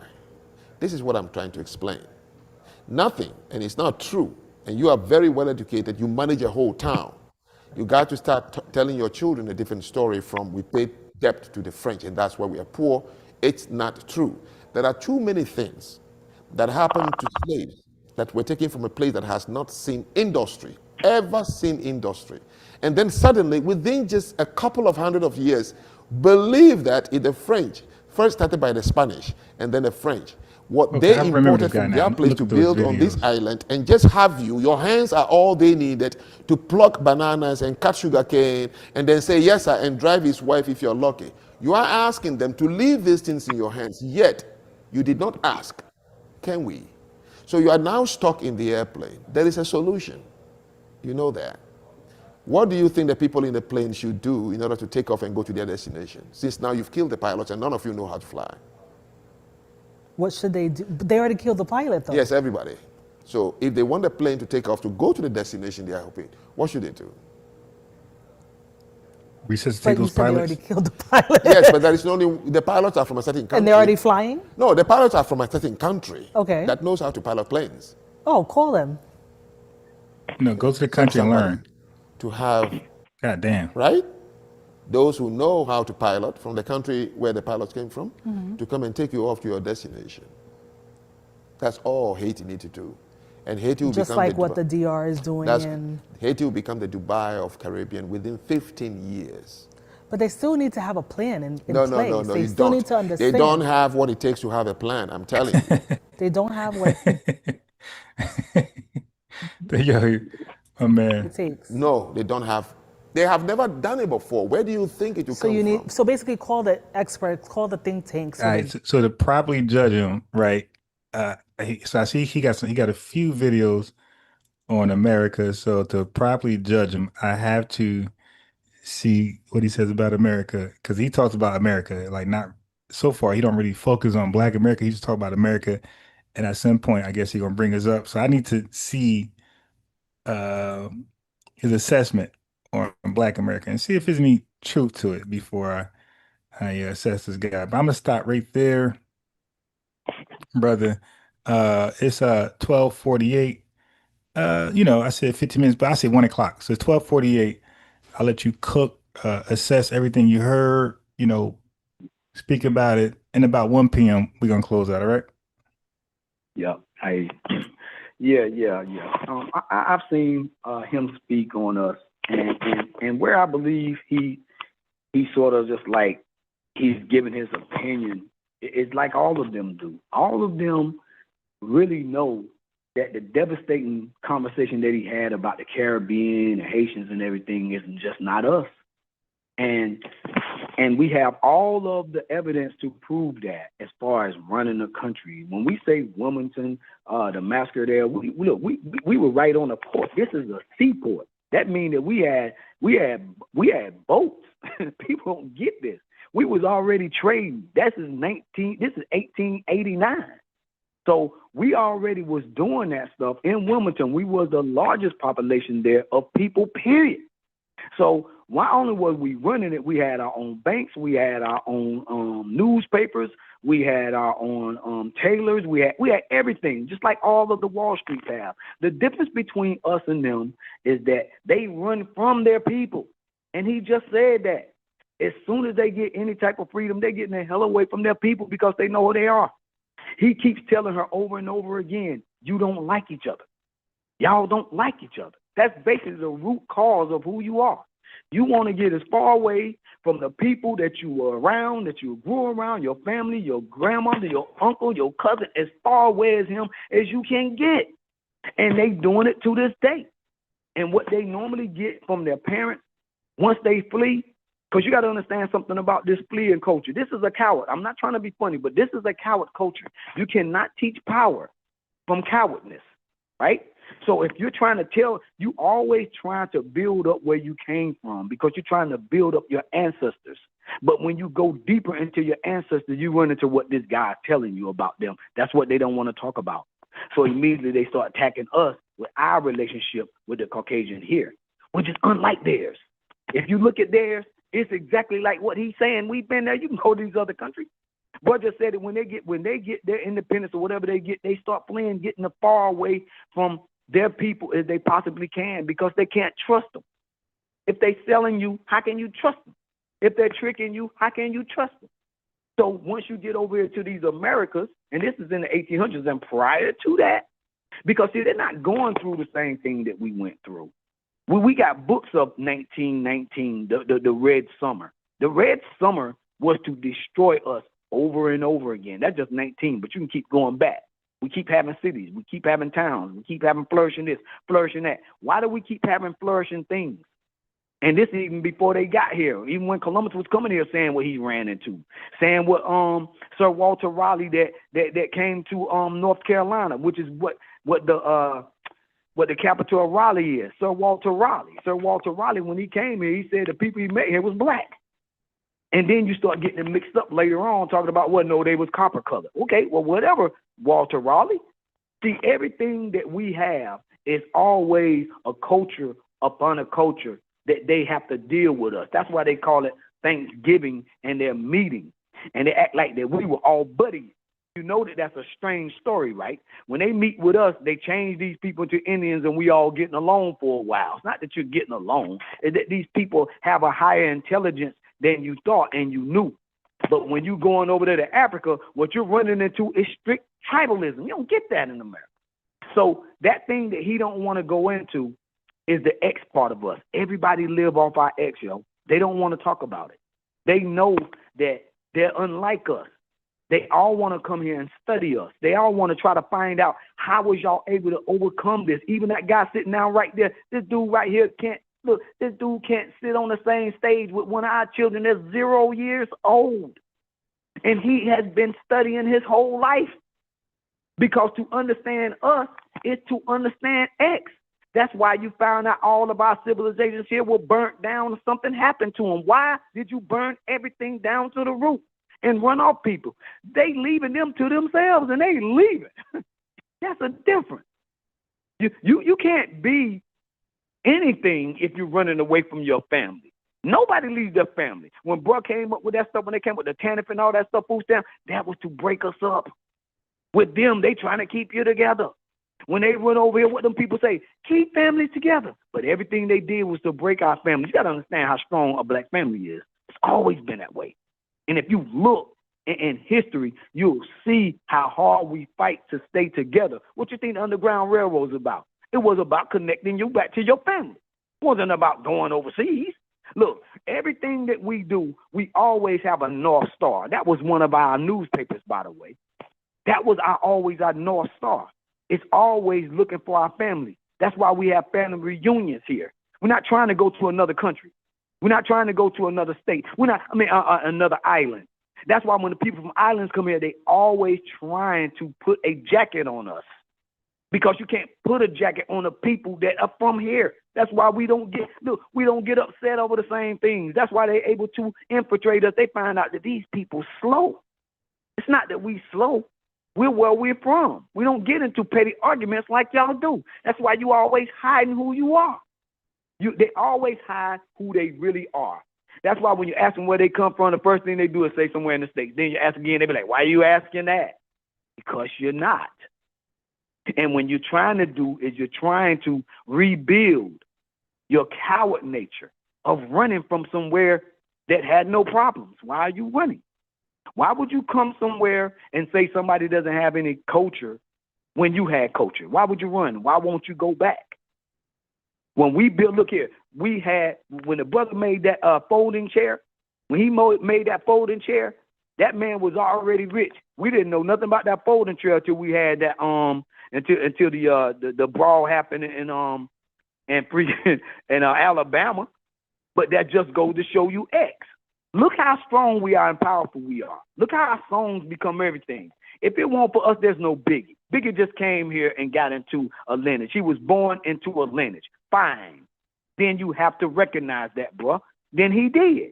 He just had a little bit more of his of that culture type of stuff. They degenerate culture that they love over there because they love being tribal. Tribal normally is stripping you down, getting you naked. I ain't trying to be funny here, but what you think you see a lot of them naked all the time. So with us, it has always been to cover up certain parts, to be more upstanding, to understand what it is to be on this earth and have the proper understanding with the sun, the moon, the stars, and the climate and everything. If you fighting all the time, your people, because you're trying to get more of them, you're not in tune with the earth. These people are tribal for a reason, and we're not. And that's why they're able to get over on us, because we look at things in a very, very simple form. When the rain come down and it's supposed to do something, it's supposed to produce, we believe that. They be looking around like they made it happen. We be like, yeah, you made it happen. But we understand what it means for those climates to happen. When they came over here, they didn't run into nobody that just didn't know nothing. People was already teaching stuff. That stuff they was doing over there in Africa is more about, I'm pissed off at you. I'm pissed off. You don't find that with us. You don't find that with us. That was try to be bred into us, but we fight against it. We resist. We always resist. We resist the wicked, and we cause them to flee. And if you don't flee, then our blood will be in that soil. This is not a game. So we know that when they come here, that we stand up 24 hours a day. You can see our names in every building. You can see our names in every street. You can see our names in everything. Matter of fact, our names come after some of our colonials. So when we did our thing, we fought for everything here. And you'll see it torn down. You can see remnants everywhere. They had the opportunity to do what they want. The boy said, you're not capable. So you come here to a HBCU when you could not read. So we had HBCUs in the 1800s. They said y'all still couldn't read. So what are you doing over there? You can't come over here and tell us that we want something that you got. Our people are humble, man, like the givings of this earth. When you get night and day and stuff, we are very in tune with the earth. These people war against the earth. That's why they always tricking people. We know that to get rain is a blessing. They just rapping. We know what to do. Why do you think we created the cotton gin? Why do you think we have all these creations? These creations didn't happen with them. They're getting the same rain, aren't they? They're getting the same sun, aren't they? They're getting the same time of the day, aren't they? Then why are they not creating it? They people know for a fact that what you're bowing down to there is really over here in the West. And I'm sorry, I'm not trying to be funny, but you come over here for the scientists here. We got them. You see our scientists. You see our inventors. You see our athletes. You see our singers. Everything we do that we've done here that they burnt down and tore down, all of you have benefit off of it. And instead of you thanking us and giving us reparations, even if your little country is broke, you need to be sending something over here. Because even the Wright brothers were dealing with us when they made that plane. You don't know nothing about that. But everything that we do, from the flashlight to the light bulb to everything else, to hydraulics, see, the Caucasian wrestle us, so he has to put us in there. They just go over there and teach y'all stuff, and look, it's hard. Talking about hard head, go to Africa and go to the islands. You talking about a hard head? All these people want to do is take something and say, well, it's mine. And that's what they do. At 12:59, bro, and I appreciate you letting me back on. I really do. Oh, is he there? Oh, I guess he got me on. Well, look, I'm going to keep going a little bit until bro come back. Listen. Nah, FBA, I was trying to get off mute. Yeah. So if you want, you got about 5 more minutes. I'm in the background to get my son dressed. Okay. Yeah, about 5 more minutes. Yes, All right. Good. I just want to give my love to my family, you know, and let you know that your grandmothers, and no matter what kind of issues you had with your family over these years, you have got to understand that these icons that they put up there around this world is literally your cousin and your aunt and your little sister. When you see hip hop and all that stuff created, that's no more than you sitting in the living room with your little kids dancing. Nobody else is doing this stuff. They got the same kids. They got the same opportunity to do it. They're not doing it. And they don't want to give us our respect because they can't understand how they're doing it. The guy just told you. We are not the same, but we're not trying to be the same. We never tried to be you. What we were doing, when we were part of a human race. That's how you was able to come here. We accepted everyone that came here. We didn't care when you came. We know what it means to fight over people stealing inventions and stealing land and stuff. So we knew it. When you came, of course our hearts were open. This came from our ancestors. Now you're disrespecting the very ancestors. You don't want to look at us as we are our ancestors' children, but we are that. And we open our arms for you because we see across the seas. We have a innate nature to be able to see across seas. How you think we think like this? You don't get these type of inventions and stuff. Look, none of these people created jazz or blues. How? How is it possible you never even had a little taste of the blues? You weren't even making music like that in Jamaica. Stop it, man. Look, the blues is older than ska and reggae.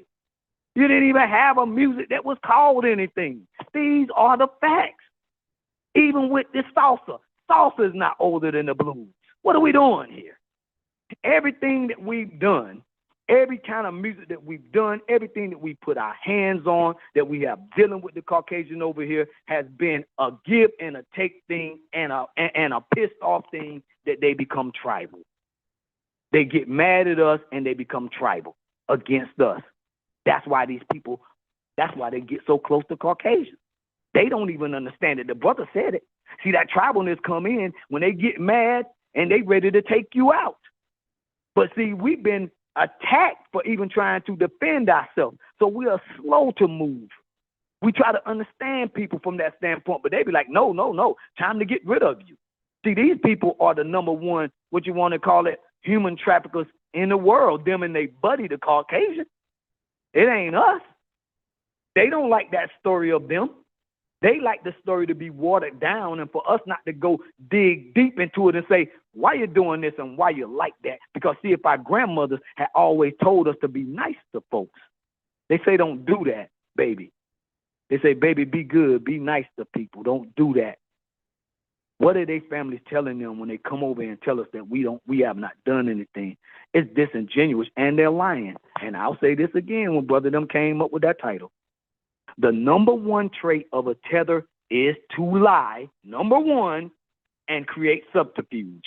If you don't want to be a tether, then don't lie and don't create subterfuge over here because it shakes the graves of our ancestors. They let y'all come in here. Now they upset. And you set a blaze now to our people looking through y'all. We're not even looking at you now. We're looking through you to like 20 of you. And you're saying, well, look here, you can't put us all in the same boat. We're saying, well, then handle your folks then. See, when we used to get in it back in the day, they used to say, well, look here, I want you to handle your kids and I'll handle mine. But see, they looking around like, oh no, well, we'll just go to the police. See, they used to run into them. They used to run into the authorities to come check us because, see, that's the picture that you get from overseas. All you got to do is call the police and they'll straighten them black folks. Then they're not black again. See, to be black is to understand that your very mindset is a weapon.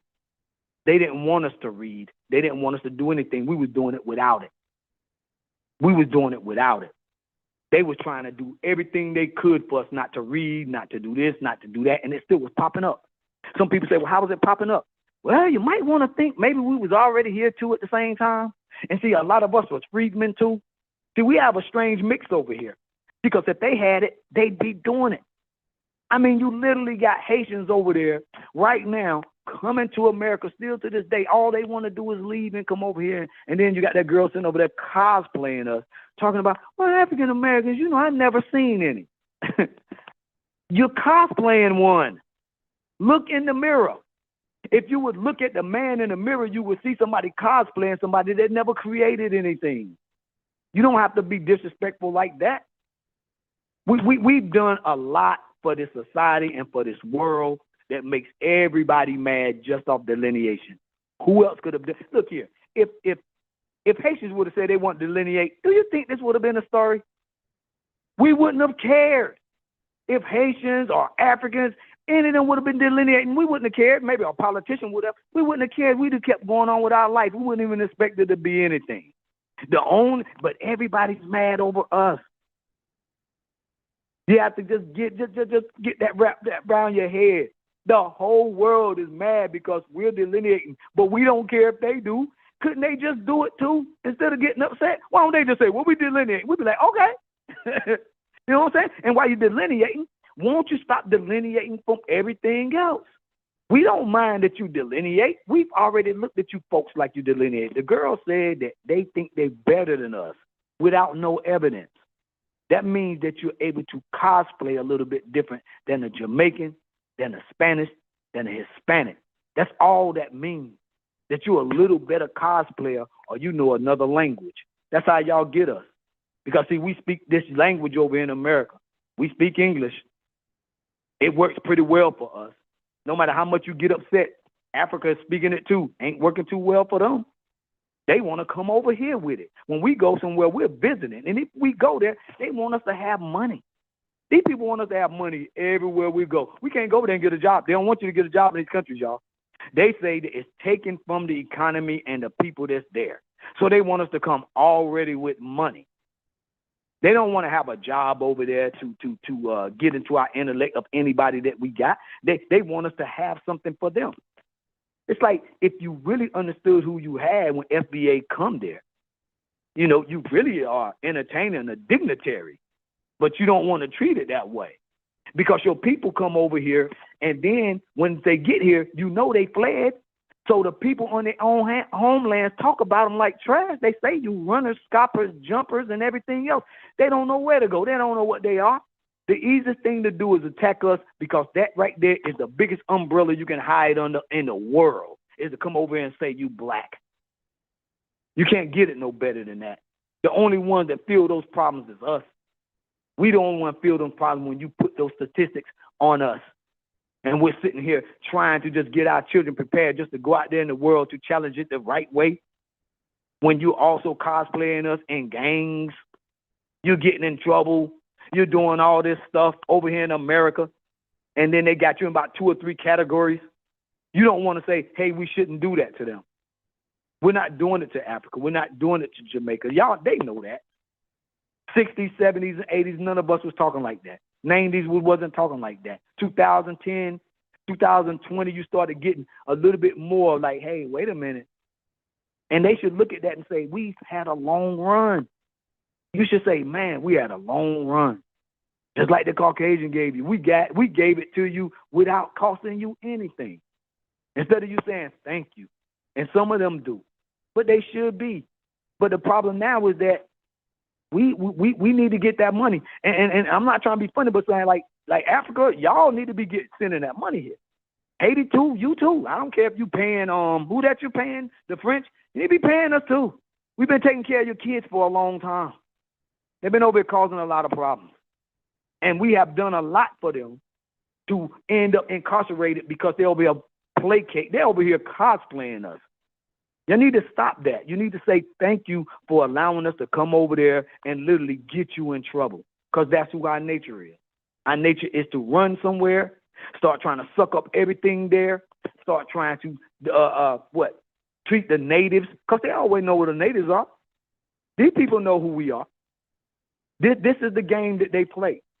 Oh, well, we don't know where you at. I've never seen one. This is crazy. You don't have anything over here resembling Haiti, but you're going to say that. Look, you know another thing that happens a lot in America? You see a lot of parades.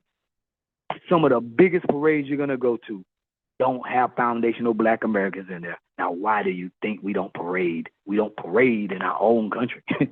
We don't even look here. Everything that we do, we don't glorify it and blast it like that. That's why people are able to steal it. When we create hip hop, we don't know the name of it. When we create the blues, we don't know the name of it. When we create a lot of things, especially when it comes to cultural things, we don't know the name of them. It's just us doing that. Everything they do, they want credit for it over here. The man said, "What has Haiti done?" She started laughing. You ask what Black Americans have done, it ain't gonna be no joke, bro. You're going to be talking for the rest of your life. But she laughing at Haiti. She's from Haiti. Like, what have you done? She's sitting there like, oh, well, we rebelled. If that's the best thing you got, a rebellion, you ain't in America then. We had something called the Underground Railroad. Just that one little thing right there can take you can be talking about that for the rest of your life. That's just one little event in our life. Everything that we do is chaptered and cataloged in America. It is deep inside America. It's overt, it's covert, it's hidden too at the same time. That very Constitution was written to try to take us out of it. And every time they had to do something, they came in and said what? 3/5. They called it a slave. They called it property. Who are they talking about? Every time they talked about us, and then sometimes they put freedmen in there. Who are these folks? All these people was already there from the very beginning. They've been dealing with us from the very beginning. But every time they want to give something, somehow they make it for all men, all women. So our job now is to deconstruct, like to delineate, to deconstruct this narrative to the United States of America, to let them know that what you've done basically is you have had a defamation case against us. That's what you've done, a defamation case.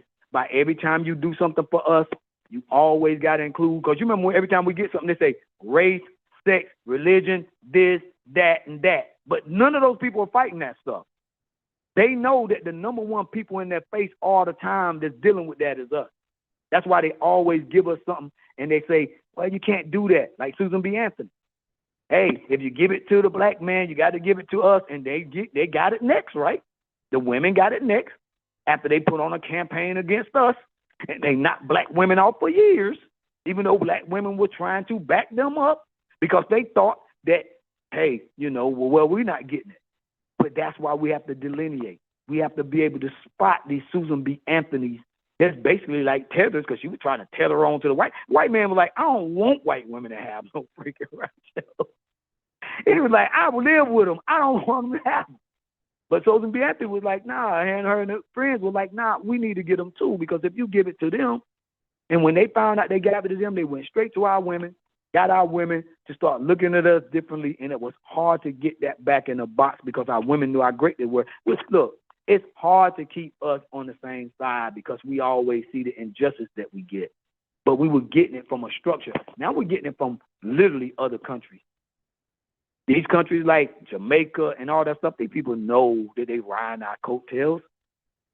We have to say this now. We never wanted to say this stuff. They start talking about, well, we got stuff. Yeah, y'all got freaking, what you want to call, vacation resorts. Come on, man. Look, they have mostly vacation resorts. They think that right there is what it is. Now, if you got a vacation resort that you barely can go on yourself, you can't even afford it, you're going to call that right there living? You come to America and every block you go to is better than where you came from. It's not a vacation resort. This is what our ancestors fought for.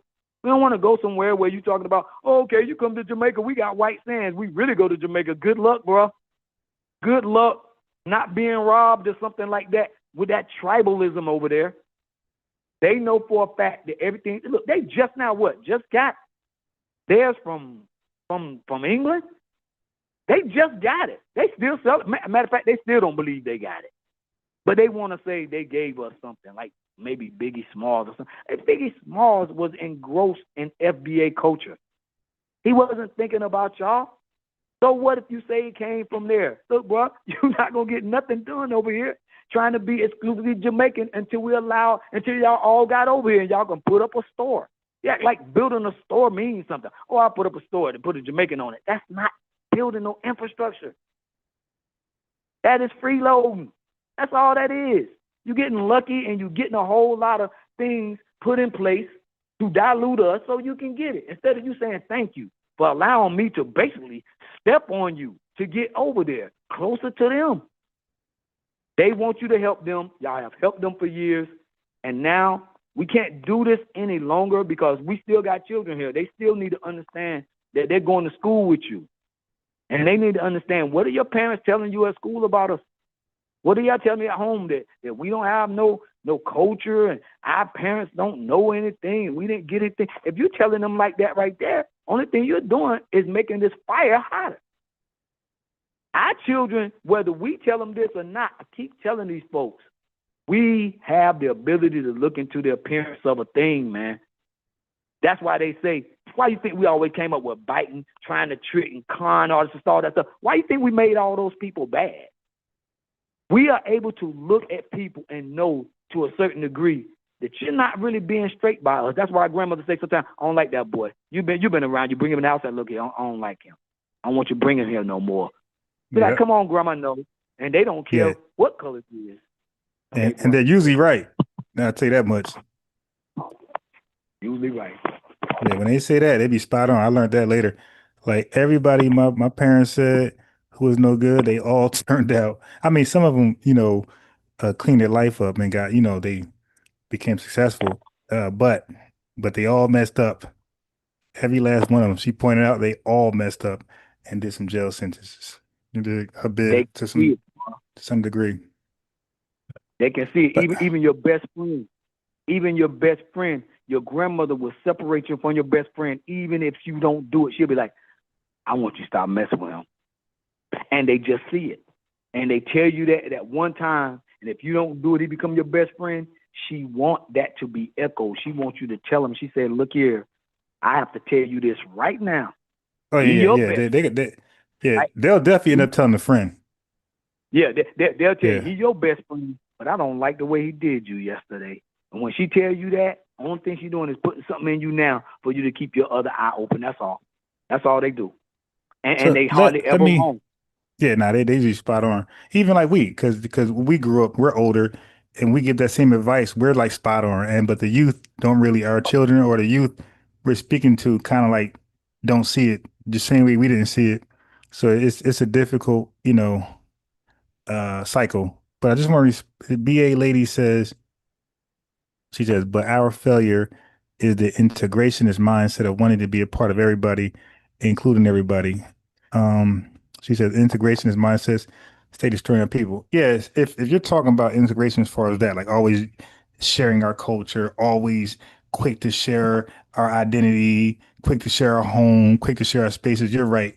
If that's what you mean by an integrationist mindset, yes, that is definitely put us in a position right now to delineate, to desegregate, integrational list, whatever you want to call it. But we're doing the opposite of it. We're saying, okay, we're no longer access to us is our brand, our intellectual property, our culture is no longer inclusive.